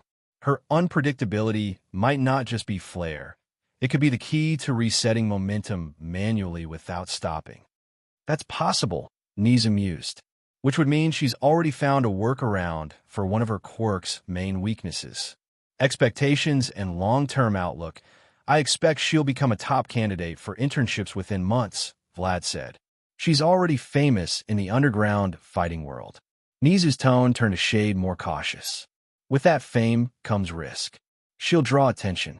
The press will dig into her past. Some might criticize us for allowing a brawler into UA. Let them talk, Aizawa said flatly. She's more than earned her place. If we shelter her, we're just holding her back. All Might raised a hand. We do need to watch for burnout. Not physical, but psychological. With a record like hers, she's never really been treated as a kid. And now, we're putting her in an environment where she'll be a student again. Recovery girl nodded. We'll need to evaluate her stress levels. She's been fighting adults for years. That does something to the mind. Nizu smiled gently. And perhaps, with the right mentorship, the right environment, she can finally grow. Not just as a hero, but as a young woman. The silence settled again, but it was no longer uncertain. There was resolve in the air now, resolve to guide, to shape, and to protect. Nizu finally stood. Very well. Hana Midoriya will be placed in Class 1A. He looked to All Might. You will observe her closely. She's not just a fighter. She could be a symbol. A new kind of hero. All Might nodded solemnly. Understood. And with that, Nizu concluded, we prepare for the arrival of a hurricane. The quiet hum of an early spring breeze stirred the curtains of the Midoriya household, the sunlight filtering through the windows in delicate shafts. It was peaceful, oddly so, considering the chaos that usually surrounded Hana Midoriya. For once, her knuckles weren't bruised. No training wraps adorned her hands. No lingering soreness clung to her spine from endless hours in the ring. Today, her hands were clean, her nails painted black, and her hair loosely tied back in a messy ponytail. Her piercing yellow eyes glimmered with something rare for her, anticipation. Her mother, Inko, had been fussing around the apartment all morning, not out of worry, but pure nervous excitement. It'll be here soon, right? I mean, they said it would arrive by noon, and it's already yo. A chime echoed through the apartment like the toll of destiny. Hana looked at the front door. So did Inko. For a full beat, they just stared. Then Hana moved. She walked briskly toward the door and opened it, revealing a sleek black package, no larger than a lunchbox, resting on the welcome mat. The symbol of U.A. High was engraved across the lid in gold, stylized and proud. Inko covered her mouth. Is that? Hana nodded, scooping it up with a smooth motion and closing the door behind her. Looks like it's time. She didn't open it right away. Instead, she walked slowly to her room, savoring the silence, the anticipation, the crackle in the air. This wasn't a moment to rush. Hana Midoriya, Hero Course Acceptance. Her room was decorated minimally. A few posters of old boxing legends, a training mat rolled against the wall, a few hand-carved trophies, and framed newspaper clippings from her underground fighting days. She sat on the edge of her bed, exhaled slowly, and opened the box. A soft mechanical hum emanated as the top split open like petals. A small circular device rose from the center, hovering slightly before it projected a brilliant blue holographic figure. It was him, All Might. The symbol of peace stood tall, wide grin on his face, eyes sparkling with that signature energy. Young Midoriya Hana. He boomed, striking a classic pose. Congratulations. You have been accepted into the U.A. Hero Course Class 1A. Hana blinked. Her chest rose and fell slowly, emotion churning beneath the surface like magma. Your performance in the entrance exam was nothing short of phenomenal. You ranked first overall, not just in points, but in precision, awareness, and adaptability. You demonstrated courage, control, and the heart of a true hero. He stepped forward in the projection, voice lowering slightly. We know about your past, your battles, your victories, your scars. And let me say this, not as a teacher, but as someone who understands what it means to be built for battle. The projection leaned closer. Your strength is undeniable, but your choices, young lady, they're what make you heroic. Hana's fingers clenched the blanket beneath her. She hadn't realized she was holding her breath. We're honored to have you. You will be in Class 1A alongside your peers, including one Jiro Kyoka, if I'm not mistaken. He winked. That made Hana crack a grin. Starting next week, your journey begins. But take today to celebrate. You've earned it. The hologram shimmered. This is only the beginning. I'll see you soon, Hana. And with that, the projection faded. The room was silent again, save for Hana's quiet breathing. Kyoka Jiro, Hero Course Acceptance just a few blocks away, in a more modest two-story home. Kyoka Jiro was sitting cross-legged on her bed, headphones wrapped around her neck, her electric guitar resting across her lap. She had just finished a riff when the doorbell rang. Mom, door. I'm cooking. Ugh, Jiro muttered, placing the guitar aside and trudging toward the door in her black socks. Like Hana's, her UA letter had arrived in a box that looked more like some sci-fi collector's edition item than anything related to school. She stared at it for a moment, heart pounding in her chest. It had her name on it. That made it real. She took it up to her room and opened it, the same hum rising from the box as the holographic projection activated. The figure that emerged was Present Mike, larger than life, flashy jacket and shades in full force. Yo, Jiro Kyoka. Jiro flinched, gritting her teeth. Seriously, congrats. You made it into U.A. Hero Course, Class 1A. He spun in place with his usual flair, throwing out peace signs and finger guns. You crushed it in the entrance exam, girl. Smooth control of your quirk, solid tactical instincts, and dare I say, the ear of a rising rockstar hero. Jiro felt a mix of pride and secondhand embarrassment crawling up her neck. But she couldn't help the tiny smirk forming at the corner of her lips. You've got rhythm, flow, and precision. And you've already shown you can think like a pro, scanning the field, supporting your allies, and keeping cool under pressure. He winked. And hey, you'll be in class with Hana Midoriya. Now, there's a power couple waiting to take the world by storm. Jiro's cheeks flushed. Okay, can you not? UA can't wait to have you, Kyoka. I'll see you soon. And remember, keep rocking. The hologram ended with a literal mic drop before fading into sparkles. Jiro stared at the empty air for a long moment. Then, slowly, she sank back on her bed, her hands covering her face. "I'm in," she whispered. "We're in." Later that night, a shared call, the video call, connected instantly. Hana's face appeared on Jiro's screen, her expression unusually soft, almost dazed. "Hey," Jiro said, sitting up straighter. "Hey." They just looked at each other for a moment. "You got it?" Hana asked. Jiro nodded. "Class 1A. You?" Hana smirked. "Same." Jiro exhaled in relief. "Good." There was a beat of silence. Not awkward, just weighty. "I got All Might," Hana said. "For my message." Jiro grinned. "Of course you did. I got Present Mike. He was a lot." Hana chuckled. "But he mentioned me." "Oh, he did. Called us a power couple." They both flushed, but neither looked away. "So," Jiro said after a moment, her voice quiet, "we're really doing this, huh?" "Yeah," Hana replied.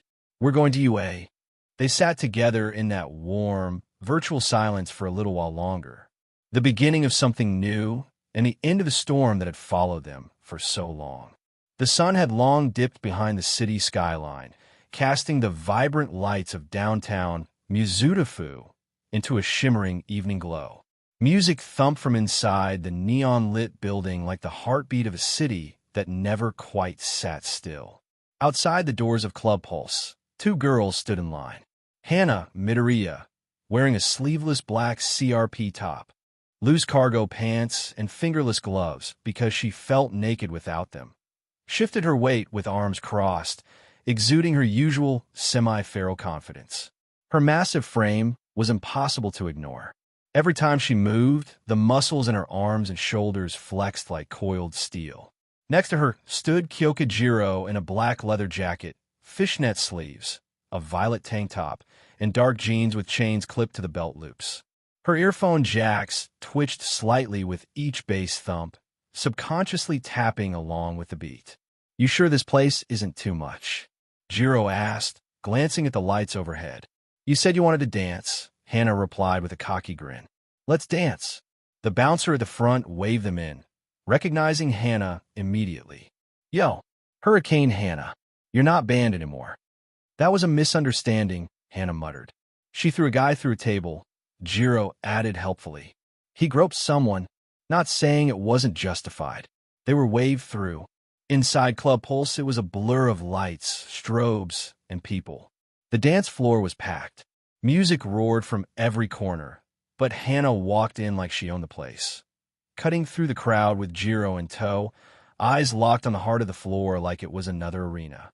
They didn't wait. Hana grabbed Jiro's hand and yanked her into the fray, spinning her with zero warning. "Whoa!" Jiro gasped as she was dipped back suddenly, her face inches from Hana's grinning one. "Warm up round," Hana teased, hauling her upright. They danced in rhythm, naturally syncing without a word. Hana's movements were sharp and fluid, a mix of Capoeira grace and pure fighter precision. Jiro moved like a melody, flowing, sharp, with surprising power behind every sway of her hips. They were good. So good that people had started backing up just to watch. The Cupid shuffle to the right, to the right, to the right, to the right. The whole club erupted as Cupid shuffle dropped. Jiro grinned wide. Oh, hell yes. Even Hana looked amused as the entire dance floor turned into synchronized chaos. "Come on," Jiro shouted, grabbing Hana's hand.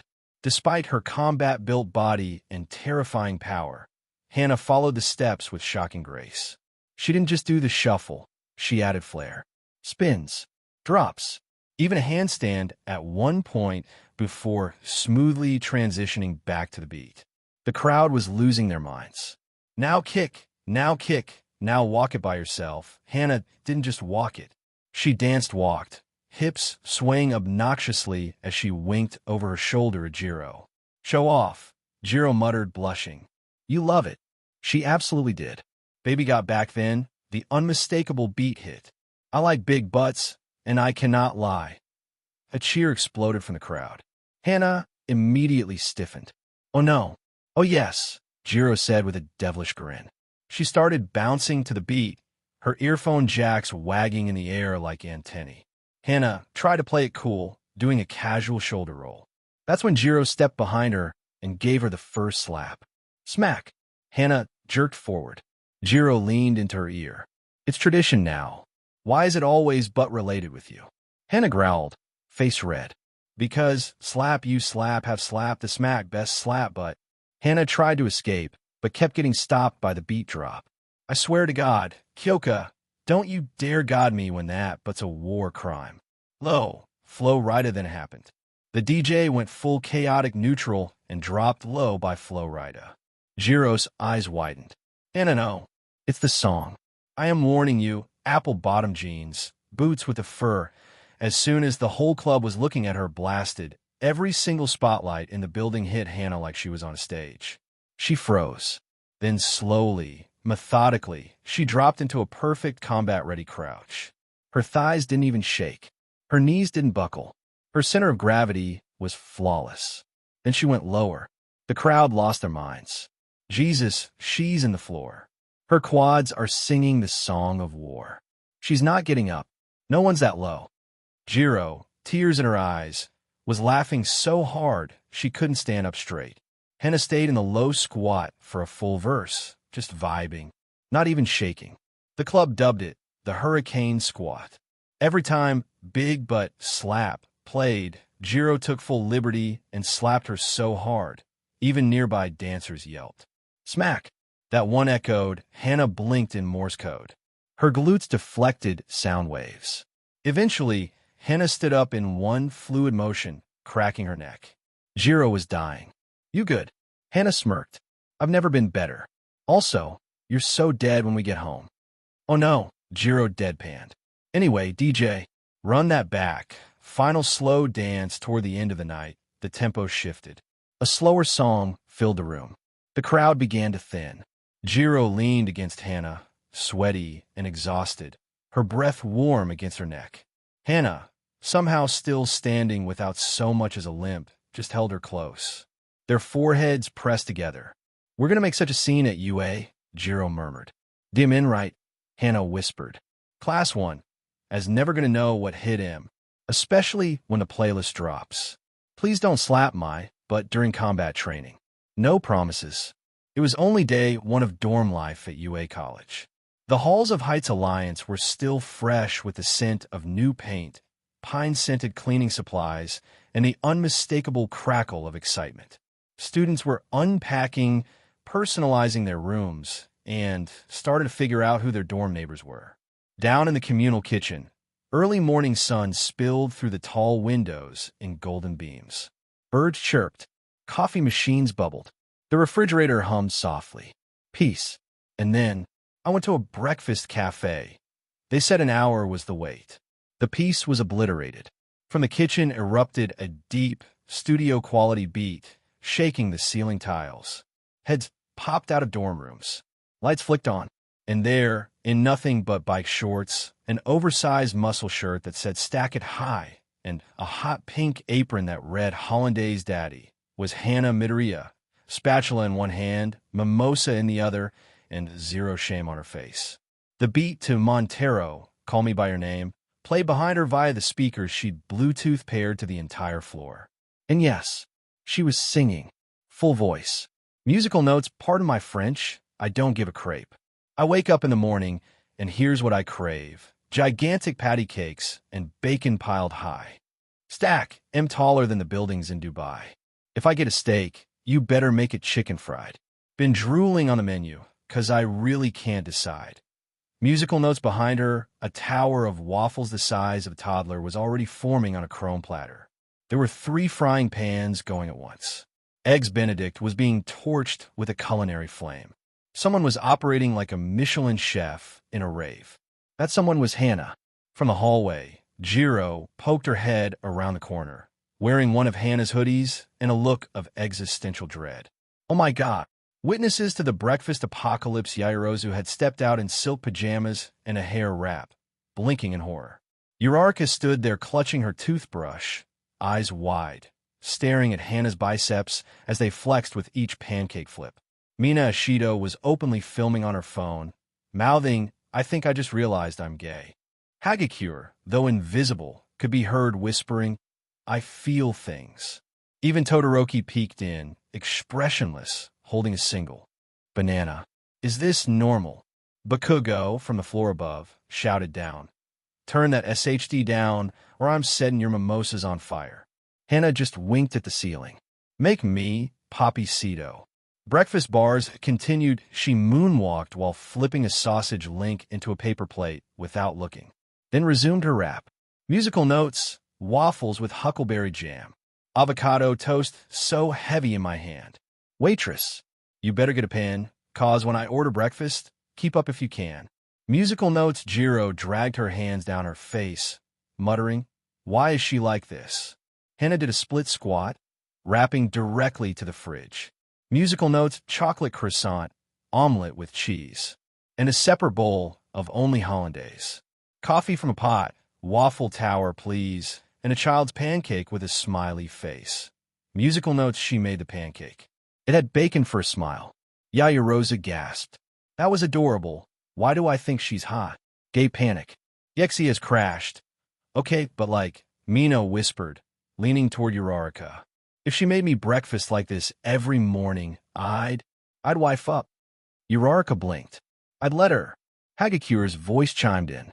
"I'm invisible, and she still makes me blush." Yayarozu just shook her head. "Is this what being pansexual feels like?" Kaminari finally emerged from his room, rubbing his eyes. "What's going on?" Hana turned. Musical notes. Oh, Denny's Grand Slam crammed in the hole where I speak. Musical notes. Kaminari stared. "Nope." Turned around. "Absolutely not." Breakfast peaked. The song was building. Hana kicked, opened the freezer, and grabbed frozen hash browns like they were sacred relics. Musical notes. Champagne mimosas never end. Happy, getting trashed at barely 10 a.m. Musical notes. She poured another mimosa with her foot on the counter and her other hand flipping eggs. It should have been illegal. Musical notes. Breakfast burritos in my hand. Put away more sausage than an OnlyFans. Breakfast in the morn. Breakfast in the eve. Breakfast in the bathroom on a dinner tray. Musical notes. By this point, Hagakure had fainted. Mina was crying and clapping. Yayarozu was holding a pillow over her face. "I think I'm questioning my entire orientation." Ida, entering at full sprint. "What is the meaning of this?" Only to halt in front of Hana as she bellowed. Musical notes. Send an eggs Benny down into my grave. With all the hollandaise, slip in a hash brown beside it. Musical notes. Carry on. Ida said solemnly. Finale and aftermath. Hana finished her rap with one final, buttery growl. Musical notes. Watch out, frosted flakes. A serial killer's inside me. Just want to smother a little sugar on TUH. Squeeze Mrs. Butterworth's, until the syrup come UH. Musical notes. She struck a pose. The music cut. Silence. Then, "Marry me," Mina shrieked. Jiro, now bright red, stomped into the kitchen. "You promised you'd save the Butterworth's line for private. And what the hell is a breakfast wrap?" Hana grinned and held out a mimosa. "Means waffles and pancakes, babe." Jiro took the mimosa. "I hate you." "No, you don't." "No, I don't." The staff room at college was a sacred space. A refuge. A place of coffee-fueled whispers, dead-eyed grating, and just enough peace to delay mental breakdowns until lunch. Present Mike had claimed the couch. Midnight was curled in a beanbag chair in sunglasses and a hoodie, groaning like a ghoul. Alma was sipping tea with trembling hands and wondering if retirement meant he could just walk into the sea.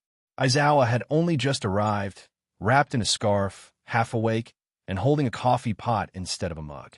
Then the TV flicked on. Security feed pulled from Heights Alliance, Dorm C, kitchen block, 7:38 a.m., said Cementas, yawning. Something tripped the decibel limit alert. Probably Bakugo yelling again. No one looked up. Not yet. Then the speakers played. Musical notes. I went to a breakfast cafe. They said an hour was the wait. Part of my French, I don't give a crepe. I wake up in the morning, and here's what I crave. Gigantic patty cakes and bacon piled high. Stack am taller than the buildings in Dubai. If I get a steak, you better make it chicken fried. Been drooling on the menu, cause I really can't decide. Musical notes, All Might's teacup shattered. That's Midoriya, he whispered. No, that's Hana, muttered Midnight, eyes now wide. Aizawa blinked blearily at the screen. Why does she have 3 frying pans and a flamethrower? The video continued. Musical notes, waffles with huckleberry jam. Avocado toast so heavy in my hand. Waitress, you better get a pan, 'cause when I order breakfast, keep up if you can. Chocolate croissant, omelet with cheese, and a separate bowl of only hollandaise. Coffee from a pot, waffle tower please, and a child's pancake with a smiley face. Musical note Snipe leaned forward. Is she rapping over Montero? Vlad King squinted. Where did she get a subwoofer big enough to shake the wall? She built it herself in week 1, said Power Loader, rubbing his temple. Called it the Base Tectonic Grill Mix 9000. I thought it was a blender. Nizu, sipping espresso, smiled warmly. Oh my, the physical coordination involved in flipping a sausage while moonwalking. Present Mike hollered. She hit that split like it owed her money.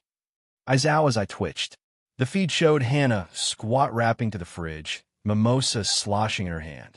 Musical notes, oh, Denny's Grand Slam crammed in the hole where I speak. Ham in a pan is the spam that I seek. Grand Slam once again, that's my 10th in a week. IT reminds me of that song with Megan and Cardi B. I crave a WAP every morning. That means waffles and pancakes to me. Musical notes silence. Then, we are so getting sued, whispered Midnight. The feed jumped to Hana bouncing to the beat, syrup bottle in hand like a mic, singing like her soul was powered by brunch and bad decisions. Musical notes, champagne mimosas never end. Happy getting trashed at barely 10 a.m. Breakfast burritos in my hand. Put away more sausage than an OnlyFans. Breakfast in the morn. Breakfast in the eve. Breakfast in the bathroom on a dinner tray. Musical notes, did she say OnlyFans? Gasped recovery girl. She said only breakfasts. Aizawa deadpanned. Let me lie to myself. The video cut to the CLMX. Hana was now posing on the counter like a Broadway star. Mimosa in one hand, egg yolk on her cheek like war paint. Musical notes, sending eggs Benny down into my grave. With all the hollandaise, slip in a hash brown beside it. Syrup on my face. If you don't love breakfast, you lying. I eat so much eggs. I can make a chicken start crying. Watch out, Frosted Flakes. A serial killer's inside me. Just want to smother a little sugar on TUH. Squeeze Mrs. Butterworth's, until the syrup come, Musical notes, the footage paused. Silence. Aizawa sipped from the coffee pot like a bottle. Well, said Midnight, I'll never eat French toast without thinking of her again. Mike wiped a tear from his eye.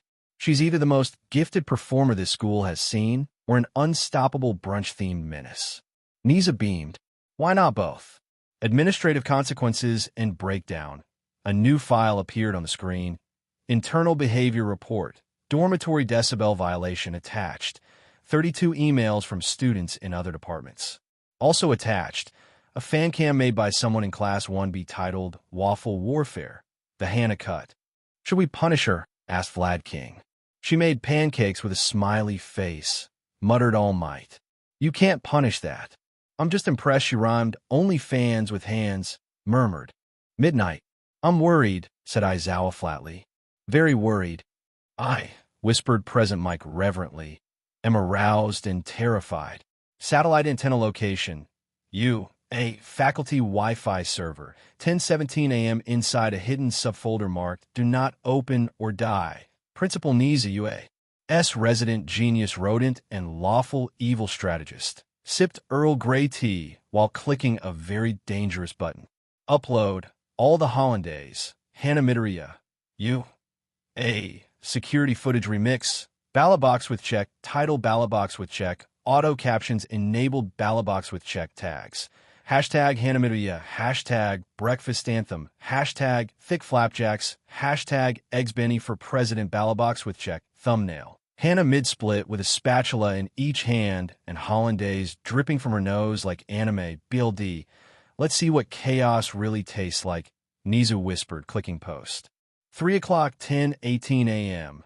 YouTube. 1 view 3 o'clock 10:21 a.m. TikTok. 1. 3K repost 3 o'clock 10:24 a.m. Twitter/X. Wahoo TF is Hollandaise girl. Trending 3 o'clock 10:29 a.m. Reddit r/music memes. Mega thread. All the Hollandaise is the most important song since Beethoven's Fifth. Laptop computer social media meltdown. 10:30 a.m. Twitter/X. Butter at Lil Yoke in the game. She rhymed OnlyFans with put sausage in my hands. I'm shaking, crying, throwing bacon, cooking at Megan the Toast. I woke up to a pancake-peddling demon rhyming waffles with offals, and I have never been more alive. Chicken at Chicken Union official. As representatives of hens worldwide, we demand Hana Midoriya stop consuming 48 eggs a day. Our cloacas can't take it. Microphone celebrity reactions. Gordon Ramsay, reacting live on IG. I've never wanted to both kiss and strangle someone this badly over breakfast. Cardi B, retweeting the OnlyFans line with a dozen laugh emojis. Girl said WAP stand for waffles and pancakes. I ain't even mad. Put that on vinyl. The Rock, posting a pancake flip in solidarity. We cooking at dawn now. All the Hollandaise. All of it. Beyonce, low-key posting a video in a lemon yellow robe, lips syncing, sending eggs Benny down into my grave. Brain Gen Z reactions. TikTok immediately devolved into a challenge called the Hollandaise Hell Drop, involving doing a squat, spinning 360 degrees with a waffle, and landing a split while mimicking Hannah's mimosa pour move. Countless edits of anime characters with the audio. Levi from Attack on Titan making pancakes while threw up on my Haze plays in the background. Cosplays of Hannah wielding spatulas crossed like dual katanas. United States, USA, government agencies weigh in FDA. Due to mass production requests, we are temporarily suspending the National Hollandaise Reserve. Please do not attempt to bathe in egg yolk. Again. NASA, we heard the bass from the Base Tectonic Grill, Mix 9000 the ISS. Please advise. The Pentagon, we have classified Hana Midoriya under category culinary weapon of mass disruption. Deployment, not recommended near IHOPs. Telephone receiver A. Admin group chat, Aizawa, it's everywhere. The girl is international. I received 47 breakfast-themed fan letters addressed to Hash Brown Queen. Midnight, someone photoshopped her riding a syrup tsunami like Legolas. I've changed my desktop. Present mic, we're in the end times, and I'm vibing. Can she open for me on tour? Oh might, what is a WAP? Do I want one? Nizu, oh dear. What have I done? Face with hand over mouth, Aizawa. You did this, you little devil. Musical notes. Spotify, iTunes, and Pirate Radio, all the Hollandaise, XBLCT version. Hits. Number 2 on Spotify Global, right behind Taylor Swift's new heartbreak song about a croissant-stealing ex. Number 1 on Billboard songs most likely to cause a cholesterol spike, illegally broadcast on Tokyo subway speakers by rogue DJs in animal onesies. Graduation cap back at UA. Dorms. Hannah, now in sweatpants and a pink EG slot hoodie, is stuffing hash browns into her mouth while watching her follower count rocket past 3 million. Jiro, on the floor with her face in a pillow. Why are you famous for becoming a brunch STRPR? Mina, wide-eyed and sweaty. I think I'm bisexual now. Again. Ochako, staring at Hannah with the reverence of a pilgrim seeing a holy relic. Asterisk, how did you rhyme Benny with grave? Bakugo, in the hallway, shaking and whispering, she's more dangerous than me. Todoroki, holding a spatula. Do you think if I study her, I too can be breakfast? Cooking. Closing image. The billboard in downtown Tokyo. A 60-foot hollow billboard now loops Hannah's anthem on repeat. A cartoon version of her rides a tidal wave of eggs and bacon into the sun. Caption, all the Hollandaise. Now streaming on every platform, including the moon. Under it, someone has graffitied in syrup. I crave a WAP every morning. The morning sunlight filtered through the towering windows of UA. High's newest campus, casting warm golden streaks across the bustling hallways. For many, Today marked the first day of the new academic year and the beginning of their journey toward heroism. For Class 1A, it was the day they'd find out just how much pressure would be put on their quirk mastery, starting with the infamous quirk assessment test. The classroom. Aizawa's entrance, the students filed into the classroom, some chatting nervously, others trying to exude calm confidence. Hana and Jiro entered side by side, their eyes already scanning the room. Some students whispered, others openly stared at Hana's undeniable presence. Aizawa appeared from the back, eyes half-lidded and clad in his trademark sleeping bag-like scarf. The classroom instantly quieted. "All right," Aizawa drawled, voice flat but carrying unmistakable weight. "This year's quirk assessment test is coming up." He paused, scanning faces like a hawk. "It's non-negotiable. You'll be tested on control, adaptability, and combat effectiveness. The lowest scorer will be expelled." A collective intake of breath rippled through the room. "Expelled," a student whispered, eyes wide. Aizawa nodded once, deadpan. "Last place gets cut. No exceptions. Consider this your first warning." Some students paled. Others clenched fists, biting back fear or frustration. The locker room. Tension and taunts. Later that morning, the girls filed into the locker room, still buzzing about the threat. The tension was palpable. They talked strategy, fears, and who might bomb a test. But then, all eyes subtly turned to Hana. Hana, known as Hurricane Hana for her unmatched ferocity and, well, her legendary derriere, was unmissable. Her powerful, muscular frame looked ready to explode in emotion, her posture radiating both confidence and a little bit of "don't mess with me." One by one, the girls glanced, some with awe, others with thinly veiled jealousy. Whispered comments floated in the air. "She doesn't even look like she breaks a sweat," Mina said quietly.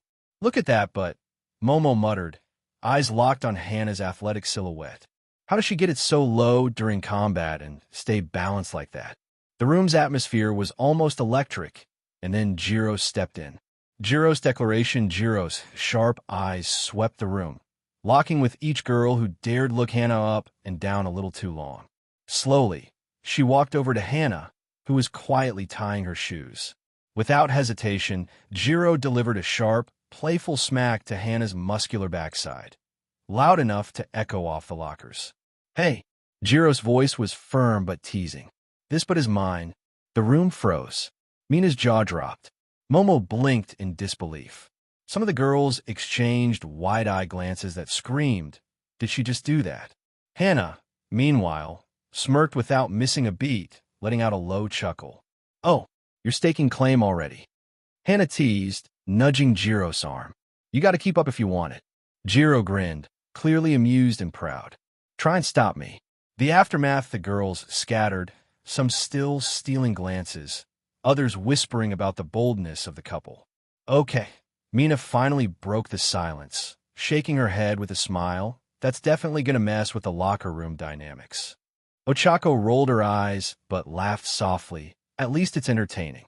Meanwhile, Hana and Jiro moved toward the exit, hands brushing casually, a quiet reminder that, no matter the tension, they had each other's backs.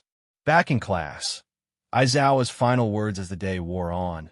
The students regrouped in class. Aizawa's voice cut through the chatter once more. "You will prepare for the test. Train hard, train smart, and watch your backs.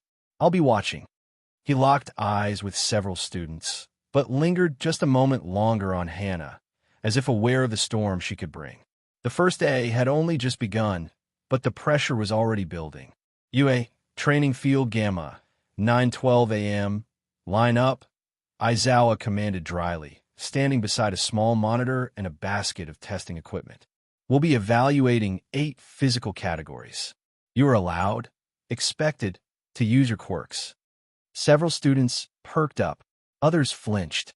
"This will help us gauge your capabilities under real combat and field conditions." "You know the categories. Let's start with the 50-meter dash." 1. 50-meter dash. Each student went 2 at a time, a timer recording their sprint. Bakugo launched forward like an explosion, literally blasting himself to a 2. 8-second finish and landing with a snarl. Then came Hana Midoriya. As soon as the whistle blew, her heels dug into the turf, and she surged forward. Not with explosions, not with teleportation, but with pure, overwhelming force. Her powerful legs, toned and battle-trained, blasted her forward with such velocity that the turf cracked beneath her first step. The air howled in her wake. Time, 5 seconds. Everyone gawked. No boosters. Kaminari asked. No jetpacks. Ciro muttered. No DM engines in her calves. Ida shouted in disbelief, gripping his arms. She just ran, Yaoyorozu whispered. Even Bakugo stared, twitching slightly. 2. Grip strength. Aizawa handed out digital grip testers. Let's see what kind of force your hands can output. No smashing the device. Mina squealed when she barely cracked 40 kilograms. Kirishima, proud of his hardening quirk, landed a clean 540 kilograms. Then Hana stepped up. She flexed her arm once. Steam was already whispering from her shoulders from her dash. She calmly took the grip tester, exhaled, and squeezed. 1,280 kilograms. The handle snapped in half. The tester exploded. Silence. Aizawa blinked. You'll be paying for that. Hana sheepishly shrugged. My bad. Bakugo whispered. Okay. What the hell is she made of? 3. Standing long, jump the goal. Jump as far as you could from a standing position. Uraraka floated gracefully and landed 15 meters away by nullifying gravity. Todoroki used ice skates mid-air for a smooth 17-meter flight. Hana crouched. Steam now visibly curled from her back as her body warmed up, fueled by the continued strain. She bounced once on her heels. Boom! She launched like a railgun bolt and cleared 37 meters, her landing punching a divot into the ground like a comet impact. Earth cracked beneath her boots. Present Mike screamed from the sidelines. That's a whole but triple jump world record. From a standstill. Hana Midoriya is a biological cannon, baby. 4. Repeated sidesteps. The test began with side-to-side motions over a central line, evaluating agility, speed, and reaction. Most students peaked at around 90 to 110 steps in 1 minute. Hana cracked her knuckles and bent her knees. She vanished. A blur of motion zipped back and forth, her feet moving with such machine-like rhythm that steam erupted from her calves and shoulders by the 40-second mark. By the end, she clocked in 206 clean steps, and a visible heat haze shimmered around her body.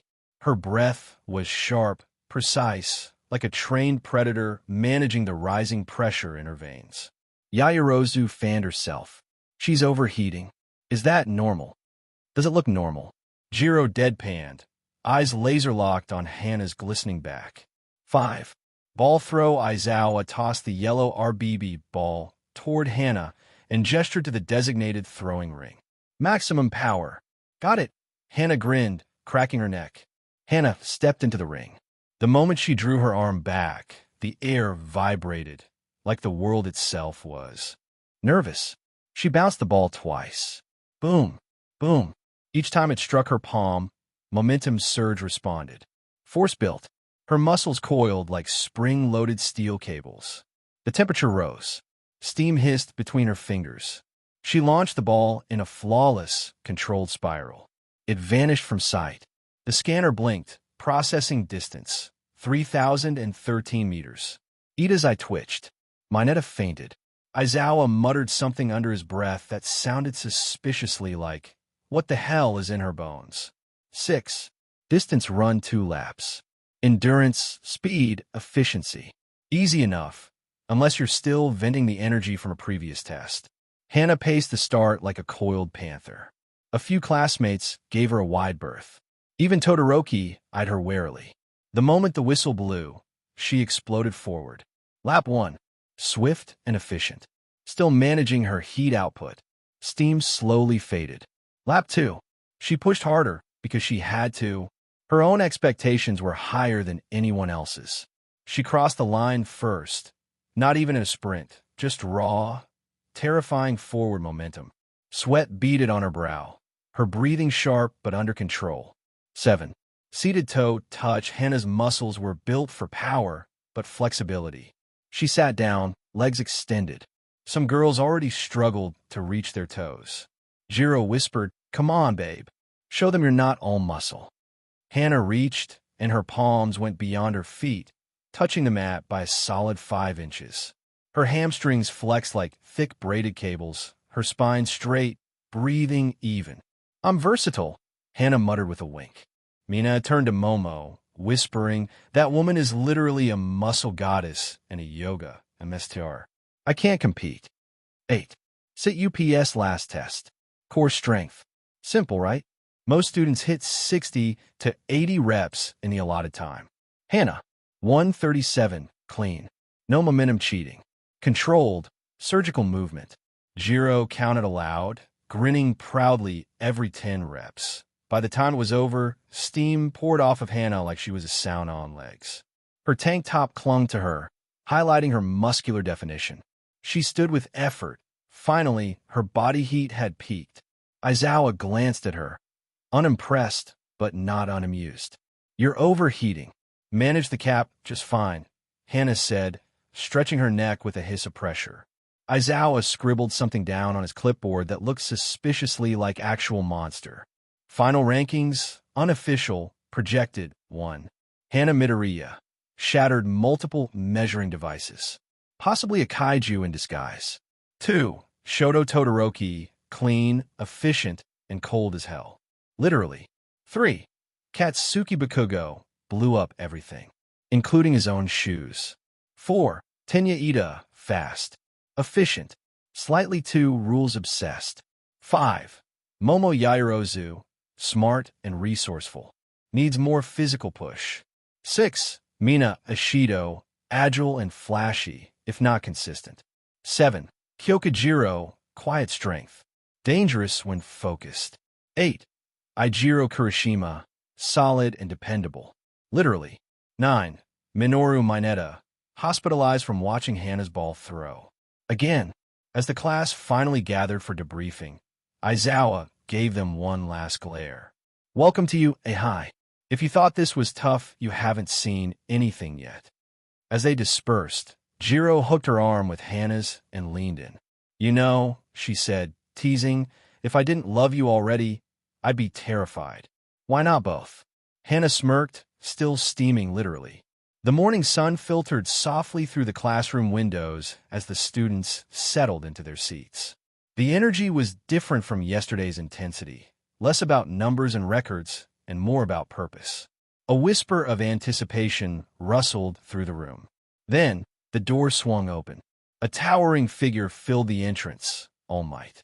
The room fell silent, every eye immediately drawn to the symbol of heroism himself. Even Bakugo paused, lips tightening. All Might's radiant smile seemed to fill the room with warmth and hope, a light that could brighten even the dullest corner. "Good morning, students." His booming voice carried effortlessly, echoing with the power of conviction. "Today marks your first heroics class. Here is where you learn what it truly means to be a hero. Not just how strong you are, but how you use that strength to protect others." The room stirred with excitement and some nervous jitters. Heroics class announcement. We'll be heading to the training grounds in groups. You'll be tested on your judgment, teamwork, and quick thinking.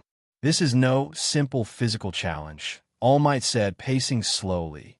Your quirk, your power, your spirit, all must work together.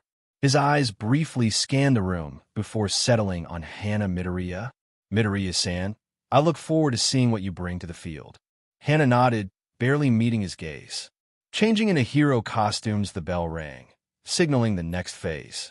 The students filed out, buzzing with excitement. The hallways led to the changing rooms, where each would prepare their hero costumes. Hana's outfit awaited her, a sleek, modified version of her old boxing gear. The gloves were gone, replaced with reinforced finger wraps that allowed for tactile precision without restricting her momentum surge. The suit clung to her muscular frame, flexible and breathable, designed for maximum mobility and heat ventilation. She slipped into it quietly. Hana's internal world No one noticed the subtle way Hana's shoulders sagged just a fraction, how her smile felt like a mask welded to her face. Another day, she thought, another show. I'm the girl who runs fast, hits hard, blows minds.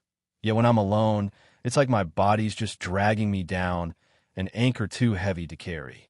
Her fingers curled tightly around the fabric at her waist. Is this what they mean by being a hero? She wondered, swallowing the lump rising in her throat. Because if it is, how am I supposed to believe I'm worth all this? Hana's thoughts spiraled quietly, the fog of depression settling in her chest, a silent shadow behind the roaring heat of her quirk. What if the momentum stops? What if I never catch the next hit? Her breath caught, but she forced herself to stand tall, slipping the last zipper up. The room bustled around her. Laughs, chatter, the clatter of boots and zippers. But Hana felt a quiet stillness inside, a separate world of shadows and doubt she kept locked away. No one needs to know. They don't see. They just see momentum surge, the unstoppable force. But inside I'm breaking. Returning to class, Hana emerged from the locker room, the outfit hugging her like armor. Her muscles tensed, adrenaline mixed with that cold, creeping emptiness. Jiro caught her eye and smiled softly. You ready? She asked. Hana nodded. Yeah, let's go. Nobody questioned the slight hesitation in her voice. On the way to the training grounds, the group walked out together, a mixture of enthusiasm and silent focus. The first heroics class was about to begin, and for all the excitement outside, Hana carried a quiet battle within herself, one she wasn't ready to share. The classroom was electric with anticipation as All Might clapped his hands together, signaling the start of the real lesson. All right, everyone, he said, his voice booming but steady. Today you'll participate in a 2-on-2 hero versus villain exercise. The objective: disarm the bomb, neutralize the threat, and rescue any hostages if possible. A hush fell over the students, punctuated by murmurs of excitement and a few nervous glances exchanged across the room. All Might paced slowly in front of the whiteboard, where a diagram of the training grounds was projected. You will be paired in teams of 2, assigned roles to complement each other's quirks and abilities. His gaze swept the room, locking briefly with each student before settling on Hana. The pairings: Midoriya Hana will be paired with Uraraka Achiko, All Might announced. Uraraka blinked in surprise, but smiled warmly. Got it. Let's do our best, Hana. Hana nodded curtly, still feeling the quiet weight of her thoughts, but appreciating the genuine enthusiasm from Uraraka. Exercise explanation: all teams will face off against the simulated villains. Other students equipped with special training gear that enhances their offensive quirks, All Might explained. The villains have a bomb device. Your job is to tag the villain holding the bomb and disable it before time runs out. He continued, you'll have 15 minutes per round. If you fail to disarm the bomb within the time limit or are all knocked out, your team will lose the round, and there's a penalty for the losing team in the form of extra physical training. The students tensed, clearly understanding the stakes. Strategic notes: all hero quirks are allowed, and creativity is encouraged, All Might said, eyes sparkling with excitement. Remember, this isn't just about brute strength. You must use teamwork, communication, and quick thinking. Adapt to your opponent and play to your strengths. He paused, then added with a grin, and, as always, no reckless moves that endanger yourselves or your teammates. Safety is paramount. Hana and Uraraka's dynamic. Hana glanced at Uraraka, who was already bouncing on the ball of her feet, ready to float into action. All right, Uraraka said with a confident grin. Let's coordinate our quirks. Hana nodded, her mind already running through possibilities. My momentum surge can amplify physical strikes if I keep up the momentum.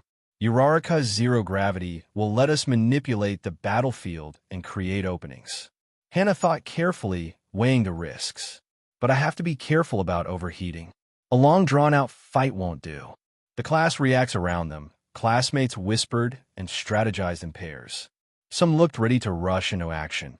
Others studied their opponents carefully. Aizawa, leaning against the wall with his usual disheveled look, gave a tired but approving nod. Let's see who's got the brains to back up their quirks. Final instructions: all teams, report to the training ground in 5 minutes.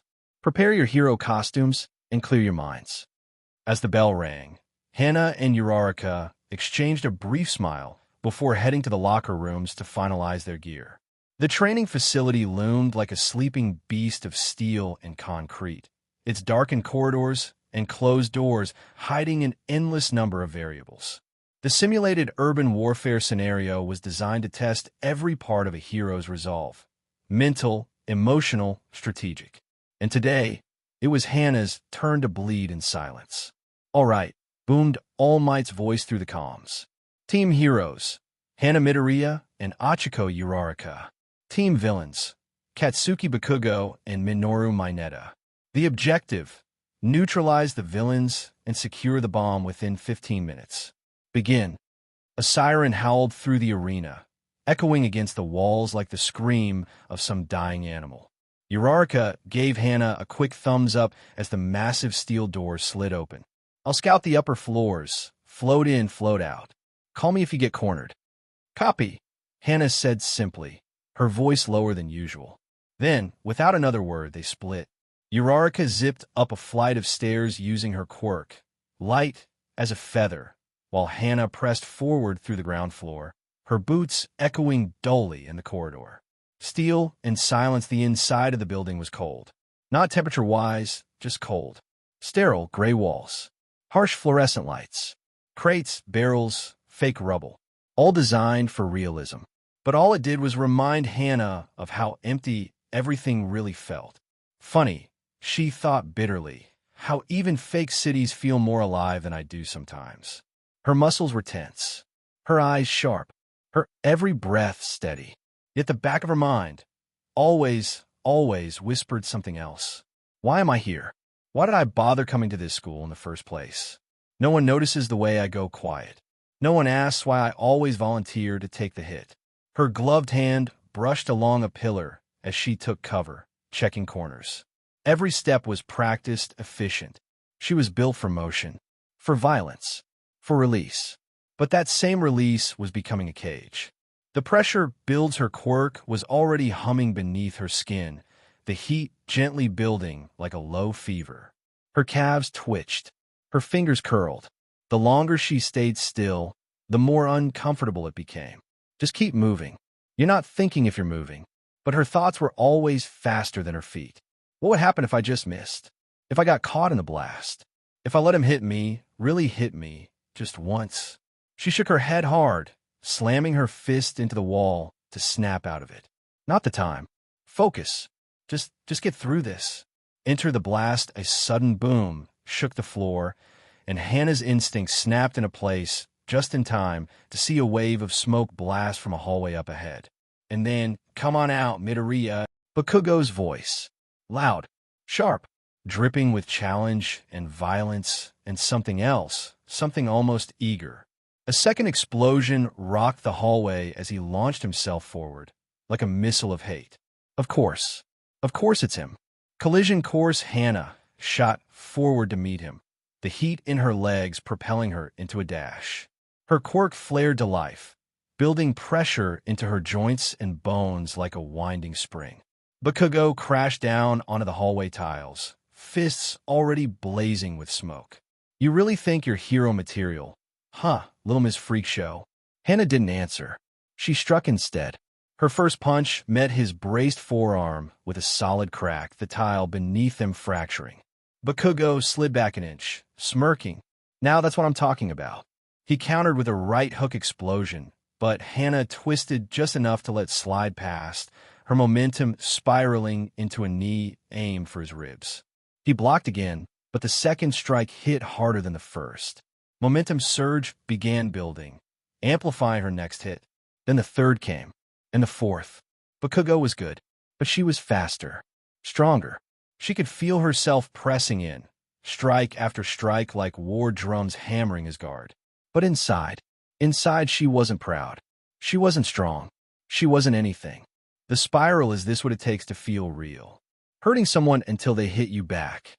Maybe if he hits me hard enough, it'll knock the empty out of my head. A punch slipped past her guard, grazing her cheek. She didn't flinch. She welcomed it. Bakugo's eyes narrowed. You're not dodging like usual. What's your problem, Midoriya? She didn't answer.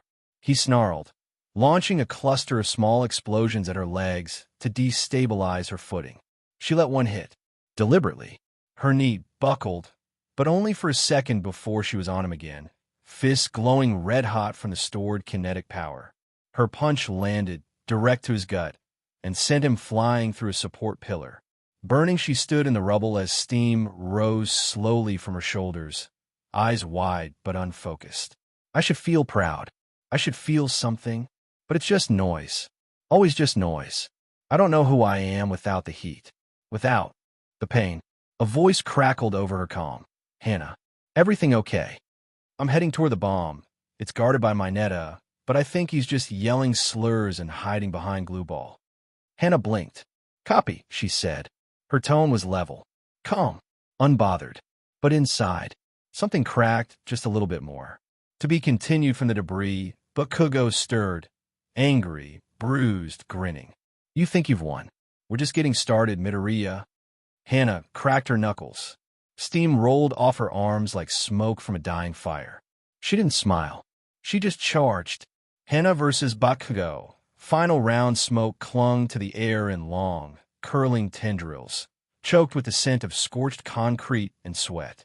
The training facility's hallway was a mess of shattered tiles, buckled support beams, and cracked light fixtures. The simulated environment now felt too real. From the rubble, Bakugo staggered to his feet, BLD dripping from his lip. His gauntlets were smoking, his chest heaving. But even bruised, he grinned like a mad dog. You think this is enough to stop me? He snarled, voice ragged. I'm not done, you beach. Hana stood silently at the far end of the hall. Her body was steaming, her hair clinging to her neck with sweat. The floor beneath her was scorched with faint red footprints, the trail of her momentum. Her knuckles were raw, her arms throbbed, and inside, she felt nothing. Again, still, always. But her muscles remembered what her soul couldn't. They carried her forward. Bakugo lunged with a howl, palms exploding in twin bursts of fury. Hana sidestepped with ease, the world slowing down in her eyes.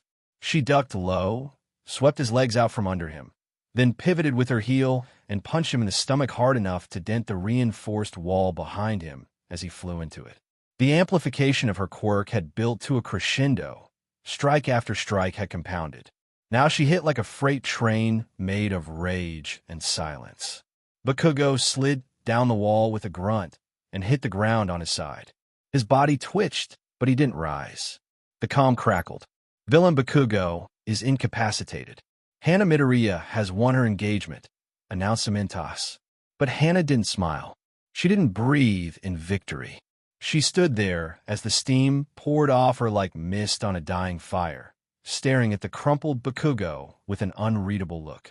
I should feel something. I should feel proud. I should feel like a hero. But all she felt was the pressure in her skull, like a scream that never found its way out. Shift in tone. Uraraka versus Mineta, meanwhile, on the upper floor. The scene was very different. Uraraka crouched behind a stack of fake barrels, peeking at the comically oversized fake nuke in the center of the room. And behind that bomb was Mineta. The purple-headed menace had fashioned himself a sad little fortress out of sticky purple ball and floor mats. He had somehow acquired a pair of plastic riot shields, taped together, and was hiding behind them, muttering like a man in a horror movie. She'll come for me. I know it. She's cute. Too cute. She'll come and punch me for sure. Maybe she'll step on me. Wait, no, that's not. Focus, Minoru. Uraraka blinked. Seriously. She stood up, walked toward him calmly, and said, Hey, Mineta. He screamed like a fire alarm. Aoaoa, don't look at me. He hurled a sticky ball in her direction with all the strength of a deflating balloon. It bounced off a wall and stuck to his own shield. Oh no, traitor, he shrieked. Uraraka pinched the bridge of her nose and sighed. Mineta, you do know this is a hero exam and not a dating sim, right? IIT's not my fault you're hot and strong. Another sticky ball.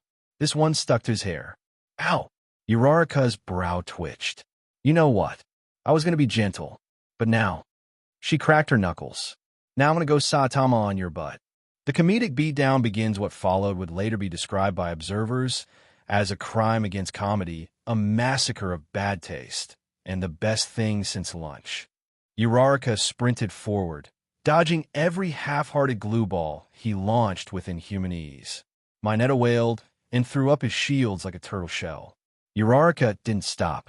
She vaulted over the bomb, landed on his shield with one foot, and ground-pounded his riot shield into the floor with a textbook flying dropkick. Thud! Waha, my spine. The riot shield shattered. Mineta scuttled back like a crab. Mercy!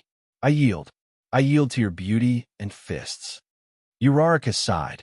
We're not even done yet. She lifted a chunk of fake rubble, floated it with her quirk, and launched it at him like a boulder from a trebuchet. Smack!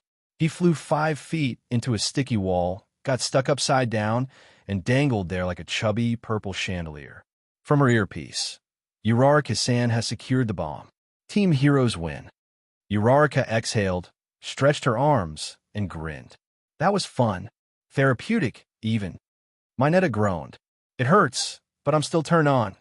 Uraraka sighed again and turned toward the hallway. That's it. I'm getting you therapy. Reunion back at the ground floor, Hana stood by the staircase, still cooling off. Her hoodie was damp with sweat, and her muscles were trembling from overuse. Uraraka jogged over with a massive grin. Dude, you wrecked Bakugo. I heard the whole floor shake from up there. Hana gave a quiet nod, eyes downcast. You did good too. Uraraka smiled, but her gaze lingered on Hana's expression. Her friend's voice sounded off, like a phone with low reception. You okay? Just tired. Uraraka wanted to press further, but Cementas's voice cut in again. All students return to the observation room. Debrief begins shortly. Uraraka nodded, gently placing a hand on Hana's shoulder. Come on, we kicked butt. Time to go enjoy the awkward compliments. Hana followed, but inside, her steps felt heavier than they should have. Her body had cooled, but the emptiness, it was still burning. Post-battle review begins. The atmosphere inside the observation room buzzed with post-match excitement. Students clustered around the large monitors that had just finished displaying both matches. Several were still laughing at the spectacle of Mineta being launched into a wall like a bug on a windshield. Did you see how hard she hit Bakugo? Kaminari asked, eyes wide. Yeah, dude, Kirishima added, nudging his friend. Hana's scary when she goes all in. Aizawa stood off to the side of the room, arms crossed, half-lidded gaze flicking between students. All Might stepped to the center with that signature booming voice and practice posture that seemed to radiate sunshine. Well done, everyone, All Might said, beaming. That was an excellent display of teamwork, quirk usage, and battlefield adaptability. The class gave a round of light applause. Now, All Might continued, his smile shifting just slightly into a look of analysis. Let's go over what happened. He pointed toward the screen, replaying the fight between Hana and Bakugo in slow detail. Midoriya's decision to engage Bakugo alone was high risk, but her approach was controlled, tactical. She waited until she could stack her momentum and finish the fight efficiently. Bakugo sat silently in the corner, arms crossed, a scowl on his face, but he said nothing. His pride still bruised. All Might turned toward Hana. Excellent control, Midoriya. Truly. Hana gave a small smile, quiet and polite. Thank you, All Might. It was the kind of smile that didn't quite reach her eyes. Not even halfway. Internal. Burnout, he called me by name again. Why does it still feel so hollow? Hana's thoughts barely formed under the hum of fluorescent lights. Her knuckles still stung, but the pain was distant, like it belonged to someone else. Everyone was clapping, smiling, laughing, and she smiled too. But inside, it was a small, dark place. Silent. Heavy. She didn't want to die. Not exactly. But there was something worse than wanting death. It was not wanting to be here. I did everything right. Why does it still feel like I'm falling apart? The praise bounced off her like raindrops on glass. Smile. Nod. Be normal. She kept smiling. Uraraka's segment, the next screen, replayed the chaos that was Uraraka versus Mineta. The class erupted in renewed laughter. Even Aizawa's brow rose slightly. I think we all can agree that Mineta needs some remedial training, All Might said delicately, though his smile twitched at the edges. And therapy, Gyro muttered under her breath. Mineta MMM from the infirmary cot in the back. It was worth it, All Might cleared his throat. That said, Uraraka's control of her quirk, mobility, and decision-making were excellent. Great job neutralizing the target and protecting the bomb. Uraraka rubbed the back of her neck, grinning. Ahaha, I just did what felt right. The MVP, All Might, held up a tablet. Now, for the MVP of today's battle exercise, the class leaned forward. Based on performance, quirk use, judgment under pressure, and control, he turned the tablet to show the name. Midoriya Hana. There was a beat of applause. Zero whistled. Knew it. Girl punched Bakugo into next week. Kirishima gave her a thumbs up. That was manly as hell. Uraraka cheered beside her. You totally earned it. Hana nodded, smiling again. Thanks, everyone. The class turned back to chatter. All Might continued with general notes. But Aizawa watched her. Aizawa's perspective, he had been a homeroom teacher long enough to notice subtle patterns that slipped past most. A top student with perfect battle instincts and no social missteps. Normally a dream. But Midoriya Hana wasn't normal. Not to him. It wasn't her quirk, or her silence, or even her control. It was her smile. That perfect, practiced, empty smile. It looked like the one he used to wear himself. The one he still did sometimes. She's hurting, he thought. But from what? She had no disciplinary issues. No aggression problems. Her grades were top tier. She had friends, though not many close ones. Uraraka stuck by her side. That was something. But the weight behind her eyes. That wasn't something you saw in happy kids. That was burnout. Emotional collapse hiding behind a calm face. He didn't say anything. Not yet. He'd seen students snap before. He'd seen heroes die because no one checked in. Not this one, he thought. Aftermath. The girls' locker room was mostly empty now. Uraraka was still in the shower. Gyro and Yaoyorozu had left. Hana sat on the bench, holding her shirt in her lap. Her gaze was fixed on the floor. Her hands were trembling, just slightly. Maybe if I keep smiling, it'll stop. Maybe if I act happy, it'll come true eventually. That's what they say, right? Fake it until you make it. But all she could think was, I'm so tired. So goddamn tired. And no one sees it. She pulled her shirt on slowly, stood up, and stared at her reflection in the metal of the locker door. Smile, she whispered to herself. Her lips curled upward. It didn't reach her eyes. Aizawa files a note later that evening. Aizawa sat in the teacher's lounge, staring at his notes. He jotted one in particular, student. Midoriya Hana, behavioral note. Consistent signs of emotional detachment post-training. Masked expression, potential depressive signs. Monitor closely. Consider recommendation for counselor evaluation. Do not confront until more data is available. He closed the file and sighed. The dorm was quiet by the time Hana reached the common area. The sun was beginning to set, casting a soft orange glow through the tall windows. Laughter echoed from upstairs, students unwinding, celebrating their first battle exercise. The kind of joy that filled the room like warm air. Hana stepped into the room silently, her steps light, unnoticed. No one really looked at her. No one ever did unless she bled or triumphed. And she had done both today. She walked toward the hallway when she saw Gyro coming down from the girl's wing, hair still slightly damp from a shower. Gyro stopped in front of her with a soft smile. You did amazing today, she said, voice gentle. MVP in everything. Hana managed a smile in return. Thanks. Gyro leaned in and gave her a quick kiss on the lips, soft and warm. It lingered for just a moment. Want to hang out in my room? Gyro asked, hopeful. Hana paused. There was a second, just one, where she almost said yes. Almost. But that warmth, that safety, that kindness, it didn't reach the part of her that was burning inside. Actually, Hana said, smiling softly, I was going to get a quick workout in. Just need to clear my head. Gyro blinked, her smile dimming just a bit. Oh, yeah, okay. Wanting to come with. Hana shook her head. No, I'll be quick. A lie. Jaira nodded and kissed her again, shorter this time. Don't overdo it. Promise, Hana replied with a wink. Rooftop isolation. 10 minutes later, Hana stepped out onto the rooftop of the dorm building. The door creaked as she opened it, letting in a wave of cool night air. The wind stirred her hair gently. The stars were just beginning to pierce through the darkening sky. She locked the door behind her. No one ever came up here. No one cared to, which was perfect. She walked toward the far edge, where a cluster of HVAC vents hummed quietly. Nestled behind them, hidden from the edge and out of sight from the security cameras, was a small metal box. Old, dented, and out of place. She pulled it open. 3 bottles clinked gently inside. One of vodka, one of rum, one of whiskey, all nearly half full. They weren't supposed to be here. Neither was she. But nobody ever checked. Nobody ever asked. Hana sat down with her back against the warm concrete wall, her legs pulled up beside her. She pulled out a bottle, vodka, and took a slow drink. It burned. Good. It was supposed to.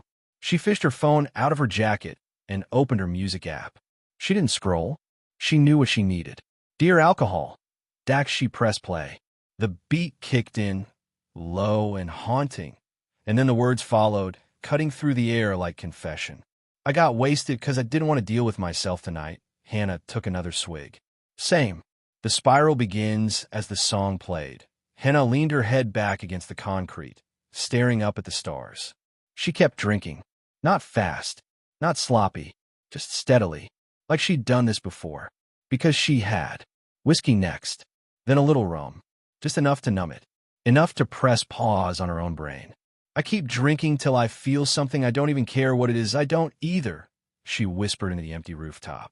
A breeze carried her words away. She closed her eyes. Her fingers trembled slightly against the cold glass. Her mind drifted back through the day. Bakugo's rage. The moment of silence before she threw the punch.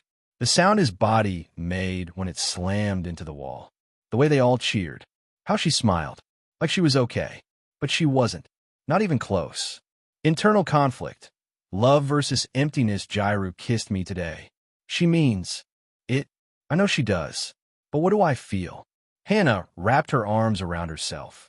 The alcohol started to wrap around her too, like a weighted blanket soaked in fire.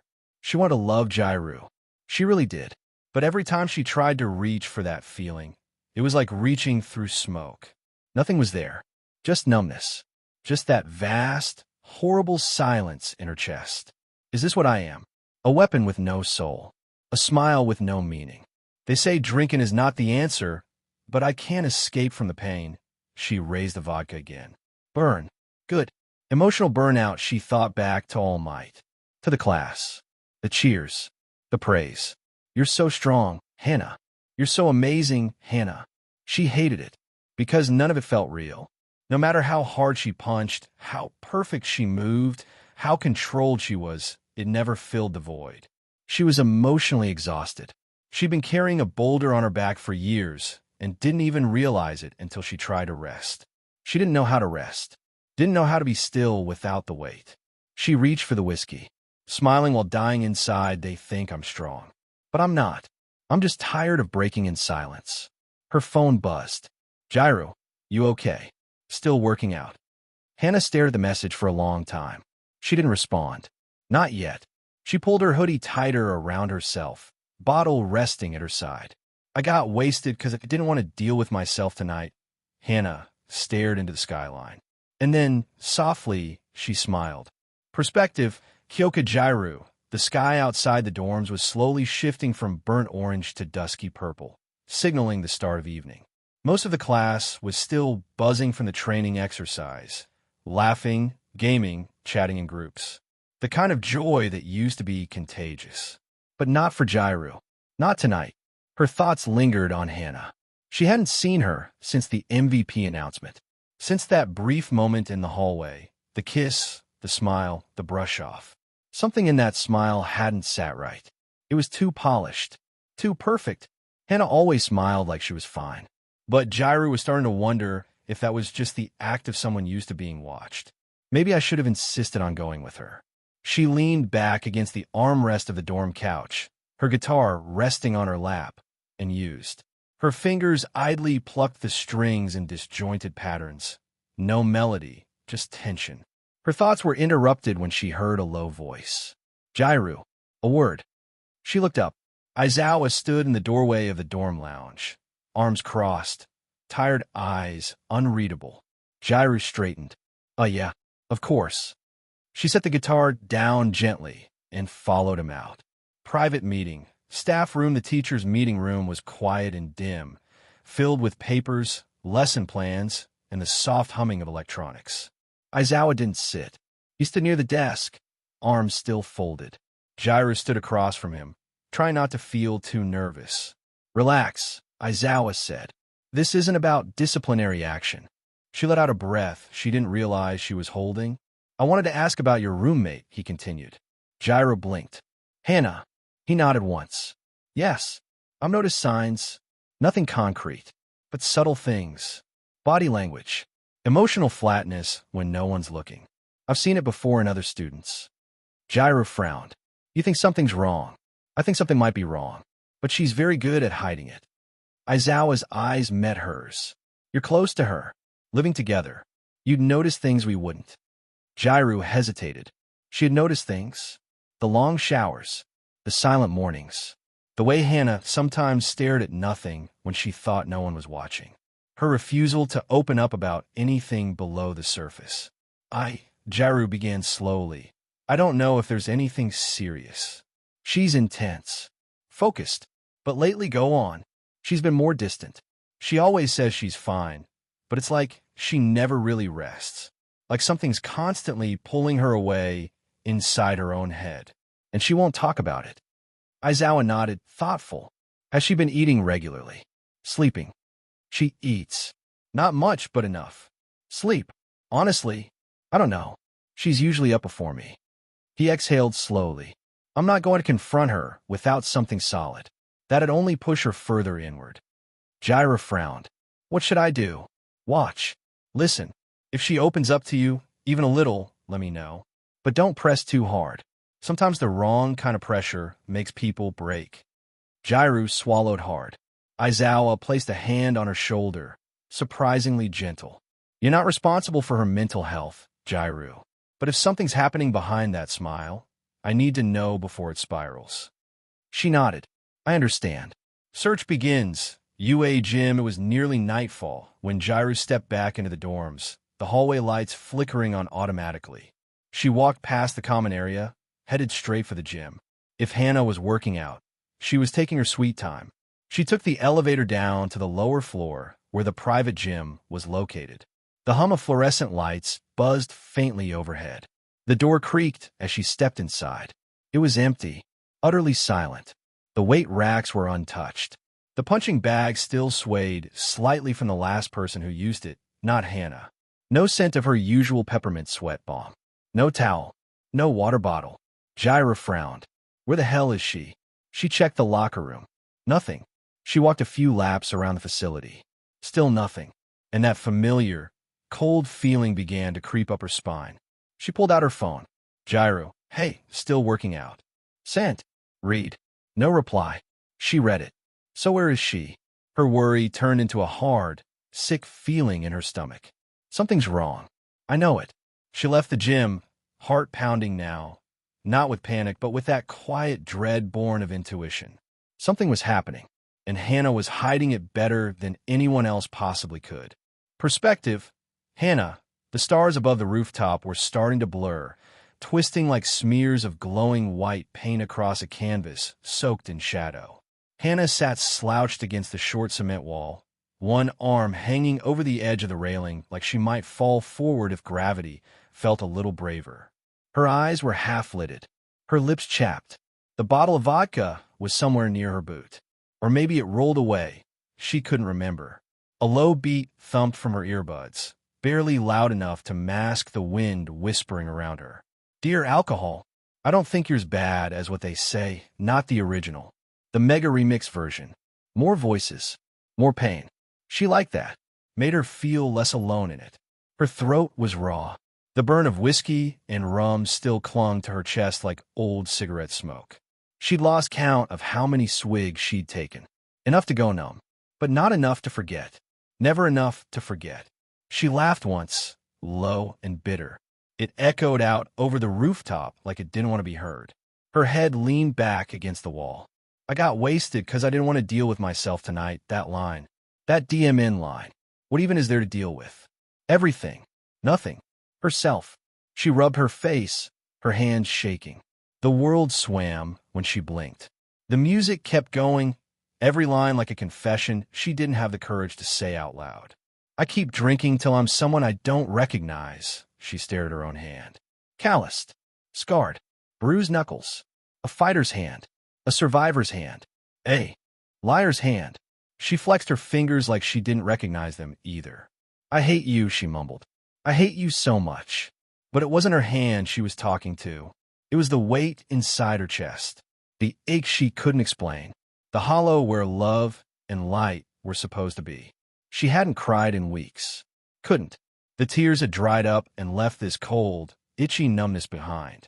Every smile she gave was just a reflex now, like muscle memory, like slipping on a mask, even with Gyru, especially with Gyru. Hana sighed. God, she loves me. Why does she love me? She didn't deserve that love. Didn't deserve any of it. I got wasted because I didn't want to deal with myself tonight. She pulled her hoodie tighter around her body. It smelled faintly like Gyru's shampoo, vanilla, and something floral. She almost cried. Didn't. Her eyelids fluttered. Sleep teased the edges of her vision, mixing with the burn of liquor and the soft fuzz of self-loathing. She could just drift, just for a bit. Her phone buzzed once, then twice. She didn't check it. Probably Gyru. She just lied to her again. Say she went to the gym. Say she lost track of time. Say anything. What was the point of telling the truth? It wouldn't fix the rot. Later, unknown time the world spun. Then slowed. Then spun again. Hana blinked herself awake, or maybe half awake, as something warm tugged at her hoodie. Wait. No, not the rooftop. She was in her room. Their shared dorm. How? Her body was curled sideways on her bed, blankets thrown over her like a tarp hiding a corpse. Her hoodie was still zipped up. Her boots were off. Her throat tasted like regret and cheap alcohol. The music still played softly in her earbuds, now at the final verses of the remix. Her stomach churned. Her mind lagged behind the realization. She didn't remember coming back here. She sat up slowly, the room tilting on its axis. Was someone here? Hana. A voice. A familiar voice. Gyru. Hana turned her head and found Gyru standing just inside the room, doors slightly ajar behind her. Her expression wasn't angry, but it wasn't calm either. It was somewhere in the uncanny valley between fear, relief, and suspicion. You're here, Gyru asked softly. I thought you were at the gym. Hana opened her mouth, paused, lied. Yeah, must have lost track of time. Got tired. Came back. Her voice sounded hoarse, slurred. Gyru didn't move. She was looking at Hana the way someone might study a crack in a glass window, trying to decide if it would shatter if they touched it. You didn't answer my messages. Hana forced a sheepish grin. Sorry, phone must have died or something. Gyru's brow furrowed. Hana could feel her gaze sweep the room. The faint stench of alcohol clung to the air, masked slightly by the window she must have left open without remembering. No bottles in sight. She must have dumped them somewhere. Or someone did. Were you drinking? Gyru asked. Hana blinked. What? You smell like had a drink. Just one. Nothing serious. Another lie. It tasted bitter on her tongue, but she swallowed it down like medicine. Gyru looked like she wanted to say more. Ask more. Instead, she stepped forward slowly, sat on the edge of Hana's bed. I was worried. Hana looked away. You don't have to be. You say that, Gyru whispered, but your eyes never match your smile. Hana said nothing. She couldn't look at her. Not now. Not like this. Not when every part of her was screaming fraud, fraud, liar, drunk, fake. Gyru gently reached out and placed a hand on hers. Warm, real, undeserved. I'm not going to push you, Gyru said. But please don't do this alone. Hana nodded. She didn't mean it, but it made Jairu smile just a little. That was enough for now. As Jairu quietly got up to go grab water from the dorm kitchen, Hana let her body fall back on a mattress. She pulled the blanket up again. She stared at the ceiling, and she whispered to herself, quietly, so quietly it could have been a ghost voice, "I'm sorry." She didn't know if it was meant for Jairu, or herself, or the part of her that was slowly dying inside, while the rest of her smiled to keep everyone else from seeing. Thank you for joining us on this journey through What If Female Deku Had Momentum Surge Quirk. We hope you found it as captivating as we did. A big thank you to Random Bullshit 9 for creating such an engaging story. Don't forget to visit their profile on Wattpad for more fantastic works. The link is in the description below. If you enjoyed this video, please give it a thumbs up, share it with your friends, and subscribe to Zen and Fanfics for more intriguing explorations into fanfiction and fantasy. Your support helps us create more content like this, and we love hearing your thoughts and suggestions in the comment section. See you soon in the next video.